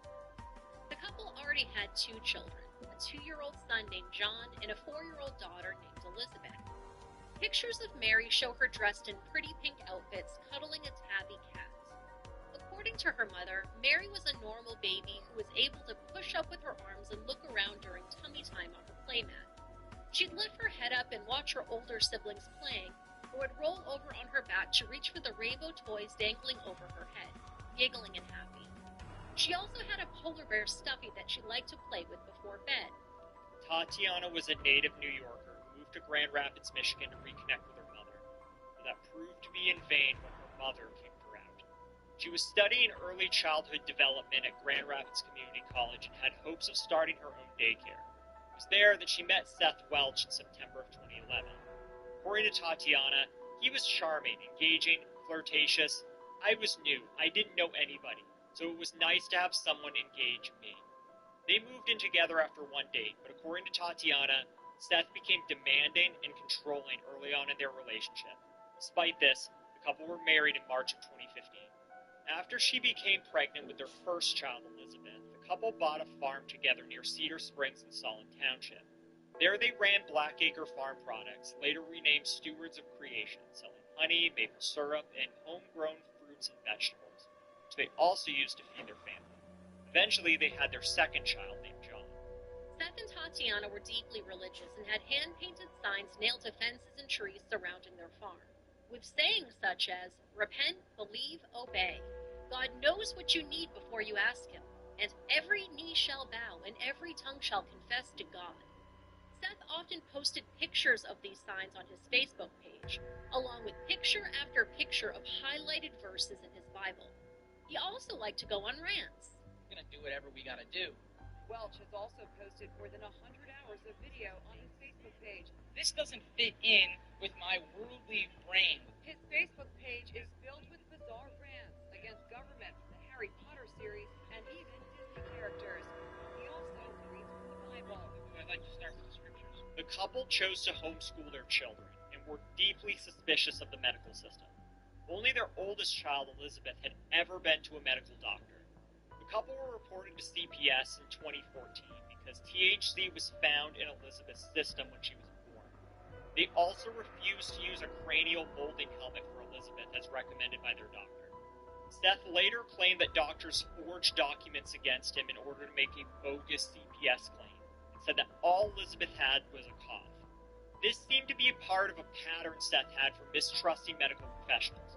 He claimed that CPS was called on him just for changing physicians, so at that point he was done with medical doctors in his own words. Tatiana only had home births after that, which Seth bragged about, saying that gravity just shoots the baby right now, and that they have a midwife come in to do the dirty work that anybody can do. These were his words. Regarding Seth's viewpoints on vaccines, he stated, quote, "It didn't seem smart that you would be saving people who weren't the fittest. If evolution believes in survival of the fittest, why are we vaccinating everybody? Shouldn't we just let the weak die off and let the strong survive?" End quote.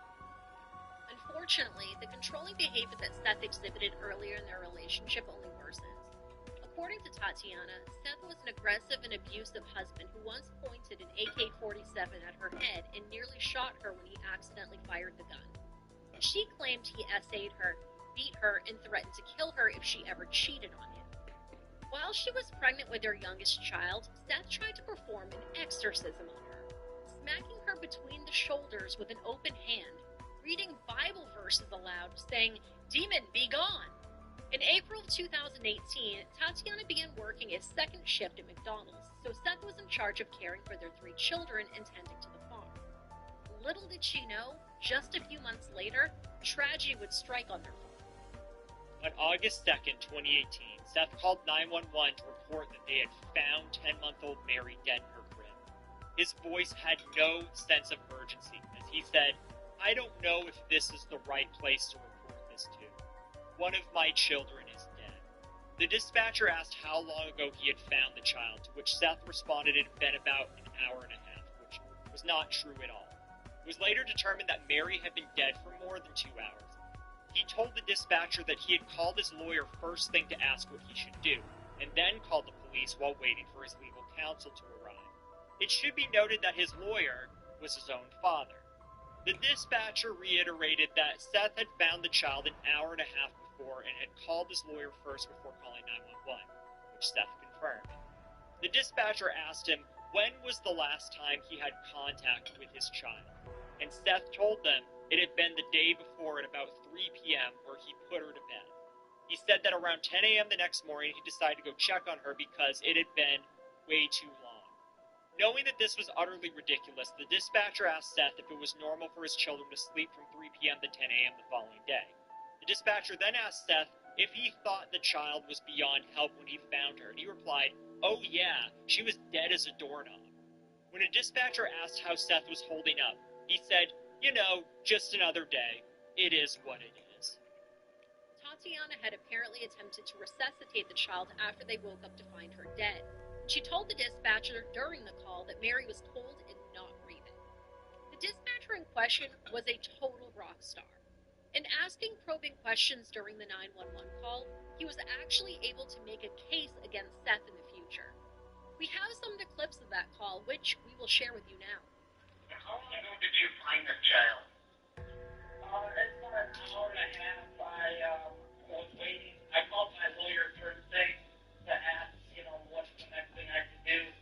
And they said, wait till they're here to call, the police and get that going. Basically, it got to the point where I was waiting so long, I kind of went ahead and did it anyway. And we were almost here, so I was waiting on legal counsel. So you found the child an hour and a half ago? Yeah. And called your lawyer first, correct? Yeah. Okay. Are there any other children in the home right now? Yeah. But I didn't know if I was supposed to call the police or not. I had no idea what to do. Okay. We will let them know we're going to investigate. When was the last time you had contact with the child? Last night, yesterday afternoon, about 3 p.m. She goes to bed, and that was that. Okay, so you put her to bed yesterday at 3 p.m.? Yeah, and then this morning at 10 something, he finally went in to check on her. He's like, okay, it's been way too long, so, he goes home all the time. It's normal, so. So you're saying it's normal for your children to sleep from around 3 p.m. till 10 a.m.? Usually about 9:30, yeah. So. They sleep from 3 p.m. to... I'm going to type in a couple things here. Sure. What time do they usually have dinner? Oh, well, that's my infant. They're not all... They don't all schedule, but she basically eats and, she comes for half an hour after that, and goes down for bed. Okay. And then how old are the other children? 4 and 2. And there's 2 other children? Yep. And they're at home right now, right? Yep. And he said when you found her, she was already believed to be deceased, right? Yes. And that's when you consulted with a lawyer? Yep. Do you believe she was beyond help already? Oh, yeah. She was dead, sorry. Sheriff's deputies responded to the family's home on Algoma Avenue, where Mary was pronounced dead at the scene. At the time, it was unclear what had led to the baby's death. Seth was cooperative with police and was willing to let them search the home, but they declined in order to wait for a search warrant. What investigators did find once they searched the home was appalling. At the time of Mary's death, the house was filthy.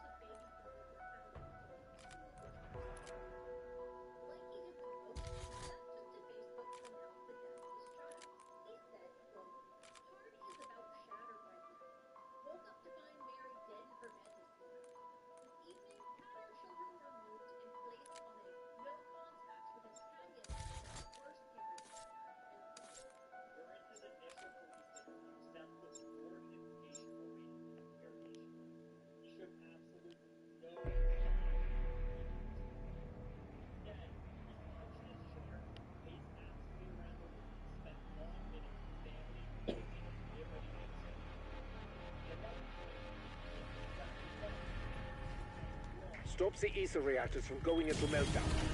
I need to convince Sam to relinquish the Sentinel artifact. Sure, whatever. You two psychos enjoy your pissing contest.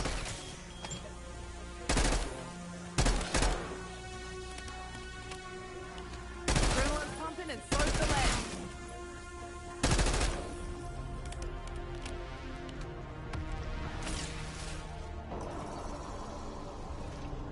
I was afraid, Maya. I could not trust anyone, so I lied. Nexus is beyond even the Sentinel artifact's reach. I know how that feels, Sam, but this hurts people I'm starting to give a shit about. That's a problem. Richtofen was closing in on the artifact. I had to act. Please, help me.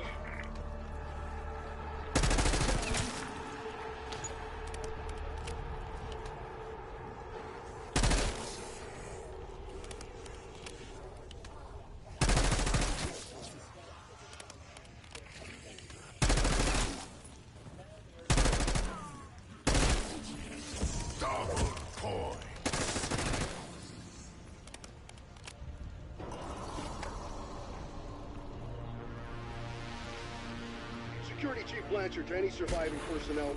Consider Pericles Panos hostile if you encounter him.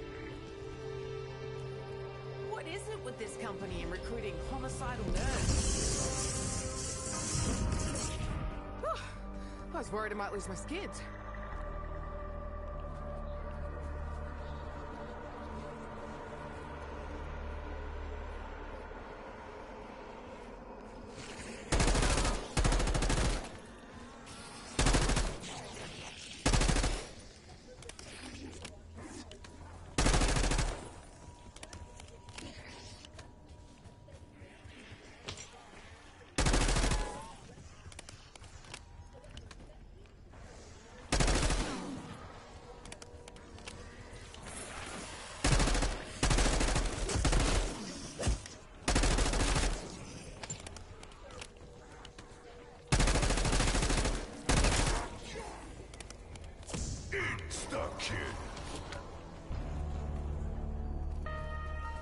Okay, when we first met, never dreamed we'd end up here.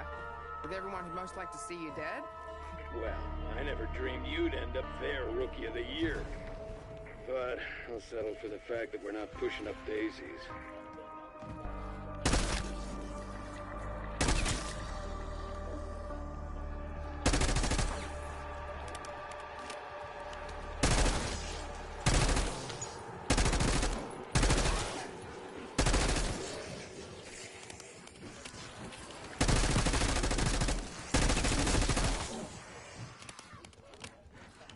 If it spews out a slingshot, I'm fucking done. Kaboom!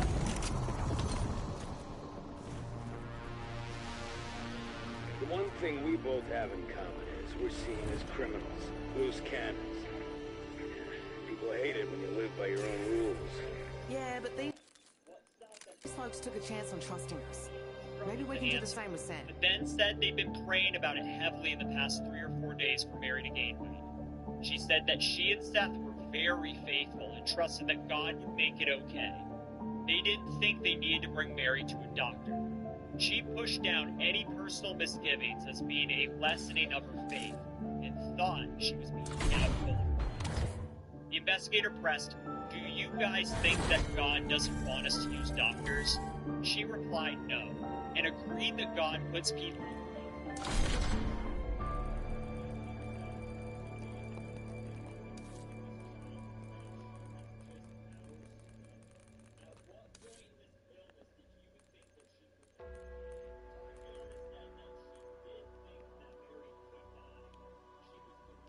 She said, "I suppose I don't have a good reason for you. I'm sorry." Despite her degree in early childhood development, Tatiana later testified that she did notice that Mary was unhealthy and didn't know why she had died. I know, I'm sure this was addressed though. What are some of the things they told you to look out for if you did have a student that came to school and had a failure to thrive type of case? Not eating. What physical characteristics? Thin. Bones. Like sunken in cheeks? Ribs showing? Thin arms? Did you see those things in your own child? So you know that you can call 911, right? Yes. So then why not call 911 immediately when your child's not moving? That's what I don't understand. I think we just have to be personal.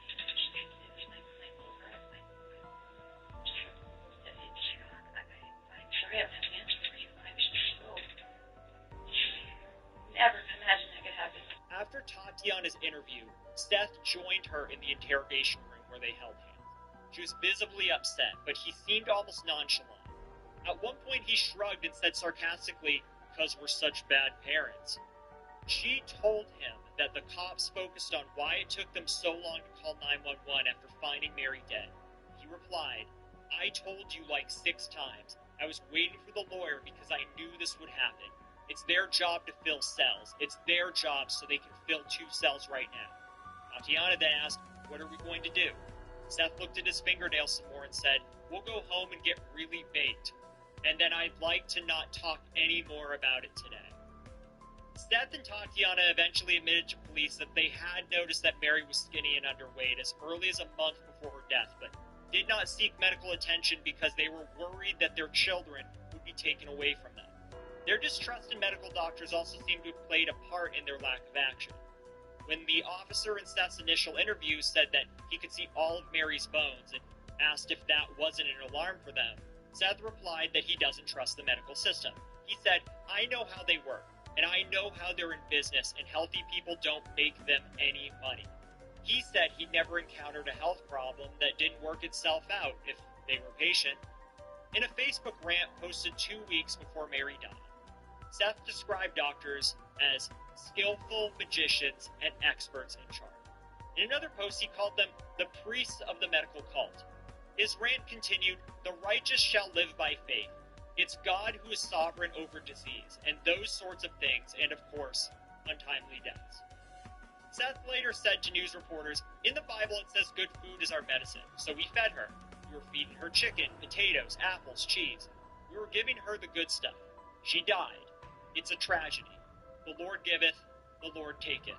However, there was no proof that they were feeding any of this food that he mentioned.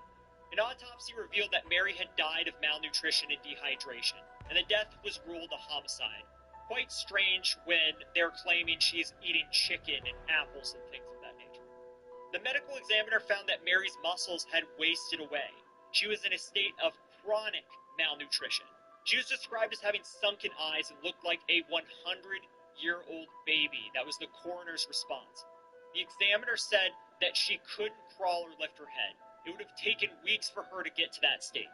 At the time of her death, 10-month-old Mary weighed only 8 pounds, just 1 pound and 2 ounces more than she was at her birth.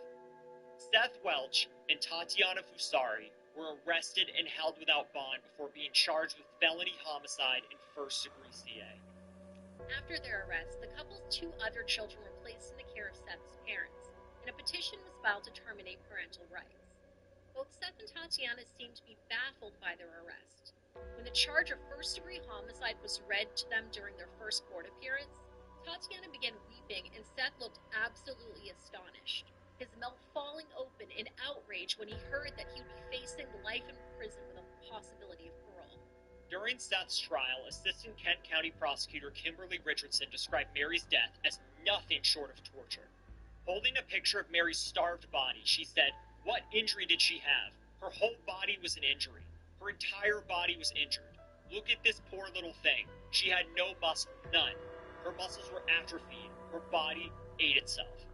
Prosecutors suggested that Mary's father allowed the child to die because he considered her too small and weak to help on the farm he was planning in what he described as natural selection.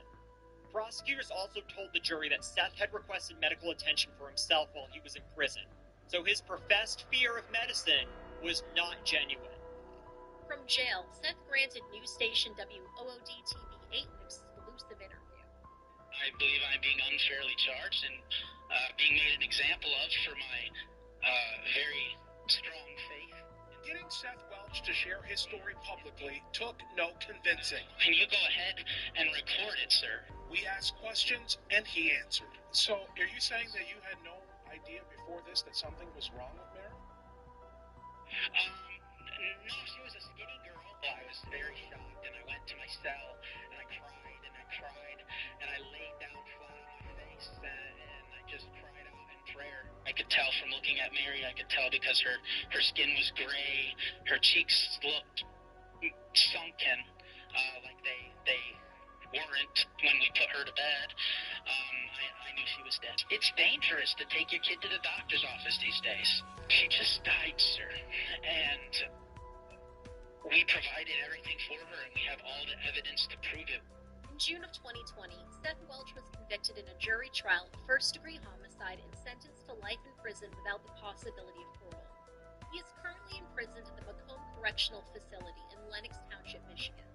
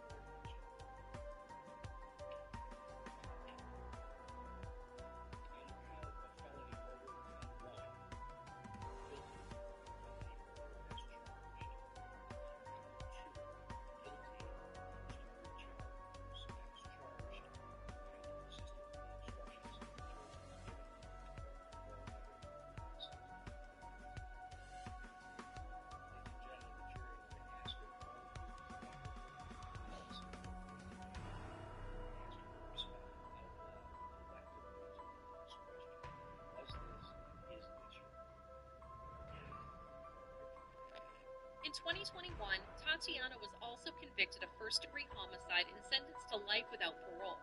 She received an additional 15 to 30 years for first-degree CA, despite her claims during the trial that Seth's abuse against her was the reason she didn't seek medical attention for her baby. She's currently imprisoned at the Women's Huron Valley Correctional Facility.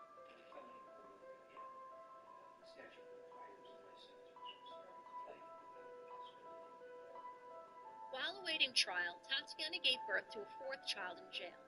Her two older children remained in the care of their grandparents, but the new baby boy was placed in a separate foster home. Therapists recommended that the new baby not have any contact with his older siblings, but that decision remains to be determined. Marianne Welch's emaciated little body was cremated, and she only had a plain granite plaque on her gravesite. It simply says, Marianne Welch, October 23, 2017 to August 2, 2018. She had no obituary, and as she was just a baby, not much is known about anything she might have grown up to enjoy. Let's just hope that Mary's in a better place, free of pain, with a full belly, and caretakers that love her.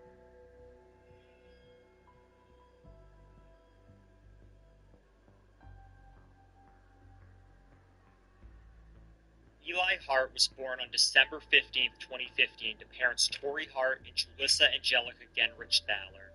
He was described as a bright light in his community, with a giant toothless smile and a mop of sandy blonde hair. This little boy was always full of giggles, and his favorite colors were green and gold. He loved to blow bubbles, and he dreamt of being a firefighter when he grew up. Early on in his life, Eli's parents split up, and a fierce custody battle ensued. It's been alleged that Eli's mother filed several false protection orders against Eli's father. Eli also suffered from a condition known as Townes-Brocks syndrome, which is a genetic disorder that affects several parts of the body. In Eli's case, he suffered from kidney issues. He also used hearing aids to assist him with hearing loss caused by his condition. Ongoing concerns about Julissa's mental health resulted in the little boy being placed in foster care in January of 2021. Julissa had been presenting with psychosis, and she heard voices that told her to take her own life. Eli would go on to live in foster care for the next 11 months. He was placed in the Randolph, Minnesota home of Stephen and Nikita Kronberg. Now, Stephen was Julissa's cousin, but the couple served more as aunt and uncle figures to young Eli. Nikita had nothing but wonderful things to say about the little boy. She described him as an amazing kid that was full of energy and was always smiling. The type of kid who wanted to befriend everyone. During this time, Nikita allowed Eli to work on building a relationship with his father, Tori, and his fiancée, Josephine Josephson. From the very beginning, Eli had a magnetic bond with his father. Tori was excited to make up for all of the lost years with Eli. He was thrilled to start teaching his son how to ride a bike without training wheels. According to Josephine, quote, they loved each other immensely. Tori's days and weeks revolved around when he would get to see his son next and when the next sleepover would be. He was missing a piece of himself when his son was not around. End quote. The pair enjoyed playing with Matchbox cars, building things, creating art, reading books, and watching movies, and exploring the outdoors. Tori owned a bait shop in Chautauqua, Wisconsin, and was a lifelong angler. He was also very excited to share this pastime with his son. Eli picked up on fishing quickly, and had such a talent for it that he caught more fish than his father did on his first day with a pole. Like many boys his age, Eli loved going to the playground and playing in the park. The little boy loved to swing as high as he could, trying to touch his toes in the treetops. He loved to swing on the monkey bars, and he was quick to make new friends. With the help of the Kronberg family, Tori was able to walk Eli to school on his very first day of kindergarten at Shirley Hills Primary School, and got to take him trick-or-treating in the fall. Eli had some challenges for sure, but he certainly made the best of it with the help of his father and the Kronberg family.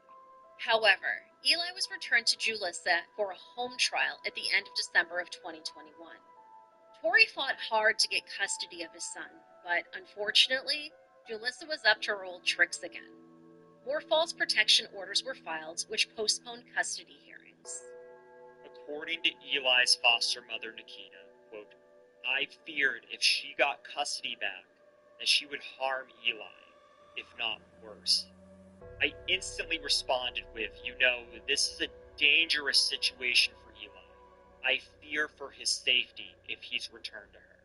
There's numerous things I had brought up that were concerning that I had noticed. End quote. Prior to losing custody of Eli, Julissa had quite the rocky past that stemmed as far back as her teenage years. The mother was in and out of mental institutions from the ages of 13 to 18. She was repeatedly treated for drug and alcohol use and ran away from home her senior year of high school, living on the streets for 45 days. Police had responded to Julissa's home 21 times in 10 months for various offenses. She had been arrested for stealing drugs from a health clinic. Additionally, she had to find a new drug testing facility because she was exhibiting bizarre behavior. The workers didn't want anything to do with her. However, this January 2021 incident was not the first time that Julissa had lost custody of Eli. In October of 2020, authorities temporarily placed Eli in foster care after social workers visited Julissa's home and found her son unclothed, with nothing to wear in the house but pajamas. The house was completely filthy.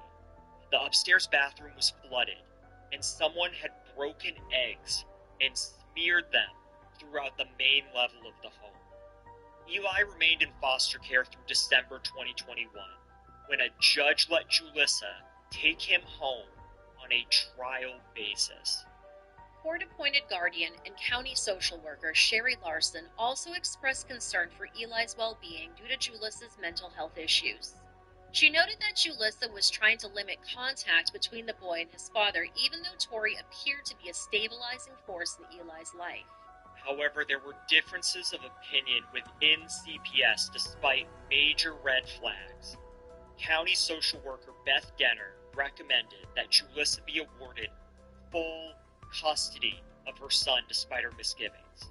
Interestingly, it was Denner that reported that Julissa failed to attend weekly therapy sessions for months and claimed that the mother lacked insight into her own mental health and behavior.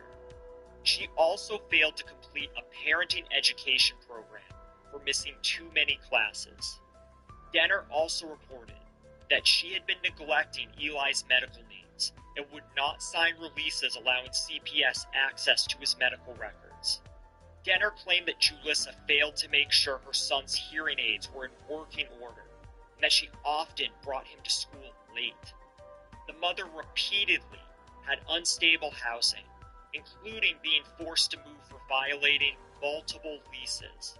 Despite this, Beth Denner concluded that there was no indication that Eli was physically unsafe in his mother's care. Despite clear evidence of neglect and numerous parties making statements to CPS fearing that Julissa would harm Eli, Dakota County District Judge Tim Worminger still awarded the mother full custody of her son on May 10, 2022. Officers with the Orono Police Department conducted a routine traffic stop of a silver Chevy Impala that was traveling near Shoreline Drive and Bartlett Boulevard. The reason? Police received a call that the motorist was driving without one of their front tires and was riding on the rim. Now, driving without a tire generally ends in a mess of sparks flying about, so obviously this was a little suspicious and, at the very least, unsafe. Upon stopping the car, officers identified the driver as Julissa Thaler. However, the missing tire wasn't the only cause for concern. The officers observed that the back window of the vehicle had been broken out, and shotgun shells and spent casings littered the interior. There was also what appeared to be a bullet hole in the back seat. Julissa's hands were bloody, and so was some of the upholstery of her car. There were also bits of what looked like flesh all over her. She claimed that the blood was from changing a tampon, and the flesh was from a deer she had picked up from an unknown butcher overnight. She claimed that she had returned to meet her AA sponsor in the city of Mound. Aside from these obvious red flags, Julissa looked incredibly disheveled. Her hair was a mess, and she was dressed in ill-fitting floral pajamas with filthy cuffs.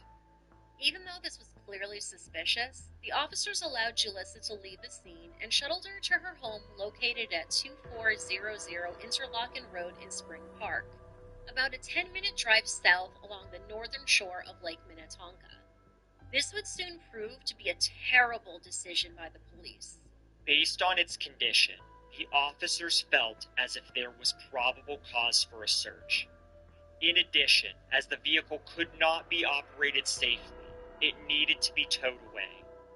Prior to this tow, the officers conducted a cursory search of the car, which included taking a peek at the contents of the trunk.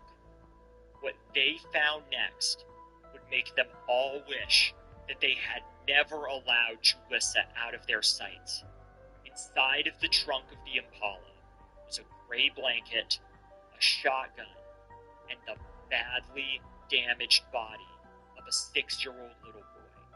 It was Julissa's son, Eli Hart, who had just been returned to her custody 10 days prior.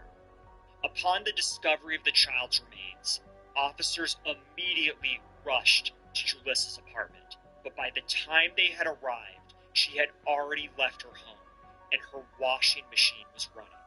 Officers searched the washer and discovered the clothing that Julissa had been wearing during her traffic stop. She was trying to destroy evidence. Surveillance video showed Julissa fleeing her apartment on foot with her boyfriend and a large backpack. The two were soon located on the 4200 block of Shoreline Drive in Spring Park. Both were placed under arrest. As the officers cuffed Julissa, they noted what appeared to be blood and brain matter all throughout her hair. DNA tests would later prove that it belonged to Eli. When questioned by the police about what had happened, Julissa seemed utterly fixated on Eli's father, Torrey Hart. After some discussion about the traffic stop and discovering Eli in the trunk of her car, Julissa said that she was done covering for her ex. She made cryptic statements to officers such as, "Do you need my ex's name?" Later, Julissa said, "There's stuff that I didn't tell you about my ex." She also claimed to have been attacked earlier in the day. Her interview lasted just under an hour and was started and stopped twice as Julissa would agree to talk, then request a lawyer, and then she would begin to talk again completely unprompted. But ultimately, she decided to lawyer up. Soon, the officers received tips related to the whereabouts of Julissa's Chevy Impala on the day of her traffic stop.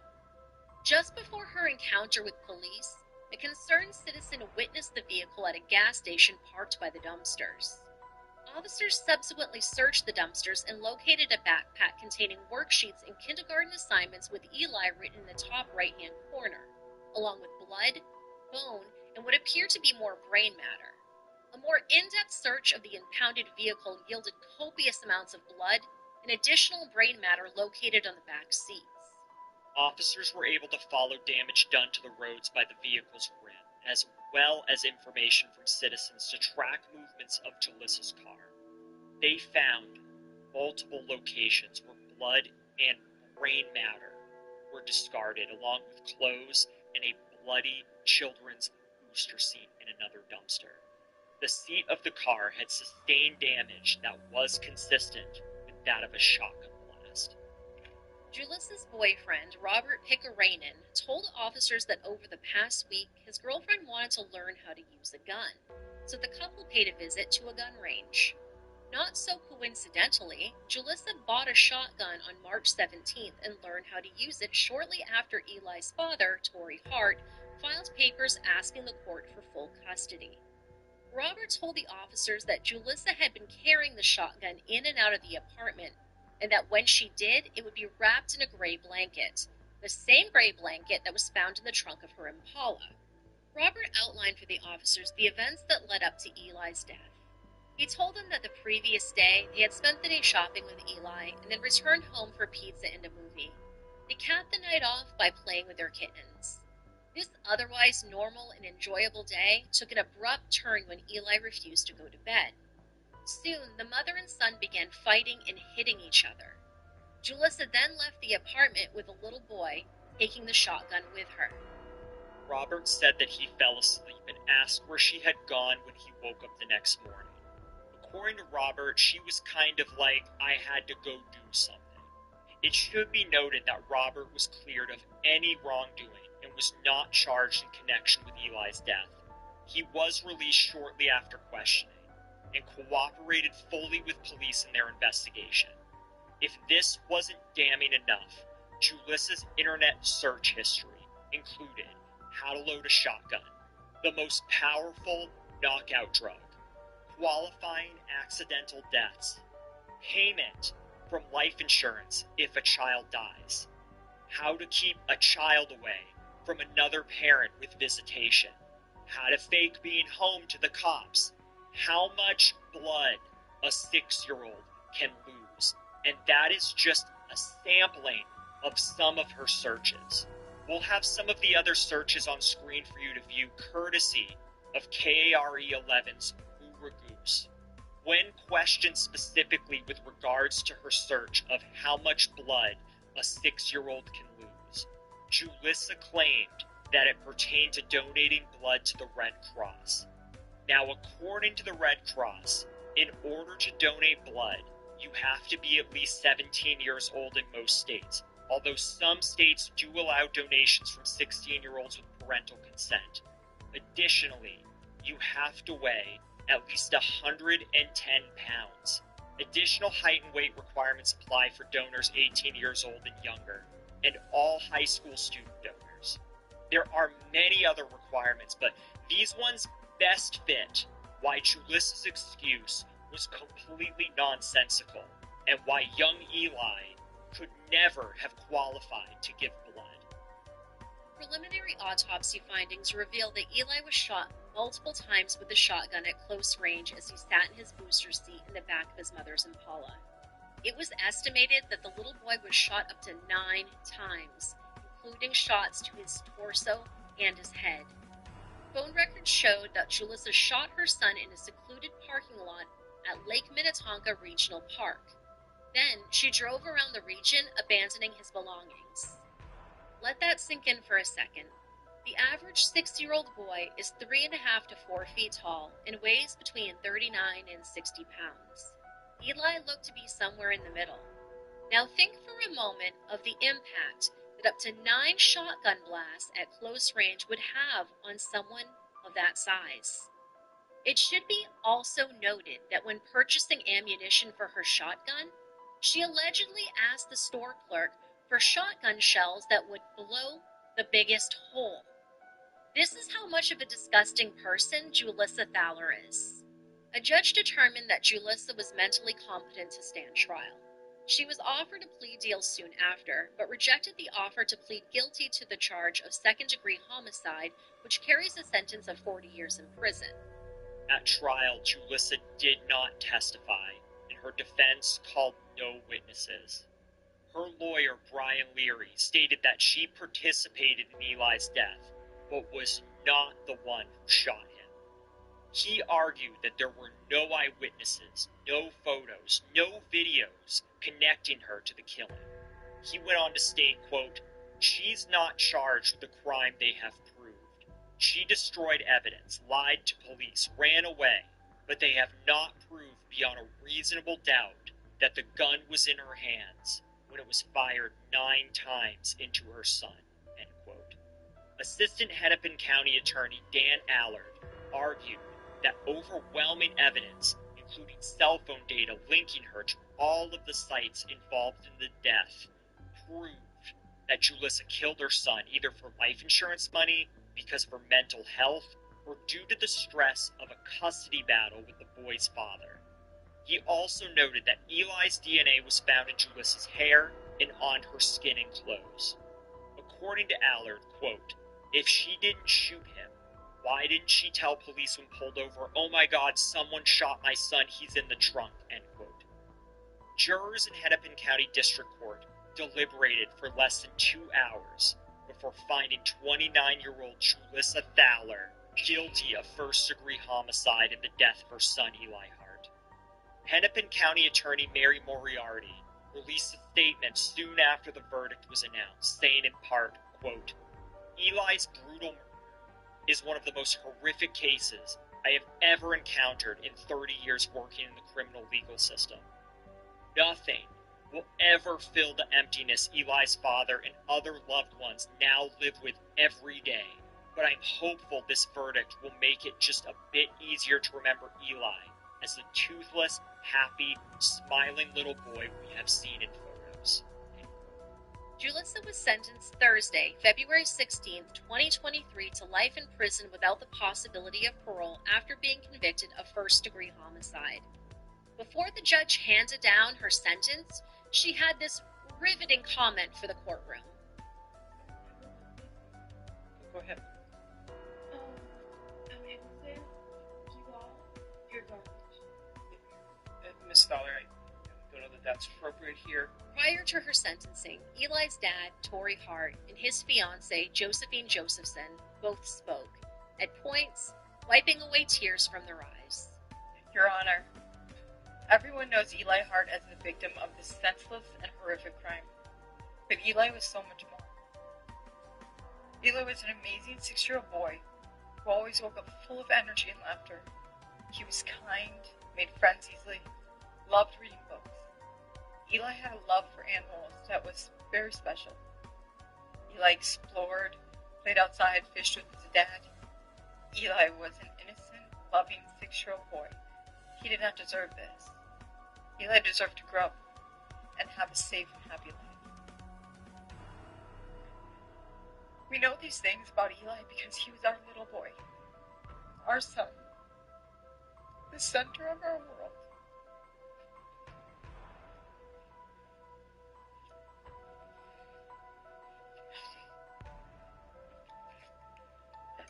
The love and connection he had with his son,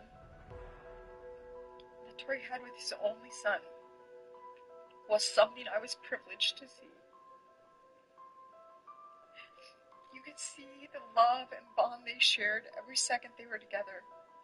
They had this extra spark between them that everyone could see. Now we only have memories, and they are not enough. Time was taken from us, a lifetime of memories to be made gone. The moments I treasured as being a parent myself, Torrey will never have those experiences. A lifetime without Eli robbed of us. School milestones that we will never get to see, like graduating kindergarten and elementary school. All the artwork he would have brought home and put on the fridge, taken. The first day of middle school and high school, prom, graduation, watch him play sports, teach him to drive, stolen from us. Watching Eli grow and become a young man and what he could have been and done in this world. We will never have those memories. No more hugs, no more snuggles. They were ripped from us. Straight from our souls.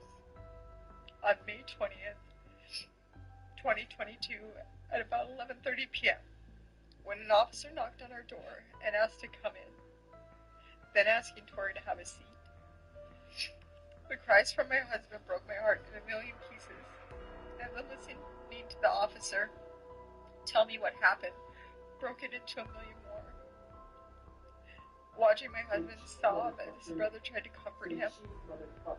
Watching the officer's hands shake while he tried to write down his number on a small piece of paper was the moment I knew our lives had shifted forever. That nothing would ever be the same. The pain will never go away. This will forever affect our day-to-day lives. You can't explain the loss of your only son. You can't explain what that does to you or anyone. Then, having lost him in such a horrific way, you just can't explain how that changes your life. How the pain is so deep you can't breathe. How nothing in your life looks or feels the same. And no one understands. Your lack of sleep at night, the nightmares of how Eli was murdered. The struggle to go to work every day knowing Eli has no more days. How painful it is that life just keeps moving and doesn't slow down. For us to grieve. No one should ever have to feel this kind of pain or experience this kind of trauma. But we have been sentenced to a lifetime of this pain, confusion, grief, sorrow, and trauma. A lifetime without Eli. The little boy who would laugh and giggle and squeal so hard when he and his dad would play at the park. It's a sound I hope never fades from our memory. The little boy who rescued a panfish that was stuck on shore when he was fishing with his dad.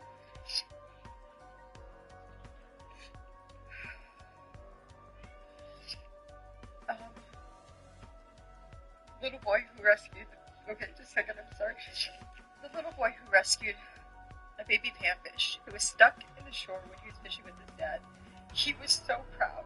He came running in to tell me all about it, but couldn't get his words out because he was so excited. He was so proud.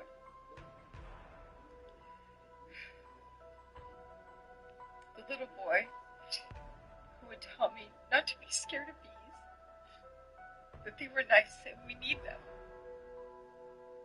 The little boy that loved being on his dad's shoulders.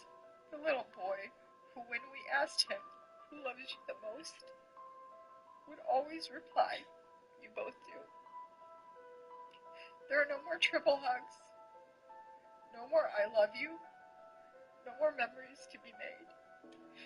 Just emptiness. Eli was a happy 6-year-old boy, our little boy, that we loved so deeply. Hennepin County Attorney Mary Moriarty released a second statement following Julius's sentencing. Quote, "We now have legal closure on this heartbreaking tragedy, but nothing will ever fill the void in the world that Eli left behind. I hope his family can slowly move forward and eventually find some level of peace."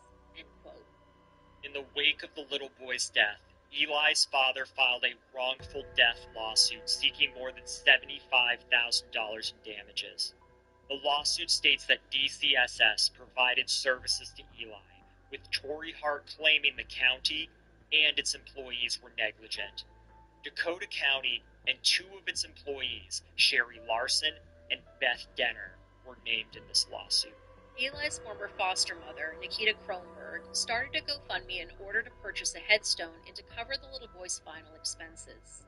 As of the date of this recording, it has raised over $45,000 of its $25,000 goal. A second GoFundMe was started by community members, including Eli's family, to build a permanent memorial for Eli Hart in the city of Mound so he could be remembered, and to raise awareness for children in the foster care system. In addition, funds raised would also benefit a new playground located in Surfside Beach in honor of Eli. The project has currently been put on hold, and as of the date of this recording, has raised just over $32,000 of its $200,000 goal. If you'd like to know more about how you can help, we'll have all of the links below in the description. In addition, the Mound City Council unanimously passed a resolution to rename a portion of a bridge to memorialize Eli. The city said that it would work with Hennepin County to rename a portion of Shoreline Drive that goes over Seton Channel to the Eli Hart Memorial Bridge. Although Eli's community has banded together to flood him and his family with love in his death, why couldn't this have been done when the little boy was still alive? Eli was thriving in foster care and had built a stable relationship with his father and his fiancée. Julius's failure as a mother was documented, and her misdeeds were well known to Dakota County Social Services and its employees. So we ask you, the listener, what should be done in cases where those who are mandated to protect our most vulnerable blatantly abandon their post. Let us know your thoughts in the comment section down below.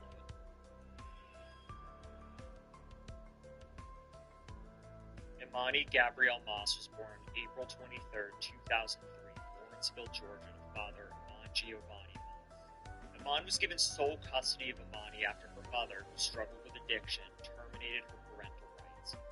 Imani was one of 5 children born to her mother, all of which have since been surrendered.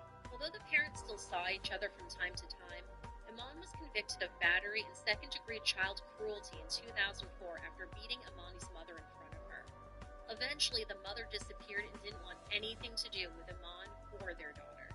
But Iman didn't give up on finding another woman. In 2007, when Imani was around 4 years old, he met preschool teacher Tiffany Brown. The pair were introduced by a mutual friend at the Freedom Christian Church, where Iman took his daughter to worship on Sundays. In 2009, Iman and Tiffany married and had 2 children of their own, named Tristan and Emma. The family first moved into Tiffany's apartment, but would later settle at the Veranda Apartments located on Veranda Chase Drive in Lawrenceville. In March of 2010, Imani, now 6 years old, told a school nurse that she was scared to go home with a bad report card because she was worried her parents would hurt her. The little girl was having difficulty completing her homework assignments, and her teacher made note of this.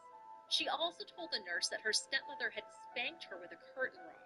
Some sources have indicated it was actually a belt, and that Tiffany had used the buckle end on her. Iman himself has been quoted as saying, quote, "She had whips all up her back, her legs, a belt whip," end quote. After observing multiple scabs, bruises, and welts all over the little girl's body, Imani was taken to police headquarters. At the time of the incident, Iman was at work. He received a call from a detective telling him that he needed to come down to the station due to an emergency with his daughter. While at the station, he learned that his wife had been accused of beating Imani. Tiffany was arrested and charged with first-degree cruelty to a minor after admitting to hitting Imani 3 times for failing to do her homework. She pled guilty and was sentenced to 5 years of probation as part of Georgia's first offender program, which was later dismissed after the couple completed parenting and anger management classes. After the March 2010 beating incident and Tiffany's subsequent legal woes, Imani was removed from her father and stepmother's home. The little girl was placed in the care of her paternal grandmother, Robin MacArthur Moss. During the 6 months that Imani lived with Robin, her performance at school improved. We'll get into the rest of the story in just 1 minute. Please stay with us for the following ad. It not only supports the show, but it helps us support local charities in Greenville. This week's episode has been brought to you by Morgan & Morgan, America's largest injury law firm with over 800 attorneys operating in 49 states. Injured and don't know where to start? With Morgan & Morgan, it's so easy. There's no need for you to visit law offices and sit through timely consultations. In 8 clicks or less, you can submit a claim to Morgan & Morgan without ever having to leave your couch. You can submit your case details, sign contracts, upload documents and medical records all from your cell phone. And you can even text your attorney and legal team throughout the duration of your case. Best of all, you only pay if they win. If you don't win your case, you pay nothing. All calls, meetings, texts, time, and effort put into your case is completely free of charge. If you're ever injured in an accident, you can check out Morgan & Morgan. For more information, go to forthepeople.com/themiserymachine or dial #LAW. That's pound 529 from your cell phone. Thanks, and back to the episode. After the completion of his parenting classes, Iman wanted his daughter back. Robin fought to retain custody of her granddaughter, but Iman refused to allow it out of spite. He stated, quote, "In my pride, I was trying to prove something to my mom, that I can do it, and I said no." Even though Imani was flourishing in her grandmother's home, the Georgia Division of Family and Children's Services returned her to Iman and Tiffany in the fall of 2010. Due to her arrest, Tiffany lost her job as a preschool teacher and never went back to work outside of the home. Instead, she became a full-time stay-at-home mother to her stepdaughter and 2 other kids. Tiffany had a degree in childcare, and she harbored resentment towards Imani because due to the nature of her arrest, she could never work with kids again. During this time, Iman worked 2 jobs to support his growing family. Monday through Friday, he would work from 6:30 a.m. to 3:30 p.m. at his first job at KGP Services, and then would work a second job at Averett Express from 6 p.m. to typically 1:30 a.m. the following week. After his commute, Amon barely had any time left to sleep or take part in his family life. On average, he'd have only around 3 to 4 hours to rest, so he would only see his family in passing. In July of 2012, Monty tried to run away from home twice. In one case, she went to the apartment office and told them that she wanted to run away because Tiffany had tied her up with a belt and placed her in a cold shower. The police responded and were told by Tiffany that Amani was lying. Because there was not enough evidence to charge anyone, no action was taken. That same month, Amani ran away and was found sleeping in the bushes of a nearby apartment complex by a police officer. Amani told the officer she had run away because her stepmother was mean to her. The cop then decided to report the event to Georgia DFCS and filed runaway and curfew violation charges against Amani to ensure that she would see a juvenile court judge. It is unclear, however, whether or not this cop followed through with this. It should be noted that there hasn't been any evidence presented that indicated that Tiffany harmed her biological son or daughter. All of her ire was directed at little Amani. This is known as the Cinderella effect. In evolutionary psychology, the Cinderella effect is the phenomenon of mistreatment by step-parents being more likely than those of biological parents. It takes its name from the fairy tale character Cinderella, who was mistreated by her stepsisters and stepmother. Evolutionary psychologists describe the effect as a byproduct of a bias towards biological children and a conflict between reproductive partners investing in young that are unrelated to one partner. If you've been listening to our channel for any length of time, you would recognize this as an ongoing pattern of behavior in some of our cases involving step-parents. This phenomenon is not only seen in humans, but in the animal world as well. For example, when a male lion enters a pride, it is not uncommon for him to kill the cubs fathered by other males. Since the pride can only provide support for a limited number of cubs, the killing of the cubs in competition with a new male's potential offspring increases the chances of his cubs surviving to maturity. On Mother's Day of 2013, the Moss family visited grandmother Robin at the home of Amon's sister, Sharonice Rich. Robin had been living with her daughter at the time, and when she saw Amani, she knew immediately that something was not right. Amani was thin, and according to Robin, you could see bones protruding from her shoulders and her arms. Her once long hair, that was often tied up in adorable pigtail braids and twists, had been cut off. Robin asked Tiffany why she went and cut her granddaughter's hair off, to which Tiffany replied, "If you act ugly, you should look ugly." This was the last time that Robin saw her granddaughter. In the summer of 2013, Amani's school was notified that she would not be returning. Instead, Tiffany planned to homeschool her stepdaughter. Now, as we've seen in previous cases such as Adrian Jones and Dakota Collins, this never bodes well for the kids involved. Amani's aunt Sharonice objected to the idea and called the Georgia DFCS asking them to intervene. Sadly, they declined to do so. On August 6, 2013, the agency received an anonymous tip that Amani was being neglected by her father and stepmother and that she appeared to be thin.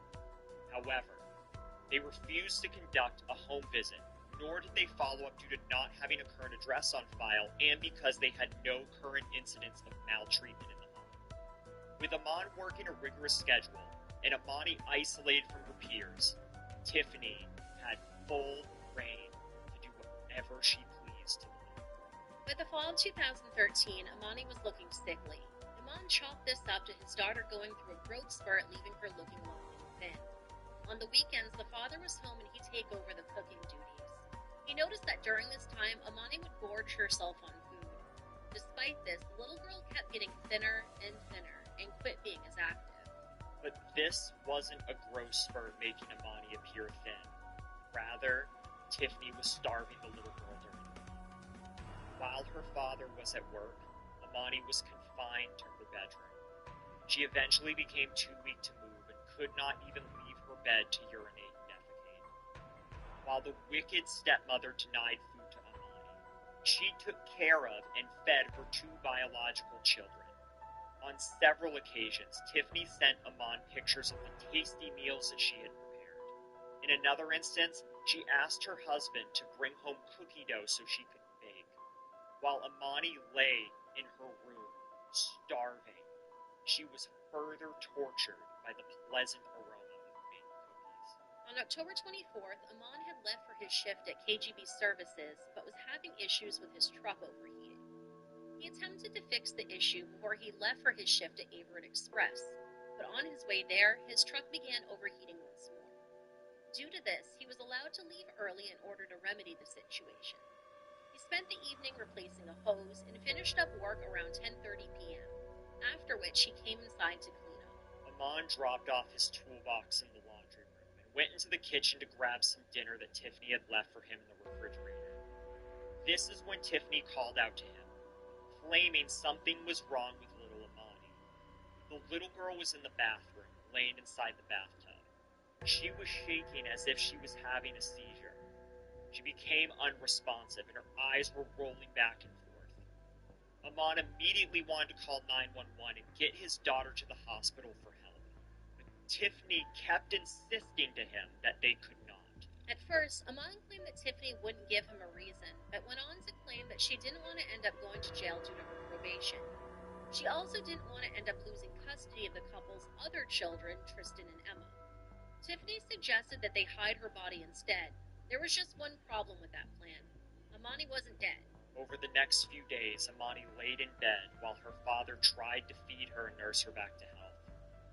But it was to no avail. After 4 days of languishing in her bed, Amani Gabrielle Moss died of starvation on October 28, 2013, just days before Halloween. As Amon was at work, he was notified of his daughter's death over the phone, and he didn't even bother to leave. When he finally came home from work, the family seemed normal. The children were playing and Tiffany was watching TV. Before leaving for his second job, Amon, who claimed to be devastated, spent time with his daughter's body. He said that she was cold to the touch and her essence just wasn't there.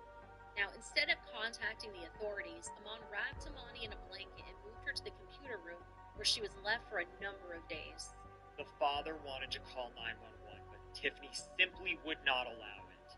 During this time, the father still worked both of his jobs and would visit Amani's body in the computer room to grieve between his shifts. Other than the fact that Amani lay dead in their apartment, the Moss family went back to business as usual, as if she wasn't even there. Around the 30th of October, Amon went to a local Walmart to purchase some supplies, including a metal garbage can, a bag of charcoal briquettes, and some black lawn bags. But Amon and Tiffany weren't preparing for yard work or a barbecue. They were exacting the stepmother's plan to dispose of Amani's body. In the early morning hours of Halloween, Amon retrieved his daughter's remains from the computer room and brought them back to her bedroom.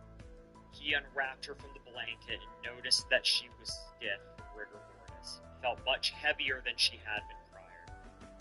Together, the couple wrapped Amani in duct tape, stuffed her body into a yard bag, and her clothes in the blanket into another.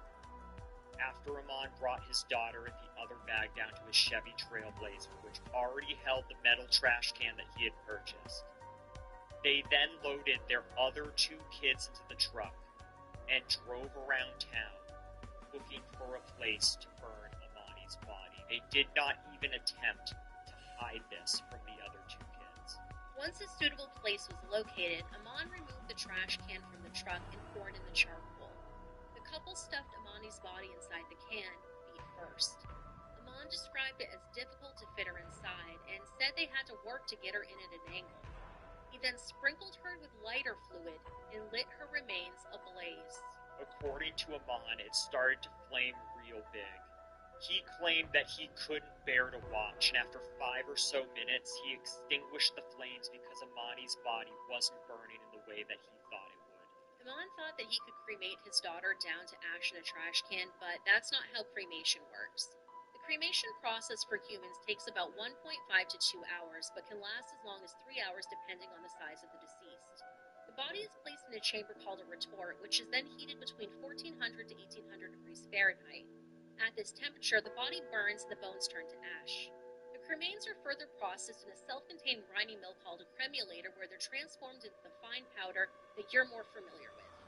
This process, however, cannot be done in a metal trash can with some charcoal.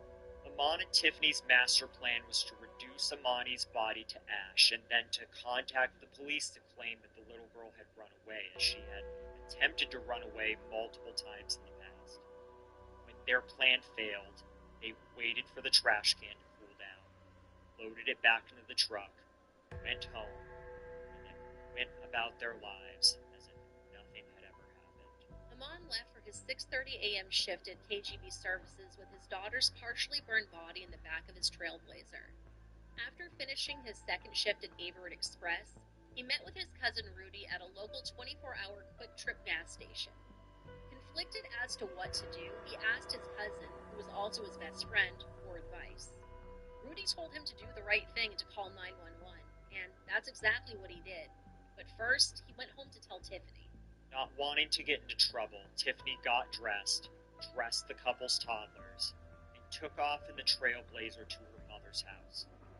According to Amon, she had removed the trash can containing Amani's body from the truck and left it in a grassy area near the parking lot. All alone with his dead daughter, Amon called 911 at around 4 a.m. on November 1st, told the dispatchers he wanted to take his own life. Once the police arrived, Amon tried to convince them that Amani had consumed some chemicals and died.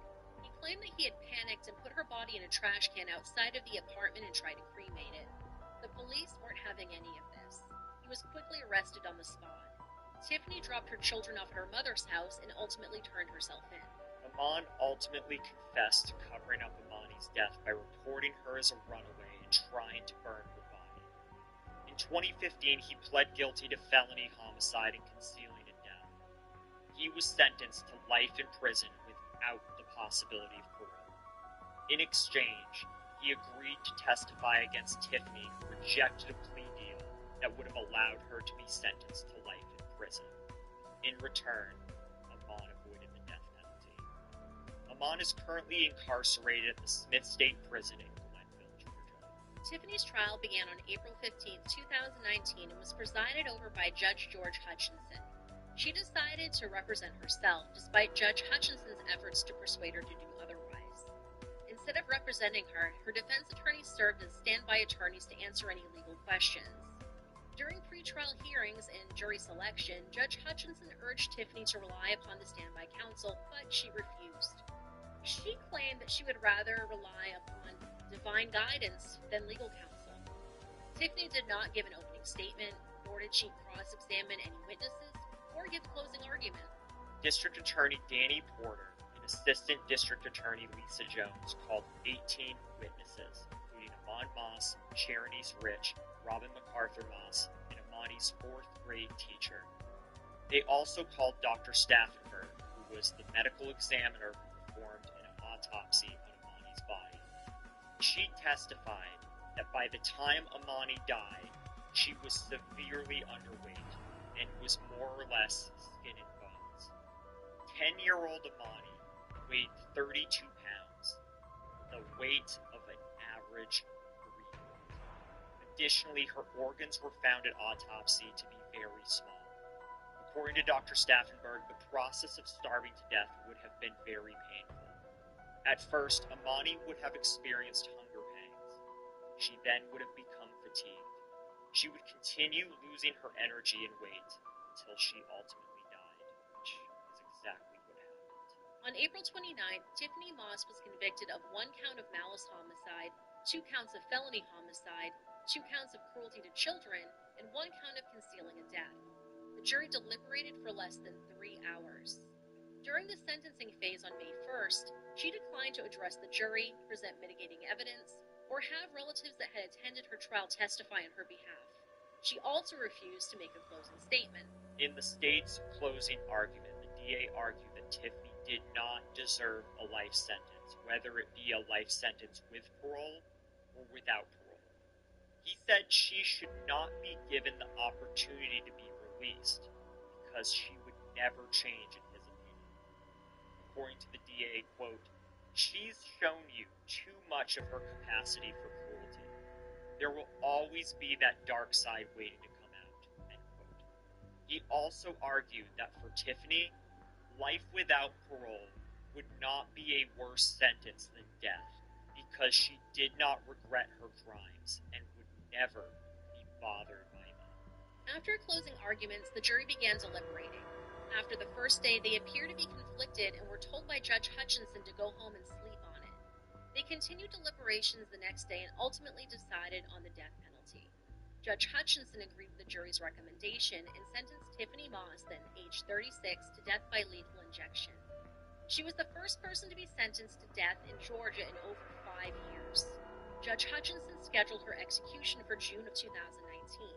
District Attorney Danny Porter said of the death sentence, quote, "There's no joy when a jury imposes a death sentence. But this was one of the worst cases I've ever seen. The first time you look at it, it made you sick. The last time you look at it, it makes you sick." End quote. The execution did not occur in June due to the appeals process, which resulted in an automatic stay of execution being applied. Tiffany is currently being held at the Arendelle State Prison and is Georgia's only female death row inmate. If her sentence is carried out, she will be the third woman in Georgia to be executed since 1945, behind Lena Baker and Kelly Gissendaner.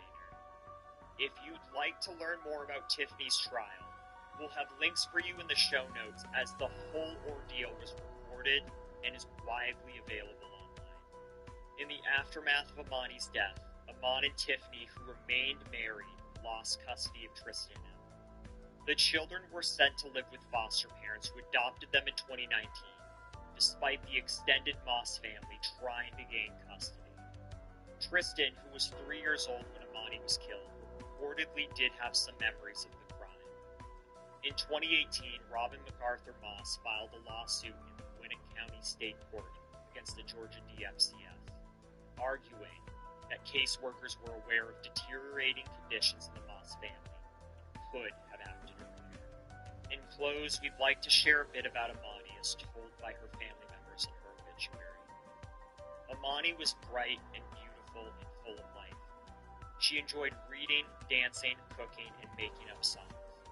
She enjoyed attending church with her grandmother and would be seen preaching to her stuffed bears and dolls. Amani loved school and excelled in all subjects. At the age of 3, she attended the Susan Chambers School of Dance, where she studied ballet. At the age of 5, Amani attended Gwinnett School of Music, where she took guitar lessons. Amani's presence would light up a room, and her spirit would be felt. She was an angel on earth. Amani will be greatly missed, but always remembered.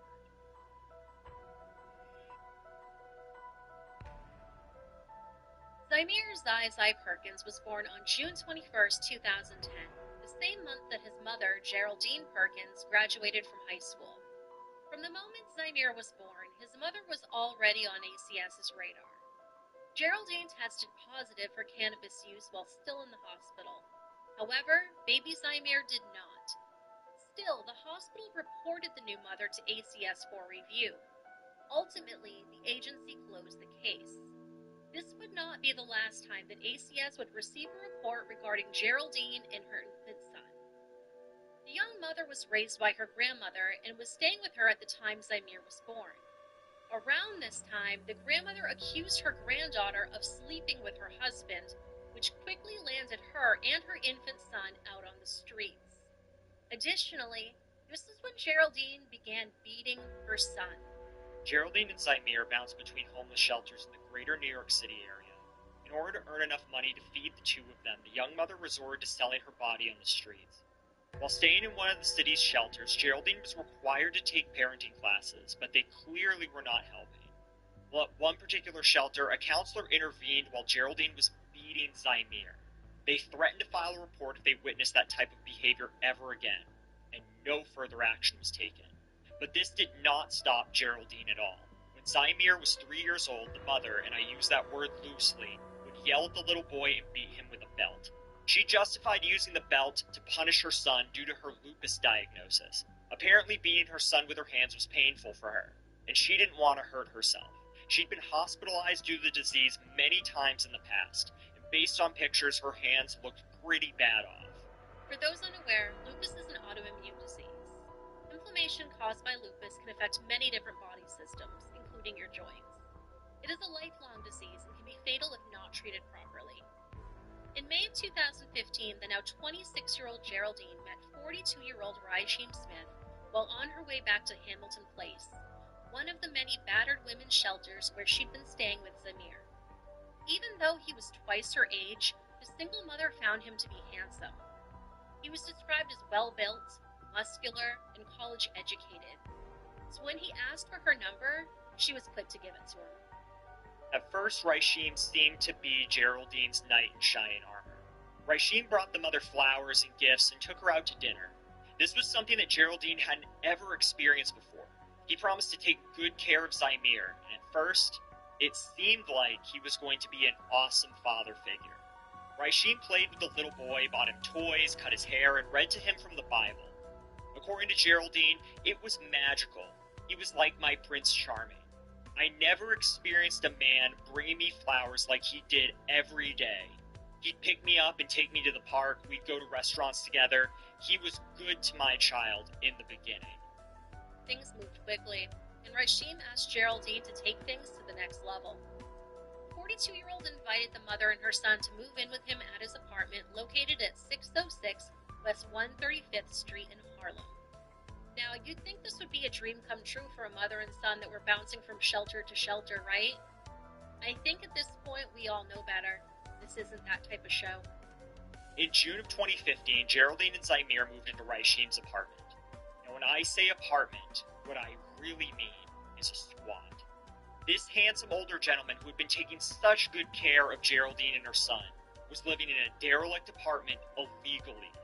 The unit had no electricity whatsoever aside from what Raishim had been funneling via an extension cord from a neighbor's apartment through adjoining windows. But this apartment was bad. The refrigerator was full of decaying food, and the white gas stove was caked in layers upon layers of grime. The dining room table held countless prescription bottles amid a clutter of trash and other debris. The two bedrooms fared no better. Each was filled with piles of trash, dirty clothes, dirty dishes, old food, and broken furniture. The bare mattresses were filthy and filled with the same grime found all over the rest of the apartment. The living room was just as horrendous. The carpet was embedded with feces, along with live maggots. The room housed a white bucket filled with a brown mystery liquid. Instead of curtains, the windows were adorned with dirty blankets and towels. The bathroom was absolutely disgusting, with a scum-filled sink and a bathtub full of mildew and dark black filth. The entire apartment, and probably the entire building, had a severe cockroach infestation. Not only were they trapped in a prison of squalor, but soon after the mother and son moved in, Raishim totally flipped a switch. Geraldine's dream come true quickly became Zamir's worst nightmare. The man who was supposed to look after her son would take his anger out on the boy for even the most minor of infractions, would beat him severely, subject him to forms of torture underneath the guise of punishment. One of Raishim's favorite punishments was to force Zamir, now 5 years old, to stand in the filthy bathtub and take freezing cold showers. Geraldine claimed that in a short time her new boyfriend began to frighten her, but according to her, she did not know how to leave. In June of 2015, an anonymous Good Samaritan filed a complaint with ACS after they witnessed Raishim attacking Zamir in a public park. Now, according to the source, the 5-year-old was hit with excessive force at least 20 times on the butt and legs for not listening at a picnic. His mother was present for the beating and did not intervene. Allegedly, Raishim was beating Zamir so hard that the slaps were audible from a distance. ACS was involved once again on June 30th, 2015, after Raishim caught Zamir drawing on the wall of a friend's apartment with a crayon. As punishment, Raishim beat the little boy with his belt. His screams were so loud they were heard on the sidewalk. Zamir told investigators from ACS that on numerous occasions, His mother's boyfriend beat him with a belt and made him take cold showers as a punishment. ACS offered Geraldine parental services, which she refused. No further action was taken. On July 4th, 2015, Raishim, Geraldine, and Zymir attended a family barbecue. After the little boy pulled up $100 worth of plants from a relative's garden, which Raishim had to replace, Zymir was deprived of food. Apparently, this was a common punishment in the house. When they got home, Raishim forced Zymir to hold a plank position for an extended period of time, and when the little boy's arms ultimately collapsed, he was beaten with a stick, as well as punched and kicked. But Raishim couldn't let the situation with the plants go, so as further punishment, Zymir was forced to stand in a corner overnight, with Geraldine supervising him so that way he could not fall asleep.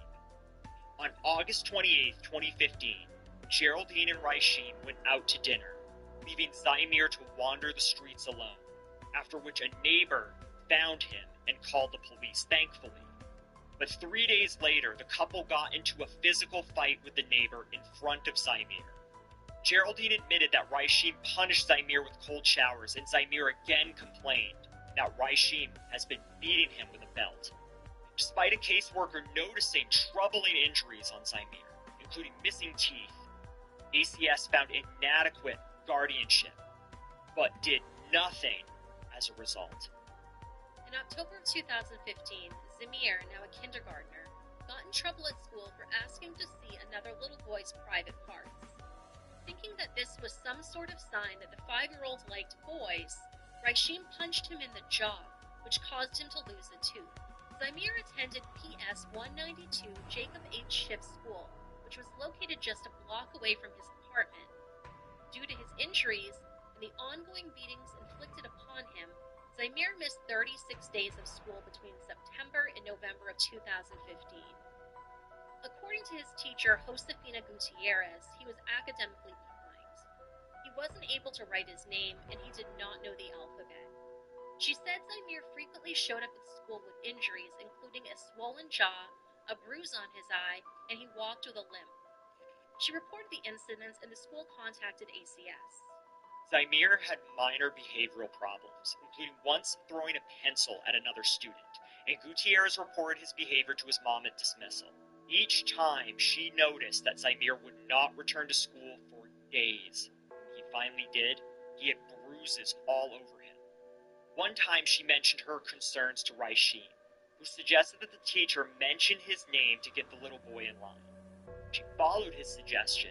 A look of terror in Zymir's eye made her never want to call the home again. She claimed that she stopped calling the little boy's home to report misbehavior because she was afraid if she did, it would lead to Zymir getting beat. According to Geraldine, Zymir would plead with her to leave Raishim. He begged, "Mommy, I want to go home." However, Geraldine ignored her son's pleas because she was in love with Raishim. In some way, she thought he must be right. Zymir was regularly forced to skip meals, take cold showers, hold a plank position for a prolonged period of time, and stand upright all night without sleep. Geraldine did nothing to stop the mistreatment of her son because she admired Raishim's grown kids from Boston who seemed to be successful. She thought the harsh discipline and beatings would make a good man out of her little boy. She too participated in the beatings, using a belt or a broomstick to hit Zymir so it would not hurt her hands. Due to the stress from the beatings and the unsanitary living environment, Zymir frequently soiled his pants and would urinate and defecate on the floor. This would send Raishim into a rage, and the beatings would continue in a vicious cycle. On February 2nd, 2016, Zymir's school reported suspicious injuries over 4 months, including possible broken jaw, scratches near his eye, and a knocked-out tooth. Geraldine blamed each injury on a fall, and per usual, ACS failed to investigate. On April 18, 2016, school staff again reported suspicious bruises and scratches on both of Zymir's legs after the little boy showed up to school limping. Elizabeth Garcia, the school nurse, noted that Zymir's thighs were covered in oval-shaped bruises, the kind that you would get if you were hit with a belt. School administrators escorted Zymir and his mother to the Manhattan Child Advocacy Center, where the little boy was interviewed on camera and explained exactly what happened to him. ACS and the NYPD's instant response team investigated and claimed that Zymir was not in any immediate danger of physical harm. ACS investigated a total of 5 times, and even though they determined some of the complaints to be valid, they still allowed Zymir to stay in his mother's care. So months passed after this. Zymir's 6th birthday came and went, and it was surely not a happy one. Summer arrived, and the beatings continued inside Raishim's dark, roach-infested apartment. This apartment hadn't had proper electricity in over a year, and temperatures in the city sweltered into the high 90s. Without air conditioning, the apartment must have smelled even more horrendous. And after Zymir's kindergarten year, he never returned to school. On September 24, 2016, Zymir was in trouble for something insignificant. As punishment, food and water were withheld from the little boy. Zymir hadn't eaten or drank in 24 hours. Meanwhile, Raishim and Geraldine feasted on Chinese takeout in front of him. He was made to go to sleep alone and hungry on the filthy living room floor. Later that evening, Geraldine claimed to have woken up to the sound of something rustling through the garbage. Thinking that it was a mouse, she got up only to find Zymir picking through the trash, eating whatever food that he could find. After taking the bag away from him, the mother went back to bed. The following morning, Geraldine awoke to Raishim screaming at Zymir, who was standing in the living room wearing only a t-shirt and underwear, both of which were smeared in feces. The little boy had defecated on the floor and was trying to hide it. Apparently, Zymir was too afraid to walk in the dark by himself to the bathroom. This enraged Raishim, who cursed Zymir and jabbed him in the stomach with a broken broomstick. He followed up by beating him from his chest down to his legs, at one point holding him in the air while striking him. Geraldine did nothing, absolutely nothing, to stop this attack. She thought her son was wrong for making a mess on the floor and deserved his punishment. Now at first, Zymir lay shaking and silent while he endured the vicious beating. But soon, he was forced into the bathroom screaming. Raishim forced the little boy under the shower head and turned on the freezing cold water, after which he pulled down the shower curtain rod and began beating him over the head with it. Zymir went limp and silent. At first, Geraldine thought that her son was pretending to be unconscious, because according to her, he'd done so in the past, so Raishim would stop beating him. Raishim finished off his attack by hanging the unconscious 6-year-old on the back of the bathroom door by a hook. He was soaked and covered in blood and feces. When Geraldine attempted to take him down, Raishim threw his lifeless body into one of the bedrooms, where he fell in the crack between the wall and the bed. Geraldine noted that he looked dead. Well, Geraldine, that's because he was. Raishim did what any psychopath would do. He left to get breakfast sandwiches for the couple.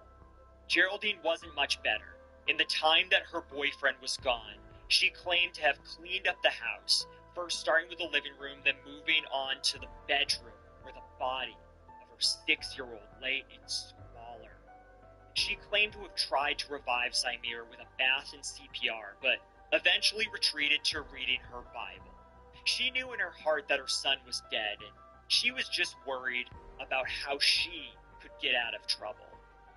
When Raishim finally arrived home, they made plans to dispose of Zymir's body. He told Geraldine to take the boy down the back door, and if anyone asked where she had come from, to lie. He didn't want anyone knowing about his illegal squat. He told her to bring Zymir to the hospital and to claim that he had come down with food poisoning after eating at a homeless shelter. But Geraldine didn't leave immediately. In fact, the timeline of events gets pretty fishy, as you'll soon see. She took some time to put on some makeup and a wig. She claimed that she was very self-conscious and needed to look her best when leaving the house. Finally, she carried the body of her dead son out the back door where a bystander helped her hail a cab to Mount Sinai St. Luke's Hospital. There's actual surveillance footage that's readily available on the internet that shows Geraldine carrying him inside. Upon arrival, Geraldine told staff that he had fallen out of his bed, and according to the staff, Zamir's body was so cold that you could feel the coldness through his clothing, leading them to believe that he hadn't just passed away, that he could have been dead for almost 17 hours. Doctors that examined Zamir's battered and broken body likened his injuries to someone that had been hit by a car. According to New York Chief Medical Examiner Dr. Susan Eli, Zamir endured months of merciless attacks that left him undersized, covered in injuries, suffering from numerous broken ribs. He had multiple bruises, scrapes, and lacerations on the outside of his body. The injuries ranged from his head, base, torso, arms, and legs. She also observed a finger mark bruise pattern around Zamir's neck. His internal injuries were equally extensive, including more than 30 rib fractures. Eli said that he died from fatal CA syndrome, which she described as a culmination of months of neglect and abuse, with the final event being the tipping point. His manner of death was ruled a homicide. Now, Dr. Eli said the most striking observation she made was that he was a very thin little boy, weighing just 35 pounds and standing 3 feet 6 inches tall, the average size of a 4-year-old boy. His stomach contents only contained bile. When Geraldine was questioned about his malnourishment, she claimed that her son was just like her and his biological father, just genetically thin. When asked about her son's injuries, she claimed that the bruises were caused by playing, and she claimed to know nothing of her son's 30 rib fractures that were in different stages of healing. When pressed further, she claimed that her son had never been struck other than spanks. This was, of course, a lie, as Zamir had been beaten with closed fists, feet, a shower curtain rod, a broken broom handle, and had been grabbed by the throat on many occasions. Soon, both Geraldine Perkins and Ryashim Smith were arrested in connection with Zamir's death. After his death, neighbors lit candles and left them on a sidewalk in Harlem, recalling a little boy who often sat on a nearby stoop eating ice cream. According to the city councilman Mark Levine, the community felt a sense of betrayal. Even when neighbors and school personnel did the right thing, they made these reports and they were not heeded. In addition, 2 caseworkers lost their jobs, and several others in the ACS were disciplined. 3 months later, the city's Child Welfare Commissioner, Gladys Carrion, stepped down over long-running concerns about the agency's supervision of vulnerable kids. Losing a child is unbearable, and it's my responsibility, and one that I take seriously. Mayor Bill de Blasio, who said the city missed clear warning signs in Zamir's case, appointed a new commissioner, David Hansel, who ordered a review of ACS. Since then, the agency has taken steps to make investigations more timely and improve preventative services for parents like Geraldine. David Hansel has also created new lines of communication between caseworkers and school officials, and has started using attendance records to spot abuse in young children. School nurses have been trained to photograph injuries. The management of cases has also been tightened at child advocacy centers, like the one where Zamir was interviewed 5 months before he was murdered. Zamir's funeral was held on Friday, October 7th, 2016, at the Church of the Open Door in Brooklyn, New York. The little boy was laid to rest in a white suit and bow tie, in a gold-trimmed, satin-lined white casket. A white veil was draped over the upper opening, and a white teddy bear holding a red heart was propped up by his head. In a eulogy Friday night, Reverend Mark V.C. Taylor urged hundreds of mourners packed to the pews to remember Zamir as a little boy who loved Spider-Man and the Ninja Turtles with a smile that would captivate anyone's heart. The NYPD detectives that were touched by Zamir's case managed to raise $9,000 to pay for his funeral and for his wake. He was later buried in the children's section of the Rosedale Rose Hill Cemetery in Linden, New Jersey. For a time, Zamir did not have a proper headstone. That was until Lane, who runs the blog and podcast Suffer the Little Children, decided to take matters into her own hands. She had been trying unsuccessfully for months to obtain the necessary permission to have one placed. So, on the 5th anniversary of his death, she visited the cemetery and placed a small memorial stone and a superhero flag at Zamir's final resting place. If you haven't checked out Lane's work, I strongly urge you to do so. She's a true advocate for kids who no longer have a voice. Raishim's trial began in December of 2019 and lasted for 4 weeks. As part of her plea bargain, Geraldine spent several consecutive days on the witness stand providing testimony against her former boyfriend. On Wednesday, January 20th, 2020, Raishim Smith was found guilty of second-degree homicide, first and second-degree manslaughter, and 2 counts of endangering the welfare of a minor. He was later sentenced to 25 years to life in prison on Monday, May 17th, 2021. Geraldine pled guilty to second-degree manslaughter. This normally holds a sentence of 2 to 6 years in prison. However, Geraldine's 3 years of time served, waiting for her trial, were taken into account. Also, while being held on Rikers Island, Geraldine claimed that corrections officers set her up for a violent essay by a terrifying inmate named Alexandria James. On September 17, 2020, Geraldine Perkins was paroled from the Bedford Hills Correctional Facility for Women. She essentially served no time at all whatsoever for the death of her beautiful 6-year-old son. Geraldine was born on August 28, 1990. This would make her 32 years old as of the date of this recording. Let's just hope that she doesn't have any more kids while she's still able to, because if this episode is any evidence at all, she clearly does not deserve them.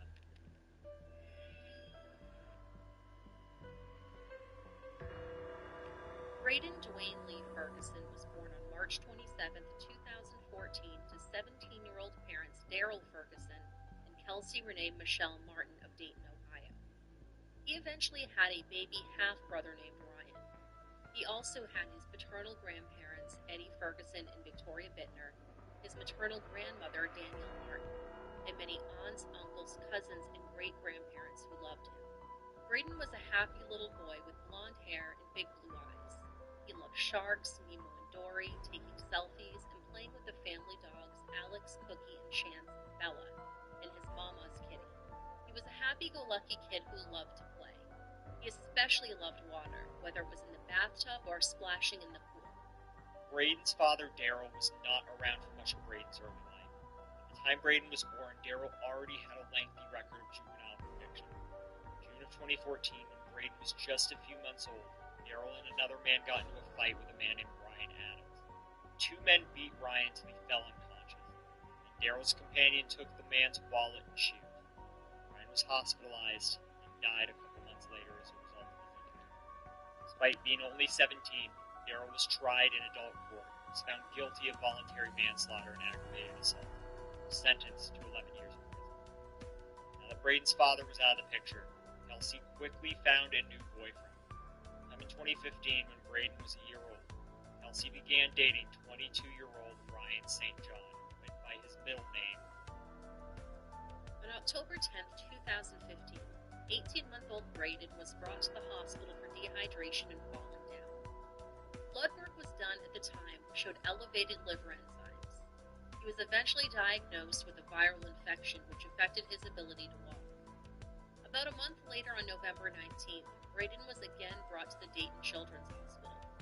This time, he was so badly bruised that the hospital officials contacted the Dayton police, who launched an investigation. Dayton PD officer Brandon Hardy wrote the initial incident report, which said that the child had injuries to the head, neck, leg, and foot, which the medical staff felt was consistent with CA. Dayton PD detective Lindsay Delaney went to the hospital and spoke to Kelsey. They both told the detective that Kelsey was staying the night with them and that Braden's bruises were from falling out of his playpen.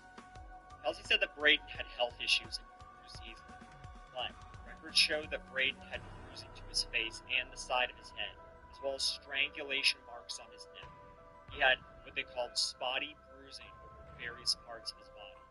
The record stated there was a scab burn on his left third toe, a blister burn on the bottom of his right foot, and a scabbed burn on his left ankle. The child also had a linear abrasion on his right posterior calf and 3 patterned linear scars on his left lateral thigh. The child also had multiple linear abrasions on his face. Police arrested Luke and interviewed him downtown.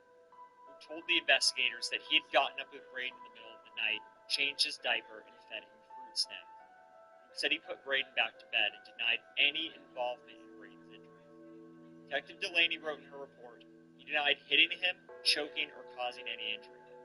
The following day, Montgomery County Assistant Prosecuting Attorney Emily Sluck requested additional information from Detective Delaney, who did not respond to the request. He was released from jail with no charges after 48 hours. Meanwhile, Braden spent 4 days in the hospital, and the Montgomery County Juvenile Court placed him in the custody of Don Patrick, his great-great-aunt. Child Services still had serious concerns about Luke, and on December 9, 2015, a complaint was filed in juvenile court requesting temporary custody. The complaint stated that Detective Delaney reported that there were text messages between Luke and Kelsey discussing ways to cover up the child's injuries and to not take the child to the hospital. The complaint also said that Braden had a busted upper lip and that Luke had a cut on his hand where it looked like he punched Braden in the mouth. Social worker notes also said that Braden had a minimally displaced skull fracture. However, the detective's report on the case did not note any of this information, and records do not show what exactly Detective Delaney or anyone else at the police department did in response to the case. Apparently, on November 30th, 2015, Detective Delaney noted in the police computer report system that she had started an investigation and interviewed people. However, her report did not say who she talked to or what anyone said, just that supplemental reports would follow. When Braden's great-great-aunt Dawn brought him home after that first hospital visit, she said the abuse was obvious. She said he had bruising all over him, his midsection, on his legs. He had 2 skull fractures. We were pretty sure he had liver damage. We were speculating that had been from being hit in the stomach. He had a burn mark on the bottom of his foot. I thought, oh my God, somebody's been beating him. It was apparent. However, Kelsey told Dawn she didn't know how Braden had been injured. The juvenile court seemed to believe that Luke was responsible. And on March 15th, 2016, magistrate's order extended Dawn's custody of Braden. The order noted, the child sustained physical injuries caused by the mother's paramour, and the mother failed to appropriately address the child's mental needs. The order also stated, there shall be no contact with Brian St. John. Even though her child was clearly sustaining heavy abuse before he was even 2 years old, Kelsey stayed in a relationship with Luke, and then she got pregnant with his child. Dawn was appalled. She said, I found out about it and I told the caseworker. She's pregnant. He's the father. If she's not seeing him and she's not supposed to have contact with him, how did she end up pregnant? Dawn remembers that when she said this to the caseworker just looked at her and replied, well, she doesn't look pregnant to me. Caseworker notes from 2016 document face-to-face visits with Braden and Dawn's home in January and March. Those notes indicate that Child Services knew that Kelsey was still seeing Luke. A caseworker note on January 7th, 2016 says, report that Kelsey is still seeing offender. And on March 16th, the caseworker noted that they saw Kelsey's car at Luke's house. Dawn specifically asked the caseworkers to make sure that Luke had no contact with Braden. Dawn said, I knew for a fact Kelsey was still seeing Luke, and that she was currently pregnant, and I said, I know this is bad. Something is going to happen to him. They made it clear to me she wasn't supposed to be in contact with him. On May 9th, 2016, Assistant Prosecuting Attorney Emily Sluck again requested additional information from Detective Delaney. Again, did not respond. On May 12th, the detective created an entry into the police investigative logs, but added no new information. The juvenile court gave custody of Braden back to Kelsey on August 22nd, 2016. The notes regarding Kelsey's reinstated custody said, she completed parenting classes. She has maintained employment and housing. Has attended all of Braden's weekly visitations, with the exception of maybe 2 to 3 visits. She has also attended Braden's therapy and other medical visits, She has shown a willingness to protect her child. Because of all that, Kelsey was able to take custody of Braden again.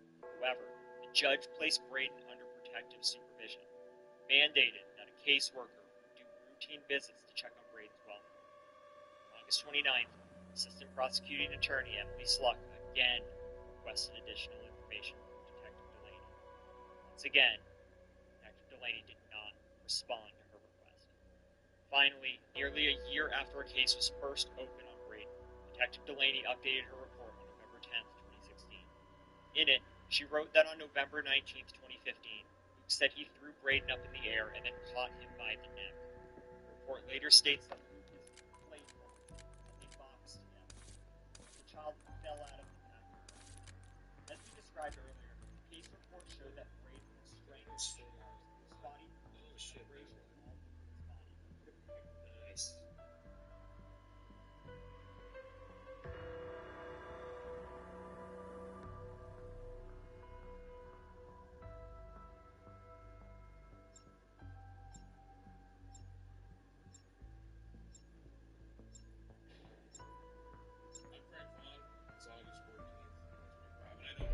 Said I would no problem.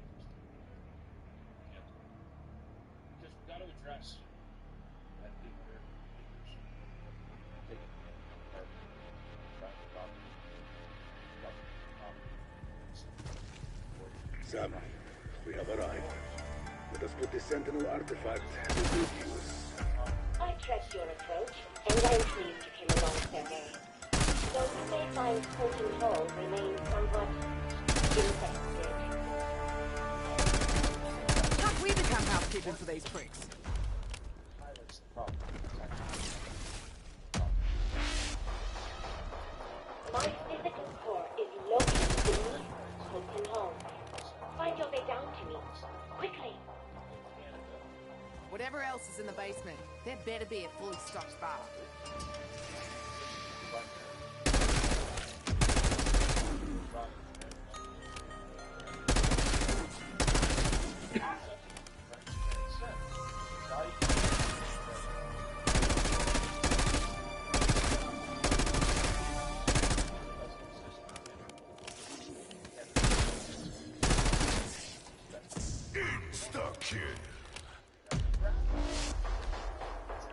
I don't know how, but it feels like this stupid box is smiling at me. I'm just gonna pretend it's a side effect from the walkie sodas. Can we bring that nexus from the doctor? Great! More mystic puzzles, yeah? Fuck me dead.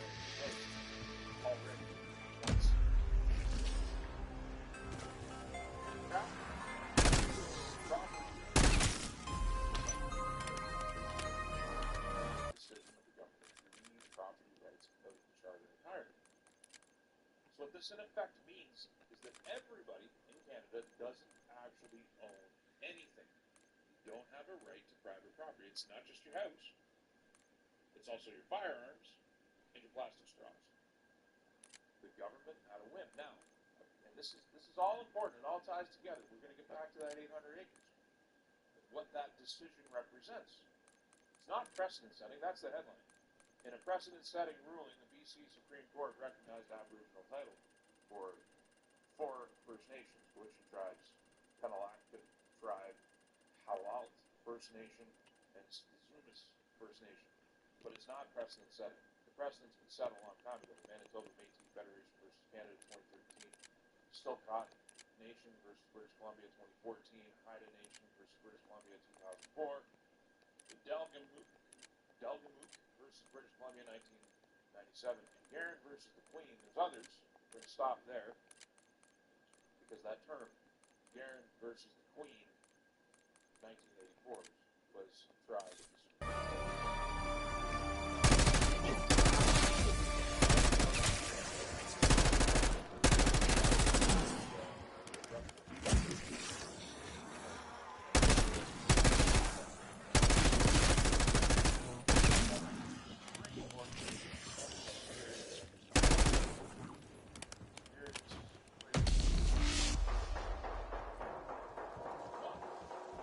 Still haven't wrapped my noggin around what we're using to gas up the Sentinel thing.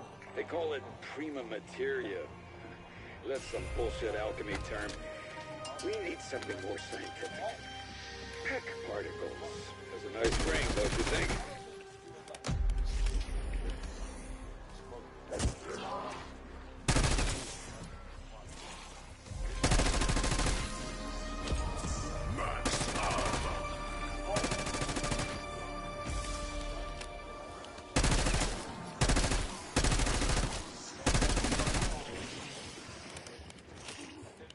It's gonna take everything I have and flip me the bird for my trouble, isn't it?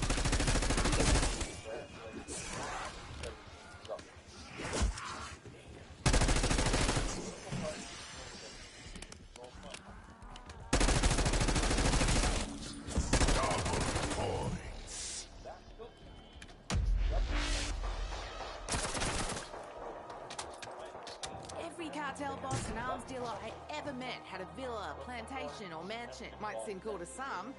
To me, house like this screams trouble. What, the walking corpses weren't enough of a red flag? Tear them to pieces.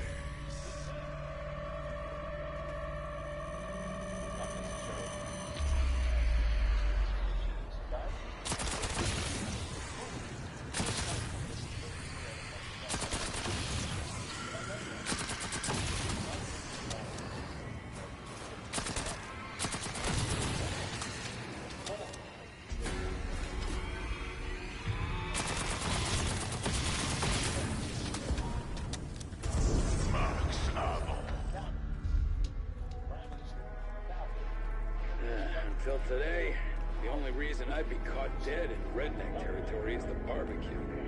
Ugh, stop right there. With all the dead meat around here, you'll put me off pulled pork forever.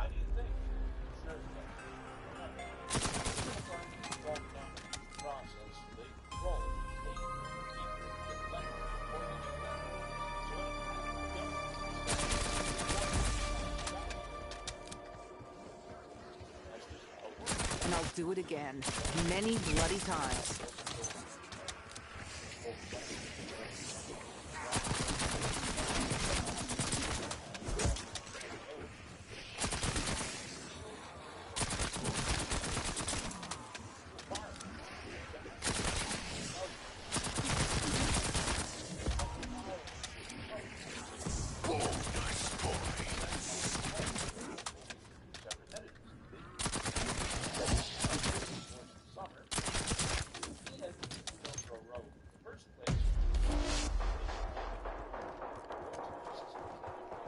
God, this place reeks of rich douchebag. You got a word for that in Russian? We are quite familiar with men who build wealth from the back of the proletariat. Ask Bazaar. You can't. We famously solved that problem.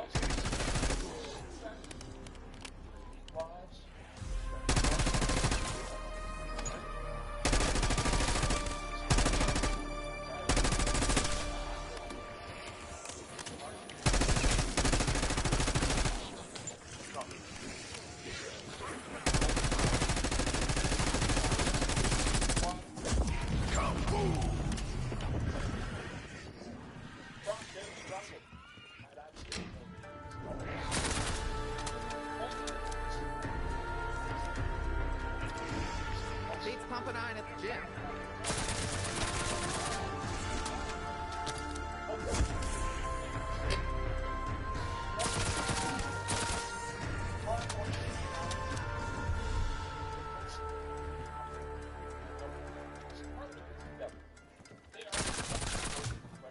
I've spent almost as much time fixing shit as I have killing shit.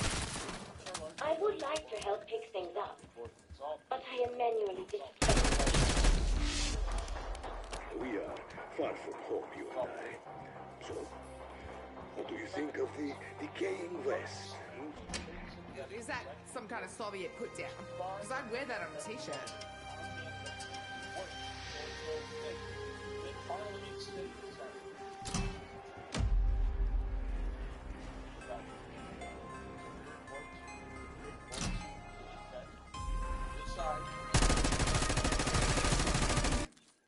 To take 800 acres of private, so-called private land, privately titled land, not privately held, it's not even held, it's titled, it's not owned, private and public land and bestow it on these First Nations.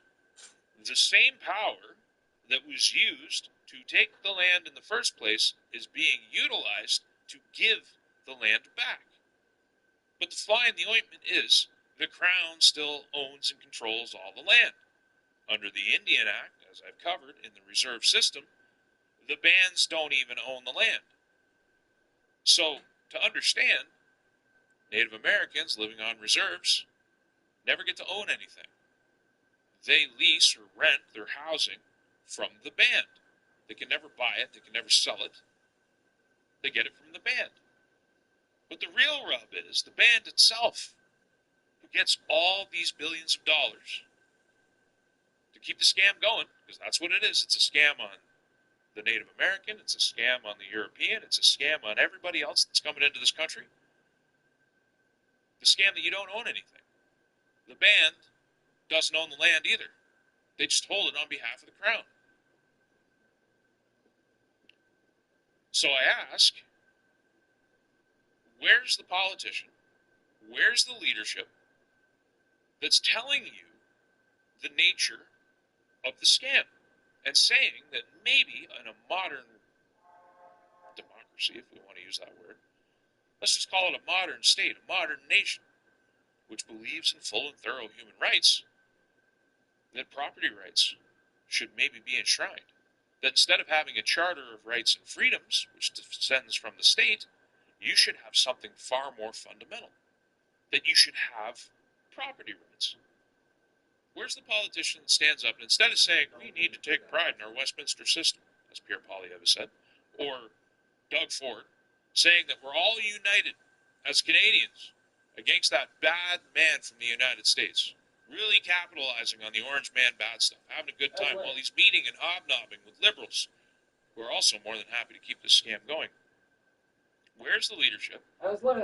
In Western Canada, Scott Moe and Daniel Smith, taking these things that I'm saying here, building them into talking points, and delivering them from the platforms that they possess by merit of their position, and saying, the citizen, not the companies, not the oil, not the energy, not the canola, the citizen. And those things are important too, because that's a whole other dimension. Basically, a canola embargo. We're going to get into that in another video. I really don't want to get distracted here. Where is the leadership saying the citizen has had a bad deal this entire time, and they should be further empowered? That direct democracy might be on the table. Elected Senate. It's difficult. But opening up the Constitution and fixing these fatal flaws with the way that Canada is, or even just creating the understanding among the citizenry that they've been scammed of their human rights. Not a single one wants to talk about it, or even hint at it. So, to kind of tie this all up, this 800 acres, it's just part of a long story. It's just the latest chapter. There's nothing precedent-setting about it. The precedent of Canada is total control by an unaccountable government over everything in your life. And that all you possess, including your bodily autonomy, your right to travel, because we have the whole thing with banning people from walking in the forest. You have the absurd excuse.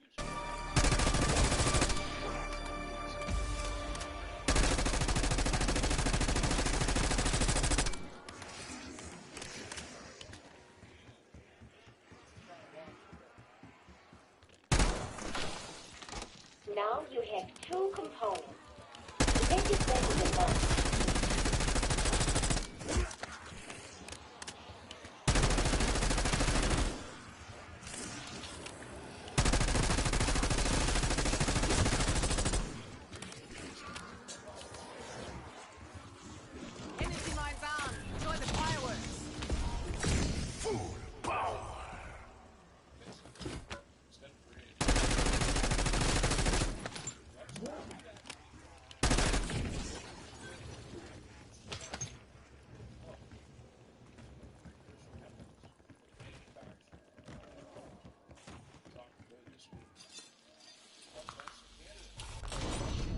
sorted fucked up outboards more times than I can count.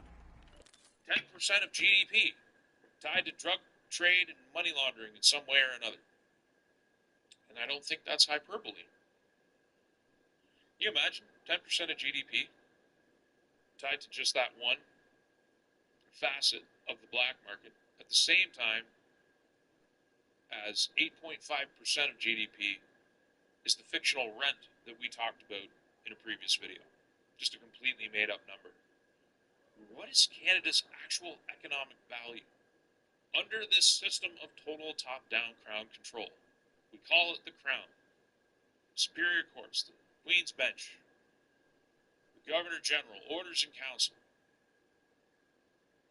But what is the actual power? Because I don't believe it's the King. I don't believe the King thinks about Canada very much at all. I think we have a class of nobility. I think that's demonstrable. If you read Peter C. Newman's books called The Canadian Establishment, and then what is it called?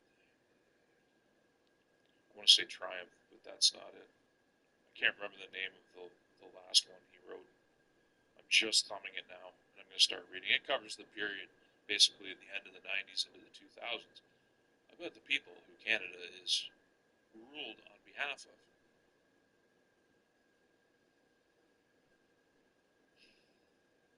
I think it's reasonable to expect that citizens who are so taxed for this top-down control should know the answers to what the country's actually worth, should have fundamental human rights that the state can't so easily take away.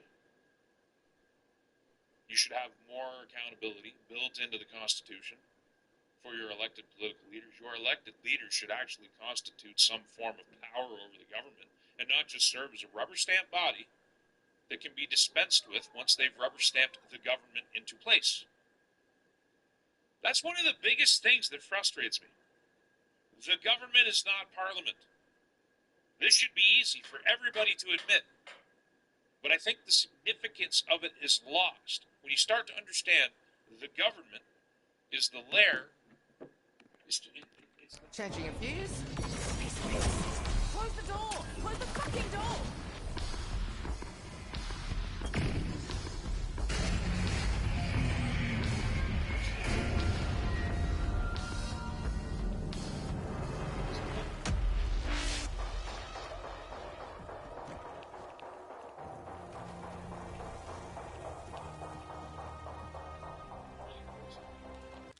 First time to take 800 acres of privately held and publicly held land and bestow it.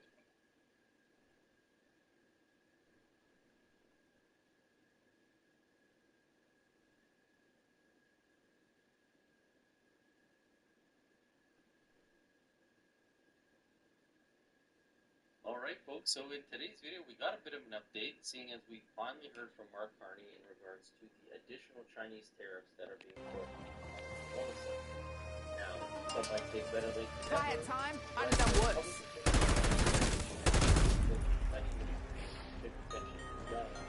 Carney. On top of that, we also have the Coke struggle.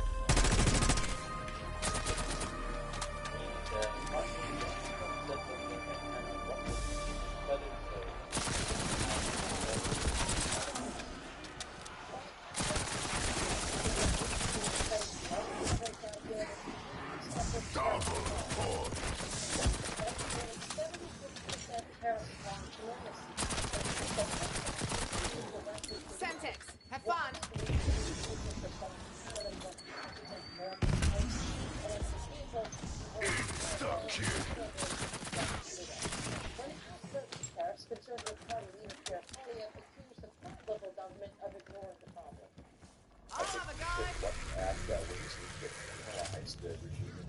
Greetings and salutations. So far, Mark Carney has said about Won't find this in the sunny store. I had my team check his Twitter account. He hasn't tweeted a single thing about canola. Yet, he's been able to tweet about International Cat Day. So isn't that nice? In the hours since Poilievre spoke this morning, the Prime Minister did post about the canola tariffs.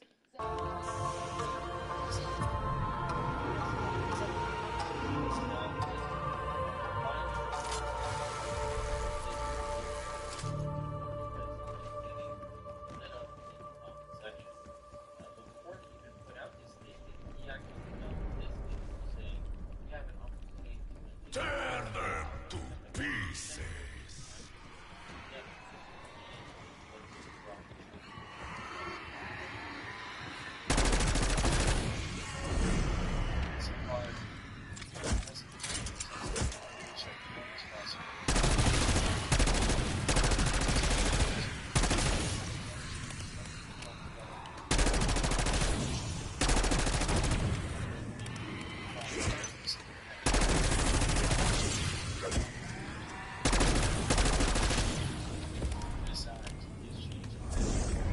Skies are clear. Should you require a hasty exit, I would be happy to pilot the operation. You see a new project from asking the question why to asking the question how. To that concept of how we build is building a true partnership. So that's why we're doing this.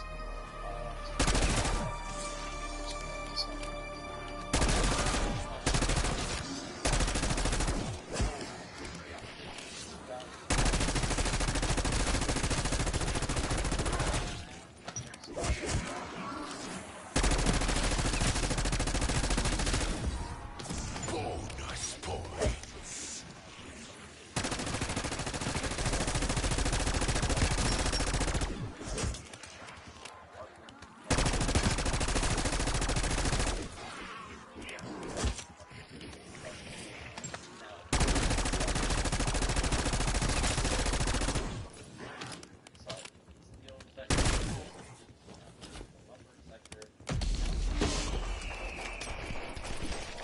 If I didn't love talking shit so much, I'd cut my tongue out before I drank another one of these.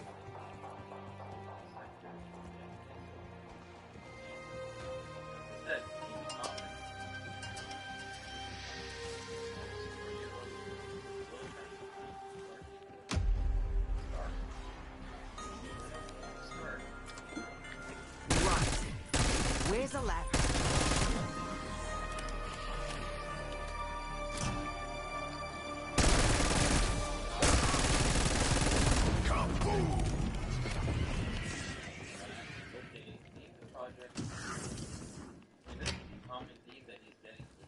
Exfil is delayed. I will conduct a psychic system inspection.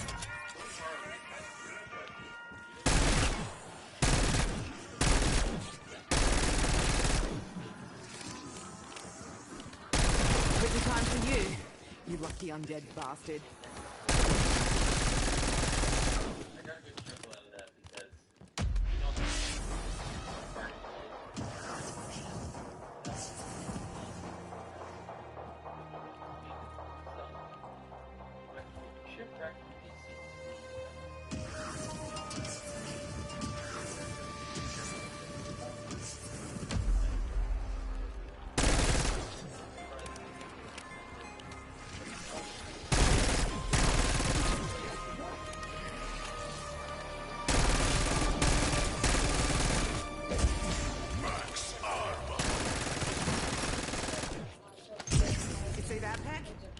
You get off your ass and give it a go.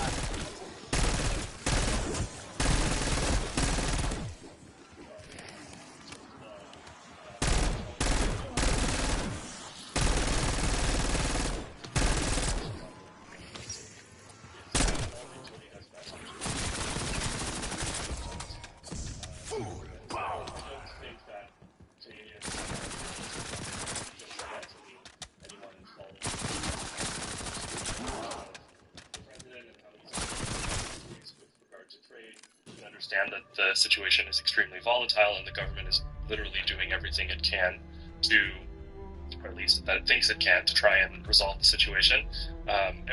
Many other countries, pretty much every other country is in a similar situation as us, and of course we're more exposed than others. So I don't think that this tone is people are going to buy what he's saying. That said, he does have to provide an alternative, where he has to talk about the issue, and I think he can do so in a probably more constructive way. Obviously, the announcement by China is another huge problem for the government, and something that they have to resolve, but it's a lot more complex, I think, than what he's laying out. Now, before we get into the other two panelists, I would like to respond to two things that he said. One, him talking about Pierre's back to his old tricks, or his old habits, and to some degree he is correct, but that is also the job of the opposition, is to critique the government when it needs to be critiqued. Pierre's not out here just attacking Carney for the sake of attacking him. He's laying out concrete examples of things that Carney has said he's going to do, and has yet to do them. Him pointing out that Carney still hadn't responded to the canola issue, or the announcement of Chinese tariffs being implemented, is a fact. It's not him getting a gotcha on him. It's a fact. Carney waited until after the tariffs were implemented, or the day of them being implemented, to finally say something. That's not right. That's not him. He's saying the government's doing everything that they can to deal with Trump. I understand. I agree. Trump is hard to deal with. But waiting till the very last minute, or not actually even doing anything to maybe see if you can get some relief, that's not how it works. But, as I said, the Conservative and the NDP representative were basically on the same page. Fair in one sense, but there's a flip side of the same coin, right? Which is, we do have regional economies in this country, and a lot of Canadians are very provincial, small p provincial, in the way in which they view the country, and then they do comparison analysis of how different parts of the country are treated relative to others. The Prime Minister was very quick to go to auto plants in Ontario and to show solidarity with them. He was very quick to go to Quebec steel and aluminum industries and to meet with workers who are going to be impacted by the unfair 232 tariffs that are happening in the United States.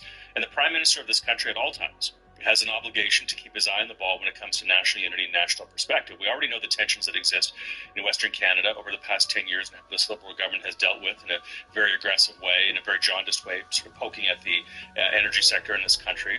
And Scott Moe, I think, has been helpful. He's actually been one of the voices who's been helpful to Prime Minister Carney in the past. So I think people who are in these regions and who are in these industries who are affected by this, they look to how the government is going to treat other industries in other regions, and they want some equal treatment. They want some sense of balance, not only rhetorically, but in terms of substance. And it's a genuine public policy problem for the Prime Minister, because we don't have an endless, bottomless pit of money. This chatter about a $60, $70, $80 billion deficit in the budget this fall is not sustainable. We can't subsidize every industry who's being hit unfairly. We have to come up with better public policy tools to make sure we create Canadian jobs through world sales. So it's a very tough policy analysis, but Pierre Poilievre's criticism should be seen as more of a warning shot to the Prime Minister about his obligations to national unity, and I think he'll heed that warning. Now, James just hit so many nails on the head, because, as I mentioned, we can't keep subsidizing all of these places, especially with the deficit rising. We can't just keep saying, oh, don't worry about us getting hit by tariffs from this sector, we'll just subsidize it. It's not possible. But two, he mentions Carney has made this to be a choice. He chose to go to Ontario when the auto sector was getting hit. He chose to go to Quebec when the steel and aluminum sectors were being hit at first.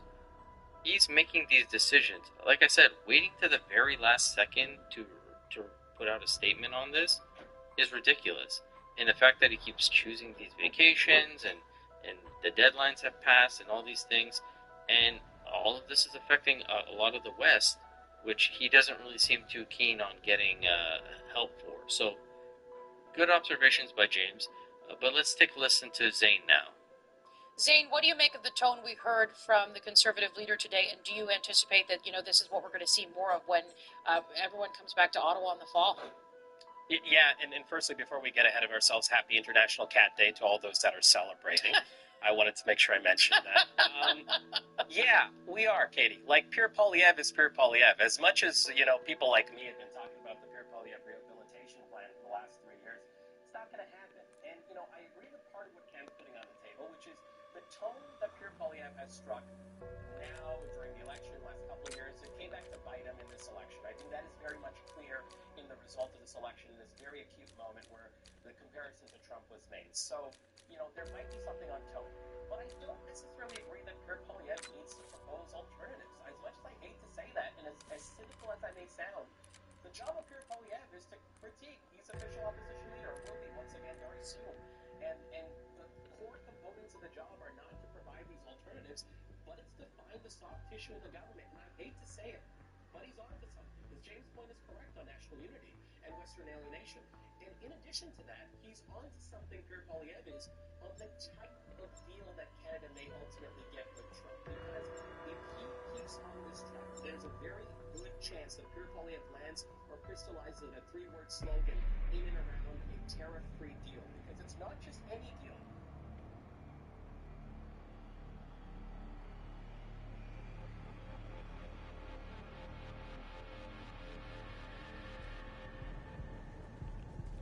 What a relief. You're alive and well. Poor me, I could not arrange a more welcoming reception. Yep, this place is a real fixer-upper. Nighty-night this time, Scooby Bogan.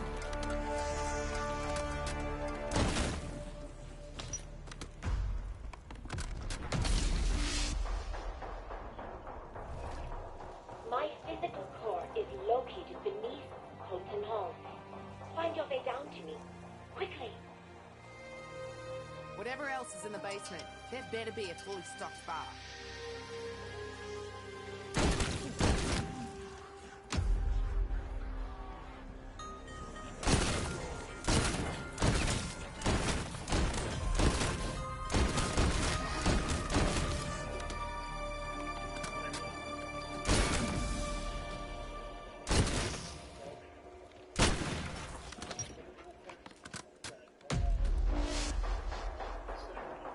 Everything is ready, but there is more work to do to empower the Sentinel artifact.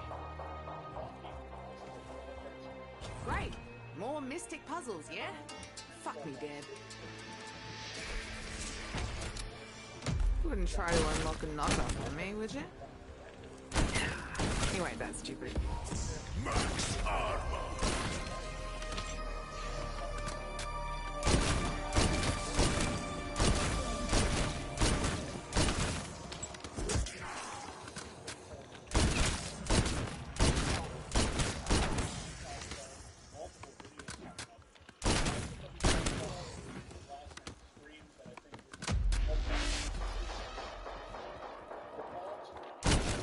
Still haven't wrapped my noggin around what we're using to gas up the Sentinel thing.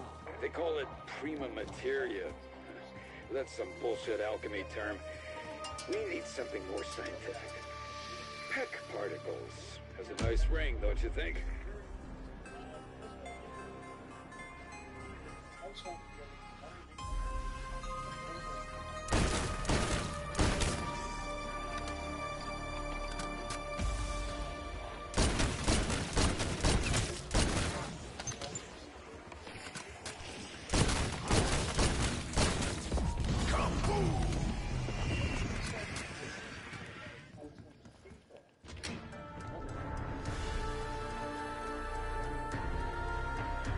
Every cartel boss and arms dealer I ever met had a villa, plantation, or mansion. Might seem cool to some.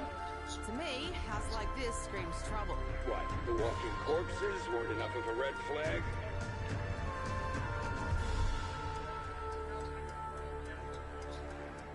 I saw people. Never saw this article. Yes, it is.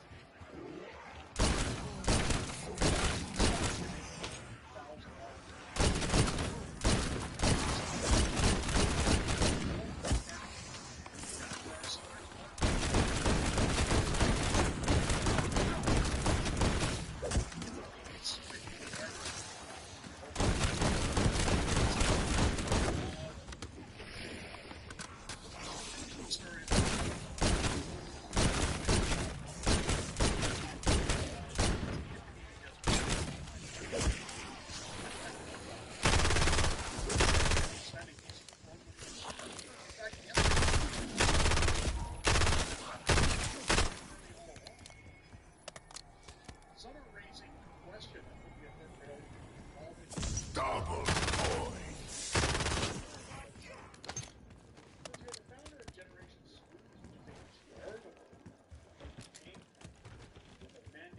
You're anything but an improvement. Change up with this. retirement benefit and the cost of living is expected to soar over the coming decades. So no need to go all over spending gets paid. Meh, there's so much going on up there anyway.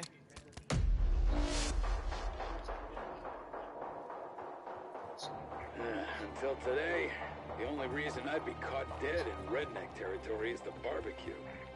Ugh, stop right there. With all the dead meat around here, you'll probably That have cool pork this is forever. one of the things that's going to plague Mark Carney. Hello? Hey.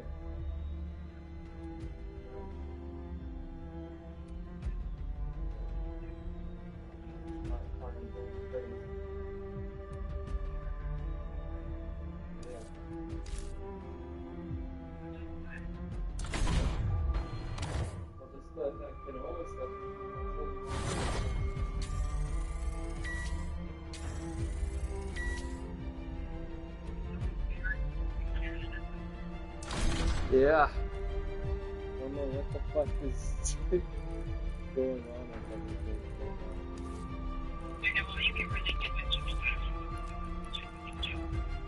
Yeah, especially since our elections are so obviously rigged. It's just crazy if people go along with it.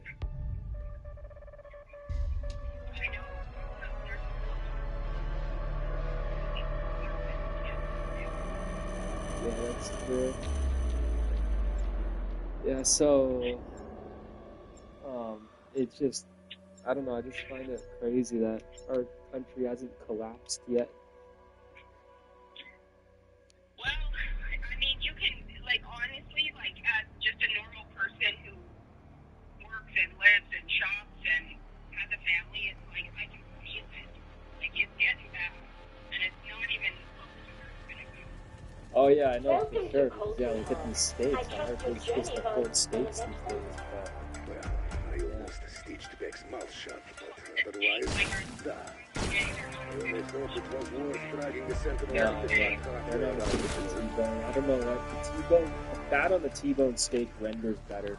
These ones I have to make well done. If I cook them well done, they're pretty good with that barbecue sauce you got. But I don't like to cook these ones medium because they have fat all through the middle and stuff. And if they're like medium, fat is just like super chewy. You'll just get like random. You'll just get random pieces that are super chewy, and it takes like 1 to 2 minutes of chewing just to swallow inside. I hate those pieces, but if you make it well done, then yeah. But like with T-bones, I don't have that problem if I do them medium. That's why I like the T-bones, because I can cook them medium, and they're not like super fatty like that.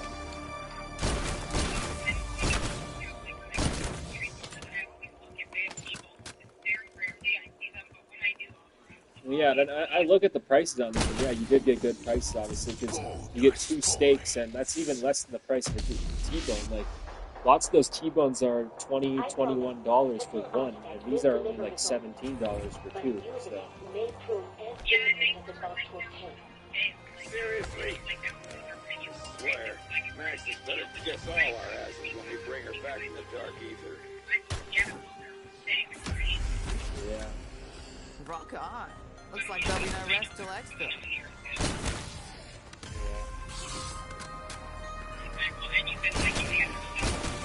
Yeah.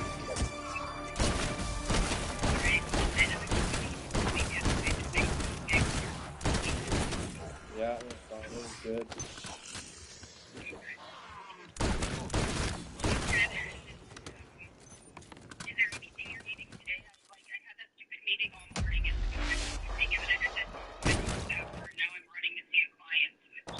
Still haven't wrapped my noggin around what we're using to gas up the Sentinel thingy. They call it prima materia. Just really That's some bullshit alchemy like, term. The money We need something more scientific.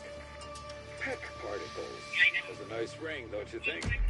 Because I wanna go like start another life in the Philippines and start like Philippines or Thailand and start a family or something. I gotta wait years and years and years and fucking start a family.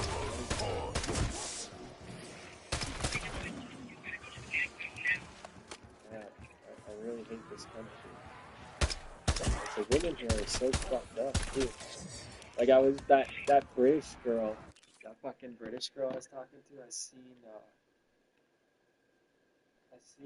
she so it goes back to the House of posted, or like she reposted a thing giving like Gen Z men is like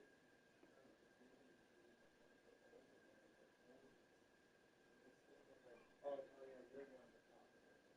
You're on a fucking thing or fuck off and leave me alone because I called one of your 10-years that wrong. So you're the one to talk about it.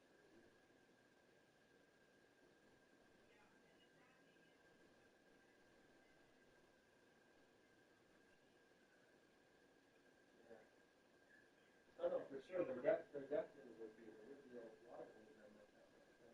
But the funny thing about it is, what's she gonna do? Is she gonna have a family with him? Probably not. You know what I mean? Like, you know, like there's all these things that are like, even if he does start a family, he's not like fucking 19 years old or 20. He started a family when he was 30 years old. He's not even married. So by the time your kid is 18, you're spending 30 years with your husband and your boyfriend. Yeah. Meanwhile, if you were to have a kid, start a family with you, it's more like, you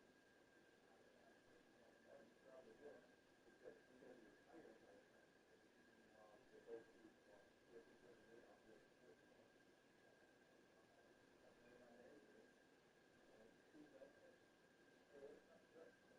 That'll never work out long term.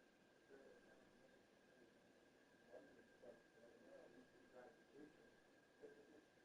another ironic thing about Gen Z. Gen Z is big grumpy, gratification.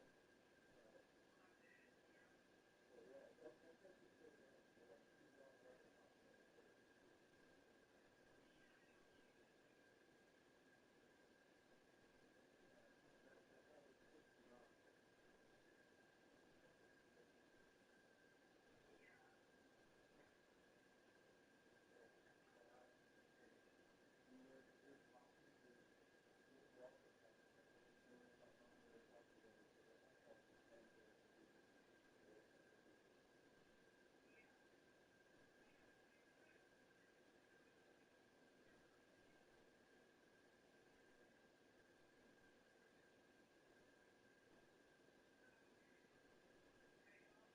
This is what I'm talking about in this fucking society. Like, you want to really get the fuck out of this? Like, I know she's from the UK, but it's all the same. It's all this corrupted ass, feminist, nasty ass society. Where it's okay to be a whore. It's okay to be a feminist. It's okay to do all this fucking disgusting shit.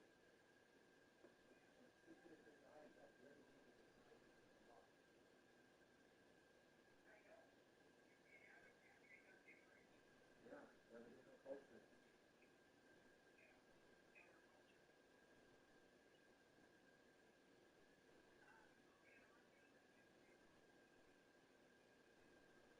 Yeah, I'll probably be sleeping.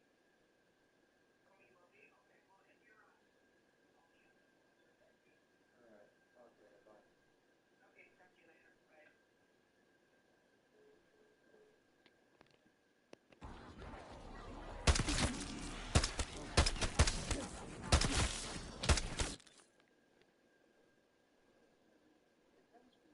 Waste. It comes. Fuck off. Donald Trump just died.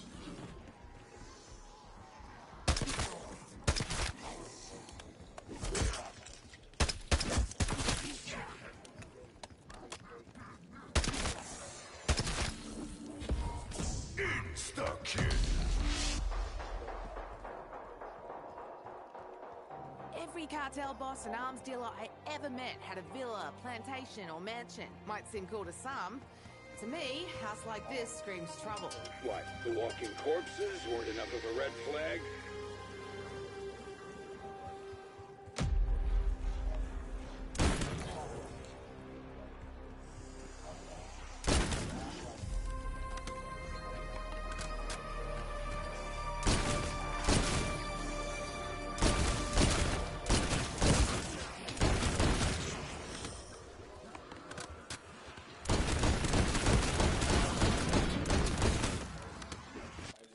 jumper emblazoned with CCCP. Lavrov showed up in Alaska wearing a USSR sweatshirt, very reassuring to at least 14 of Russia's neighbors. That's sarcastic, of course. Watch as Russia's foreign minister enters, mocking Donald Trump and the United States. Let's play this clip. Сергей Викторович, а вы первый раз на Аляске? Извините, скажите, пожалуйста, первый? Вам нравится? Donald Trump's response is high stakes, exclamation point, exclamation point. And by the way, who else wore CCCP shirts before like that? Oh yes, it is J.D. Vance, who previously wore it. Can you imagine what would have happened if former Vice President Kamala Harris was seen in photos wearing that the way J.D. Vance did in his past? Donald Trump is also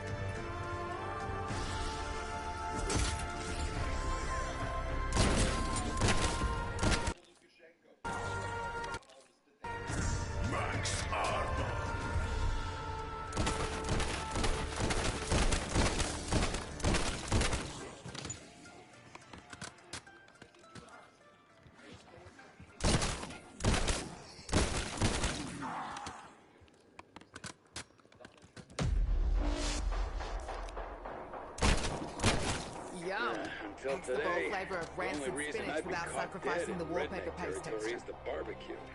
Ugh, stop right there. With all the dead meat around here, you'll put me off pulled pork forever.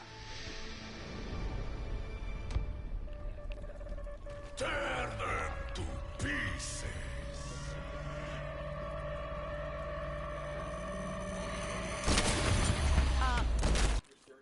Are you breaking up with me?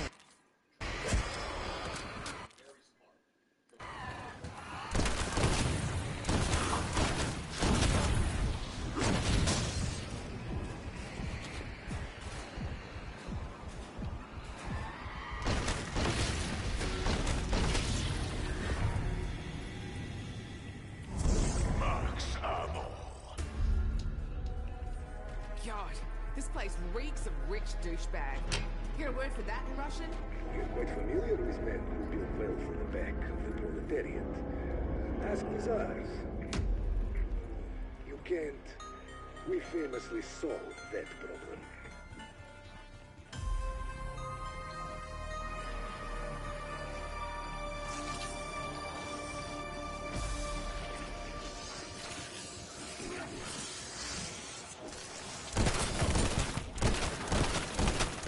Fun if there were lollies inside once in a while.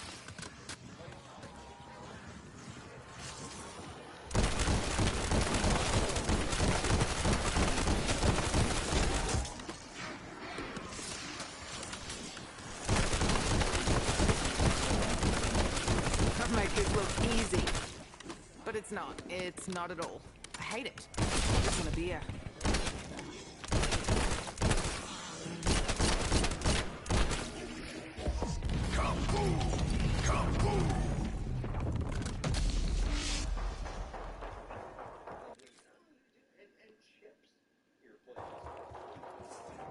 We are far from home, you and I. So, what do you think of the decaying West? Is that some kind of Soviet put-down? Because I'd wear that on a t-shirt. I'd give Weaver's left nut to get that fucking elevator working. See a penny, pick it up. All day long you'll have a penny.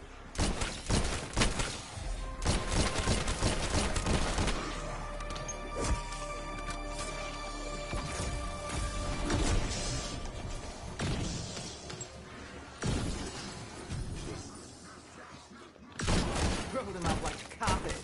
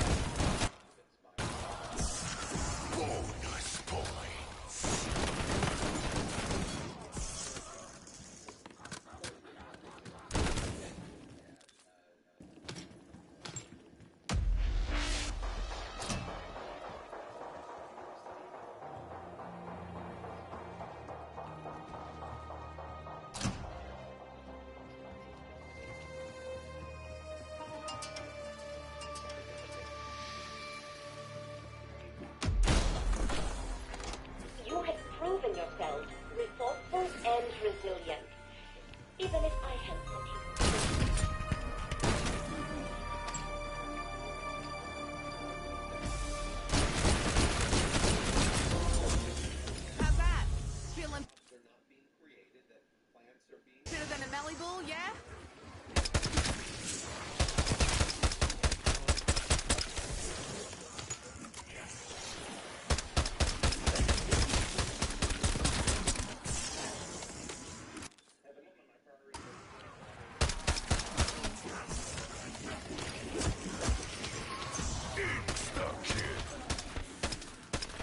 You like that? I know, I sure as fuck did.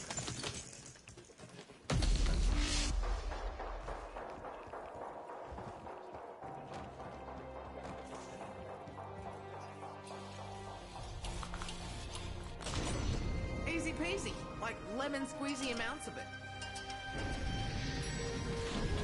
Close the door! Close the fucking door!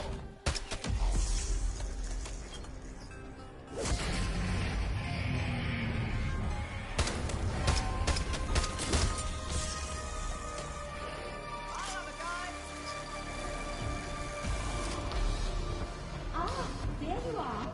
It is so nice to meet you face to face, Claire. Dad took a sharky enough to know you fuckers are about.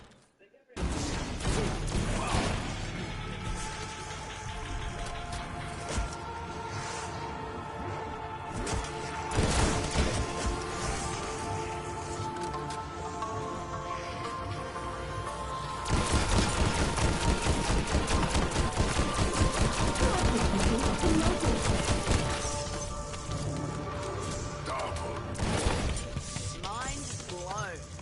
Or in your case, shattered. With your name on it if you want it.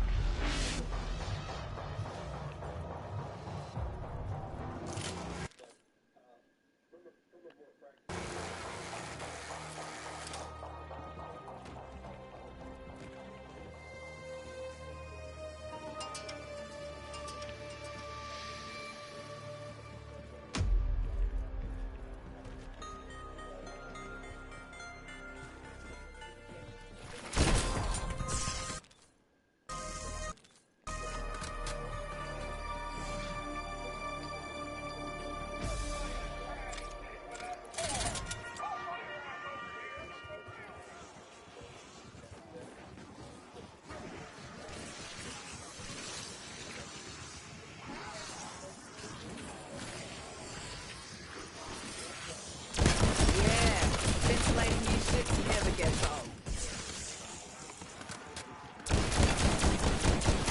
Who's in the biz? Got plenty more where that came from. Max armor.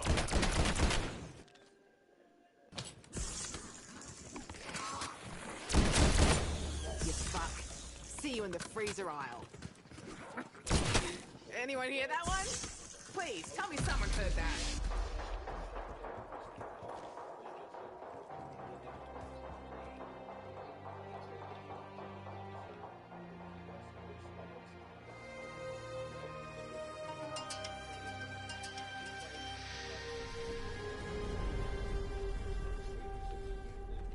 Tear them to pieces.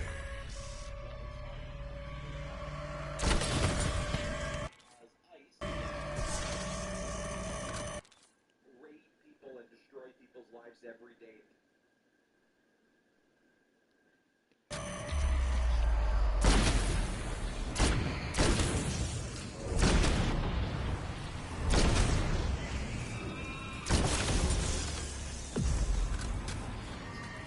This is Charles. We are assessing a possible fuel leak. Please stand by. Did I sound like a punch?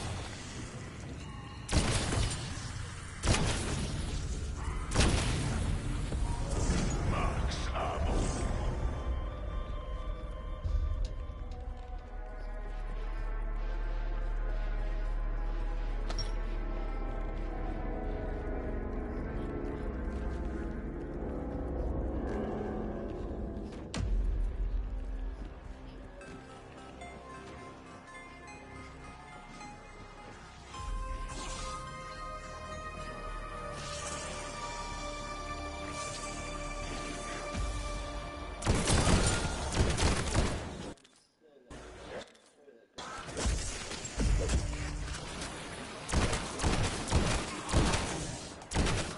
It'll smell like Moriarty for a bit. The results? fucking crash. Full power.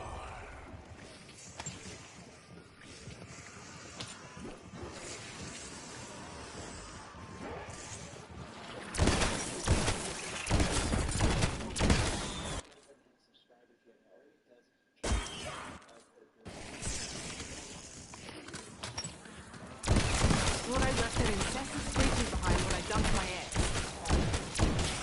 Pretty sure I had one of those living in my first apartment. You know, I should have charged a rent.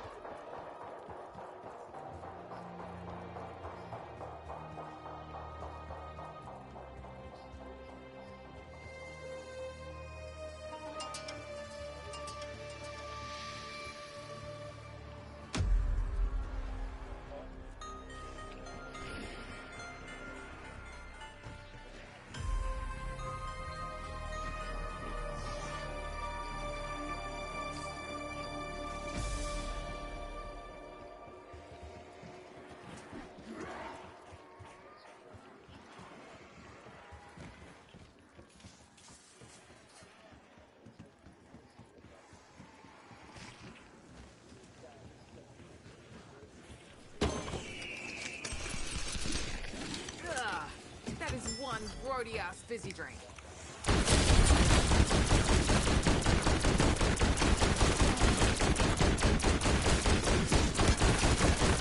Make room, you brothers sausages, I'm coming through.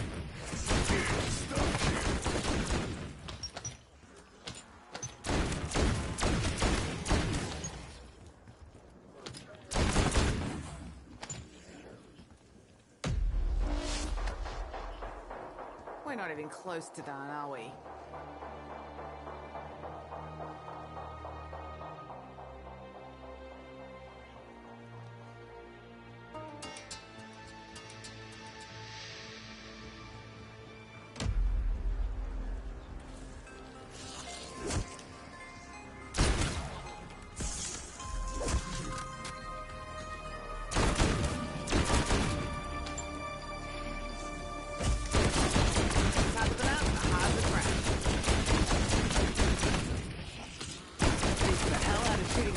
With an air rifle. Double points.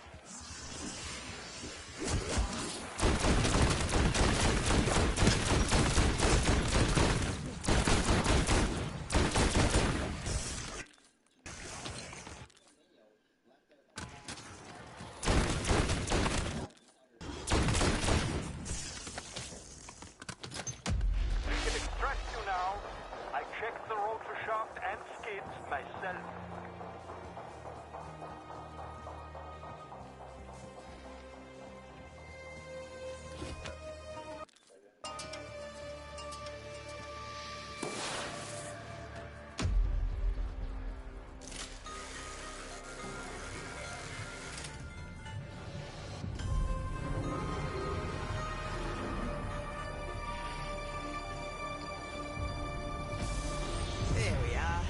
That should have you singing a new, deadlier tune.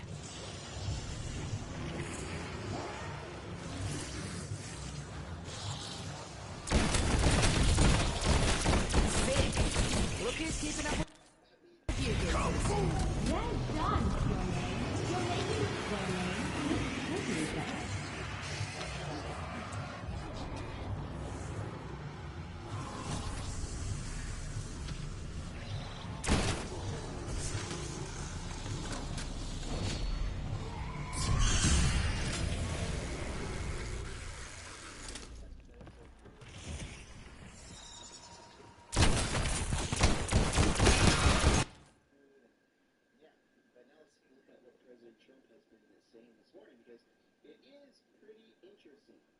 So this particular clip is audio only. It's only a minute long. But Trump did say that Putin has come to America with a lot of business people from Russia.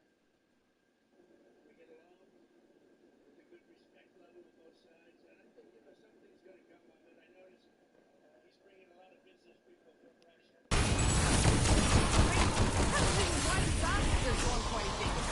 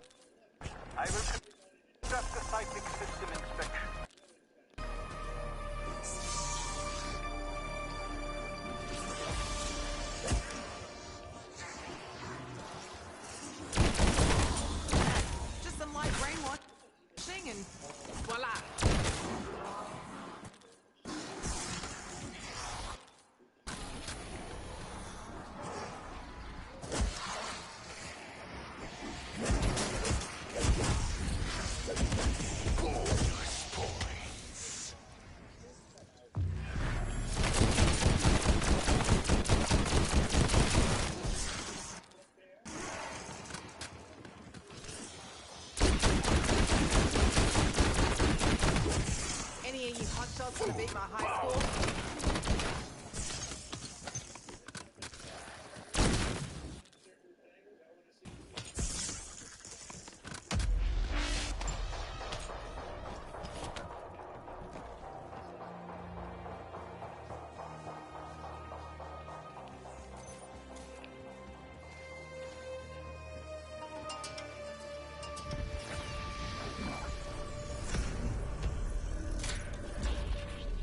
Tear them to pieces.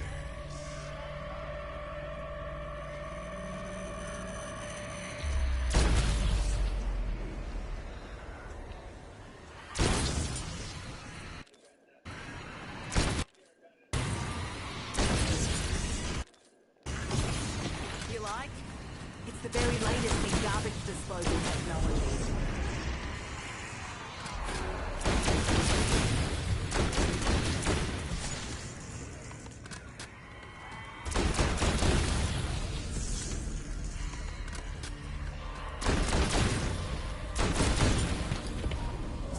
Max ammo.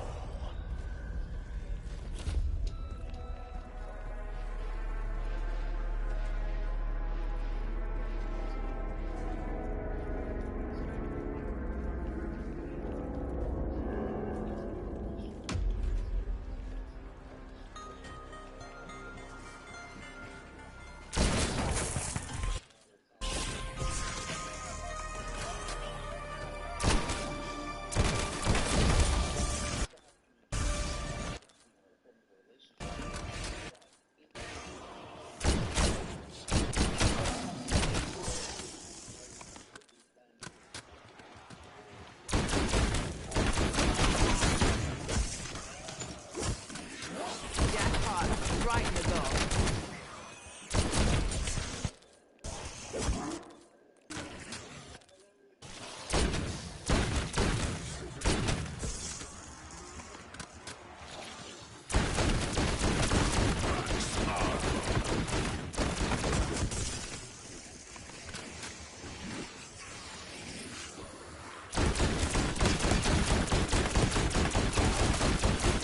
Listen, fuckers.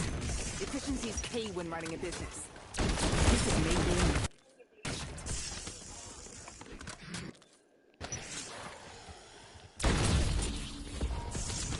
Double point.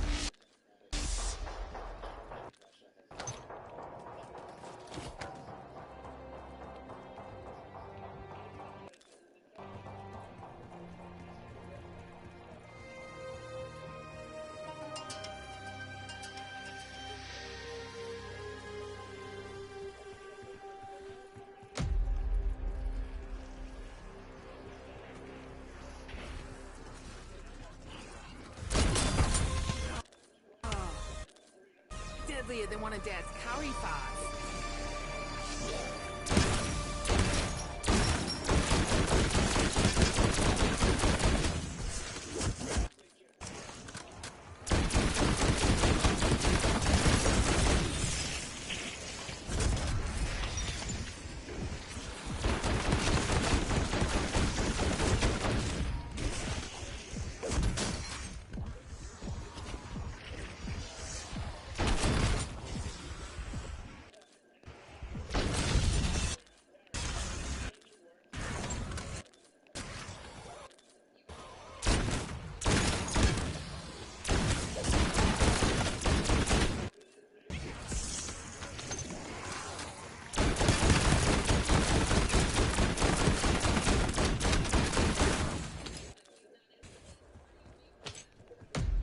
Skies are clear should you require a hasty exit.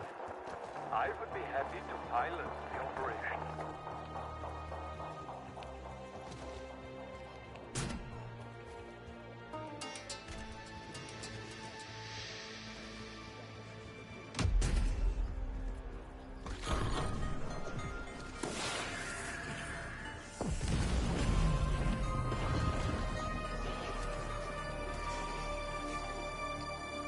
That's it. Send in the bird. The nerds are all cranky and I'm one step away from going tits up. We are on our way. Deadly reservoirs would not let me fly. Killers ain't meant to spark corpses. You gotta make the proof. We have arrived. Please be mindful of protocol.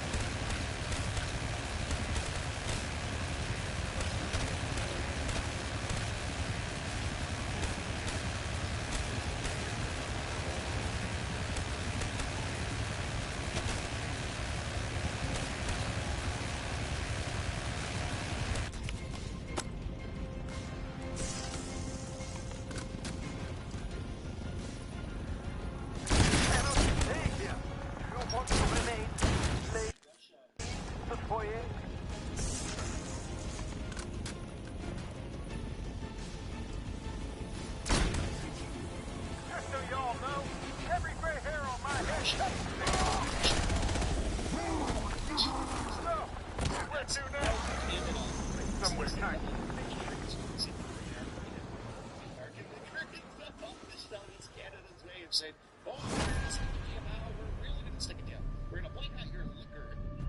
Nuts. It is something. But now we're going to take a look at President Trump saying Mexico is America's mention, so is Canada. Which, hard to argue that, really. They brought into our country, and for the last 2 months we've done. And I didn't get remember what Joe Biden, you said was going to be legislation. I mean, I have no legislation. You said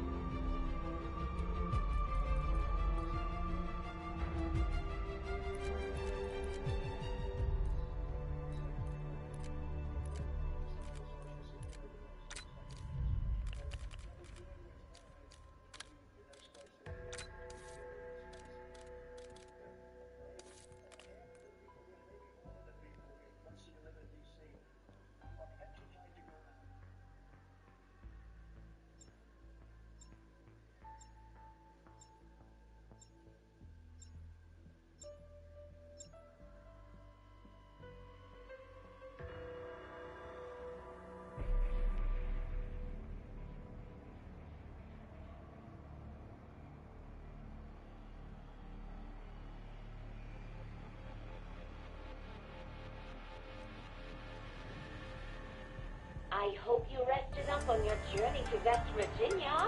You look well, all things considered. First time in America. And it looks just as shagged out as expected.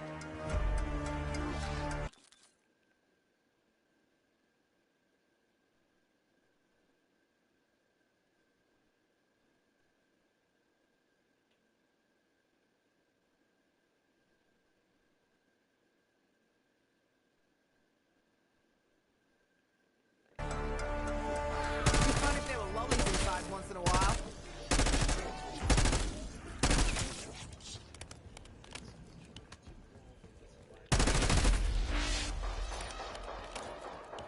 Once you get inside, make your way down to my mainframe chamber.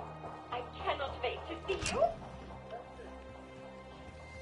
Underground. Everywhere we fucking go, we end up underground.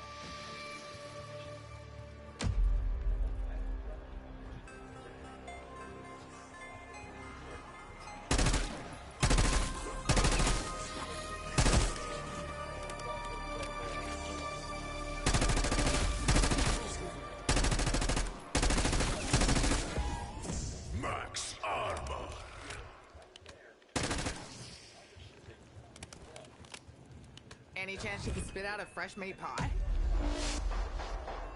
Everything is ready, but there is more work to do to empower the Sentinel architect.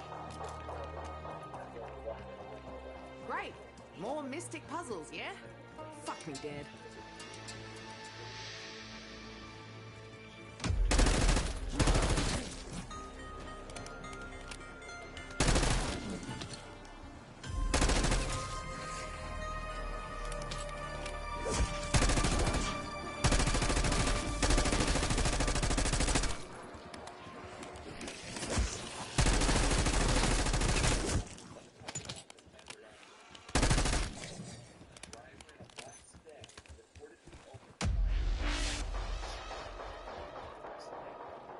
wrap my noggin around what we're using to gas up the Sentinel thing. They call it prima materia. That's some bullshit alchemy term. We need something more scientific. Peck particles. Has a nice ring, don't you think? Kaboom!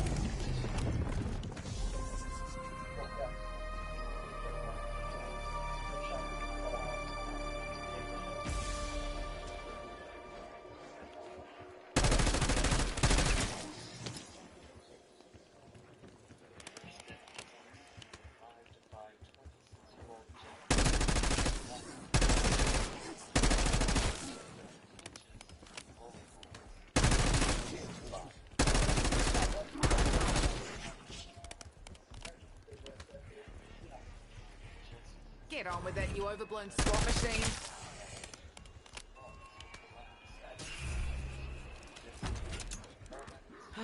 That's a relief. I was sure you'd have me over a barrel. Again. I promise you, Box, I can be a much bigger prick than you, so don't fuck with me. Every cartel boss and arms dealer I ever met had a villa, plantation, or mansion. Might seem cool to some.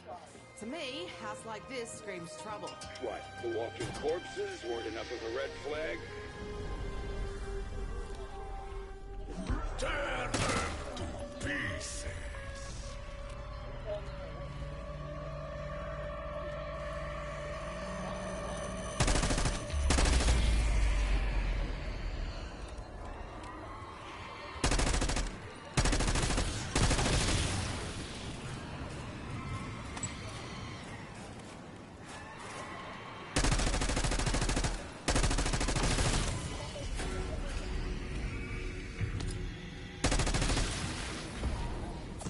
Max ammo. Until today, the only reason I'd be caught dead in redneck territory is the barbecue. Ugh, stop right there. With all the dead meat around here, you'll put me off pulled pork forever.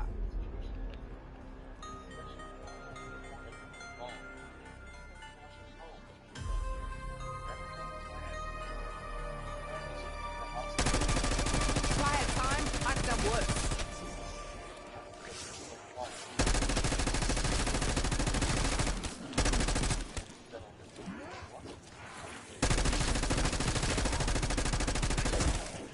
Insta-kill.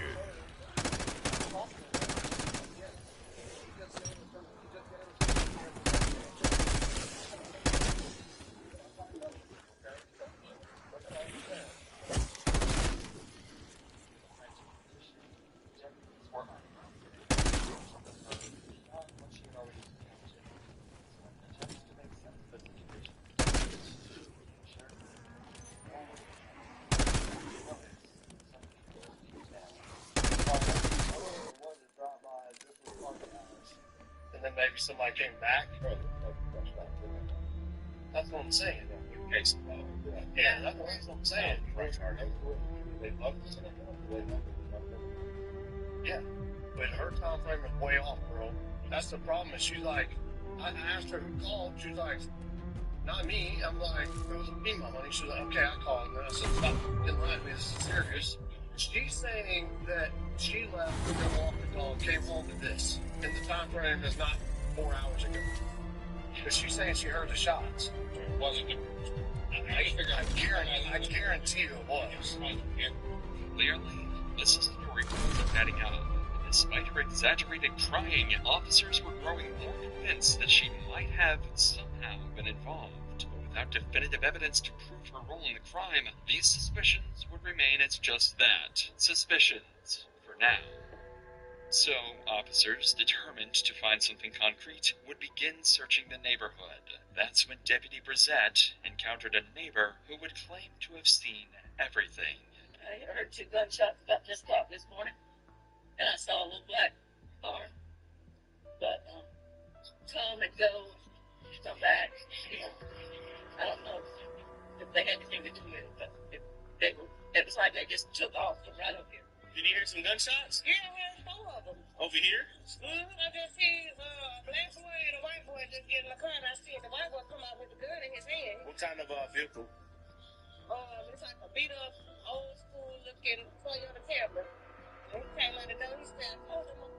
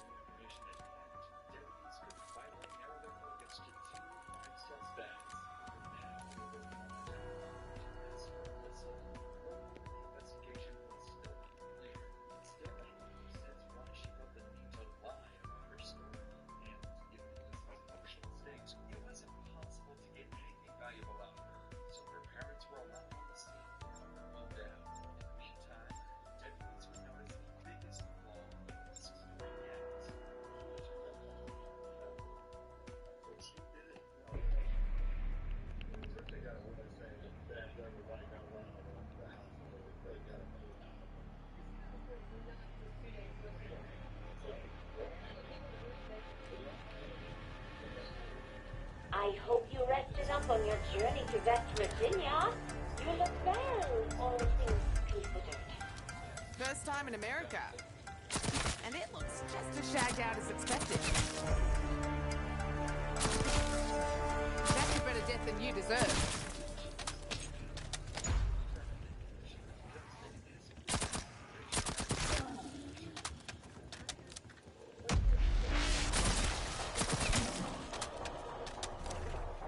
Hurry! We have so much to do, and it is lonely down here. Patience, Sam. The team is busy schmoozing with the locals.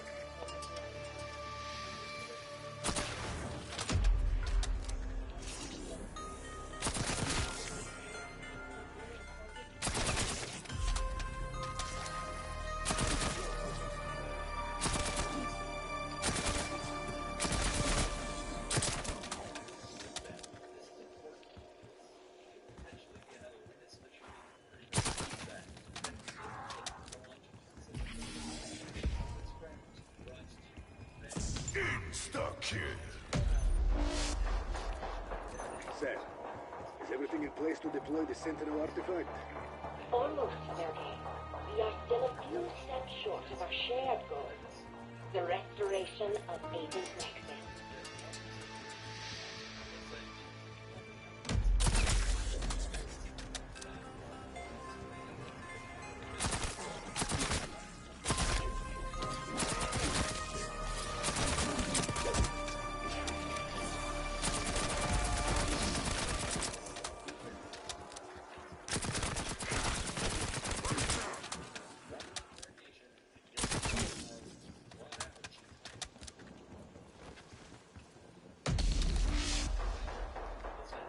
Still haven't wrapped my noggin around what we're using to gas up the Sentinel thingy. They call it prima materia. That's some bullshit alchemy term. We need something more scientific. Peck particles. Has a nice ring, don't you think?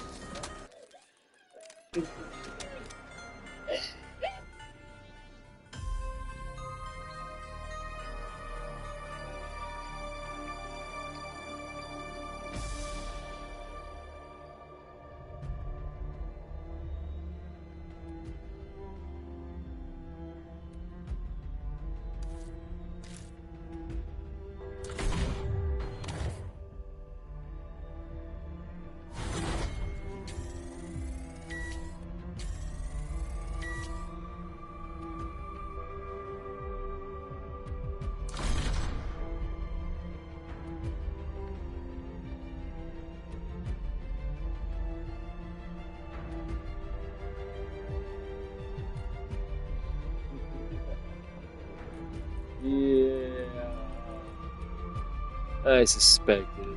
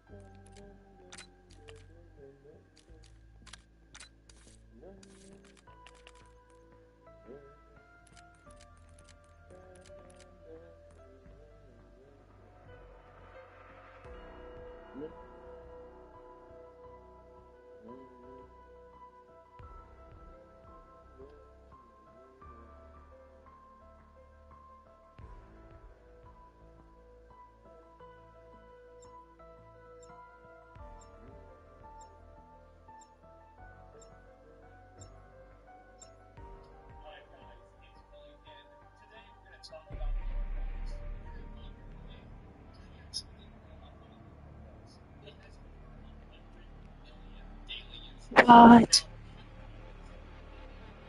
That's fucking crazy. You made it here, and you are alive. Splendid. Soon we shall be able to bring back Agent Nexus. Yep. This place is a real fixer-upper.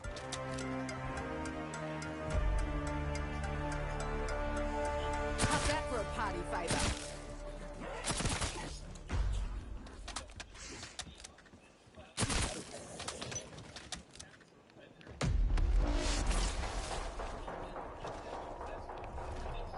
My physical core is located beneath Fulton Hall. Find your way down to me. Quickly. Underground. Everywhere we fucking go, we end up underground.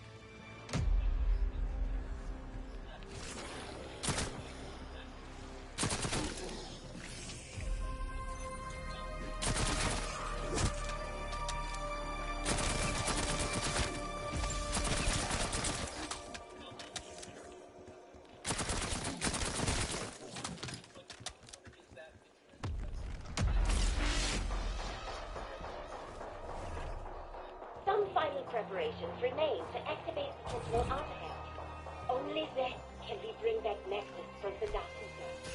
Right. More mystic puzzles, yeah? Fuck me dead. Max armor.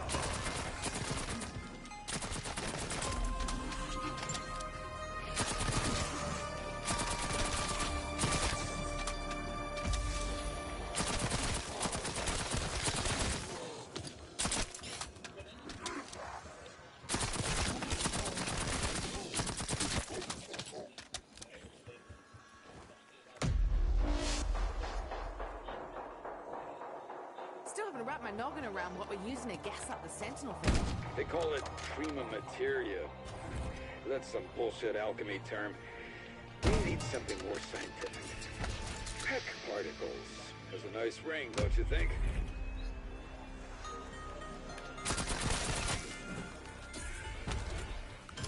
He's pretty. But can he type?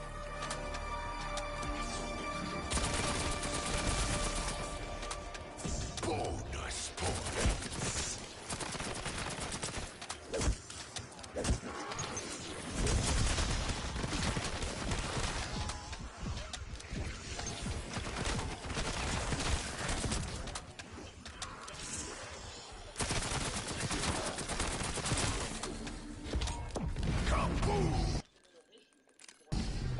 Because we know this is a fact of life, is a problem.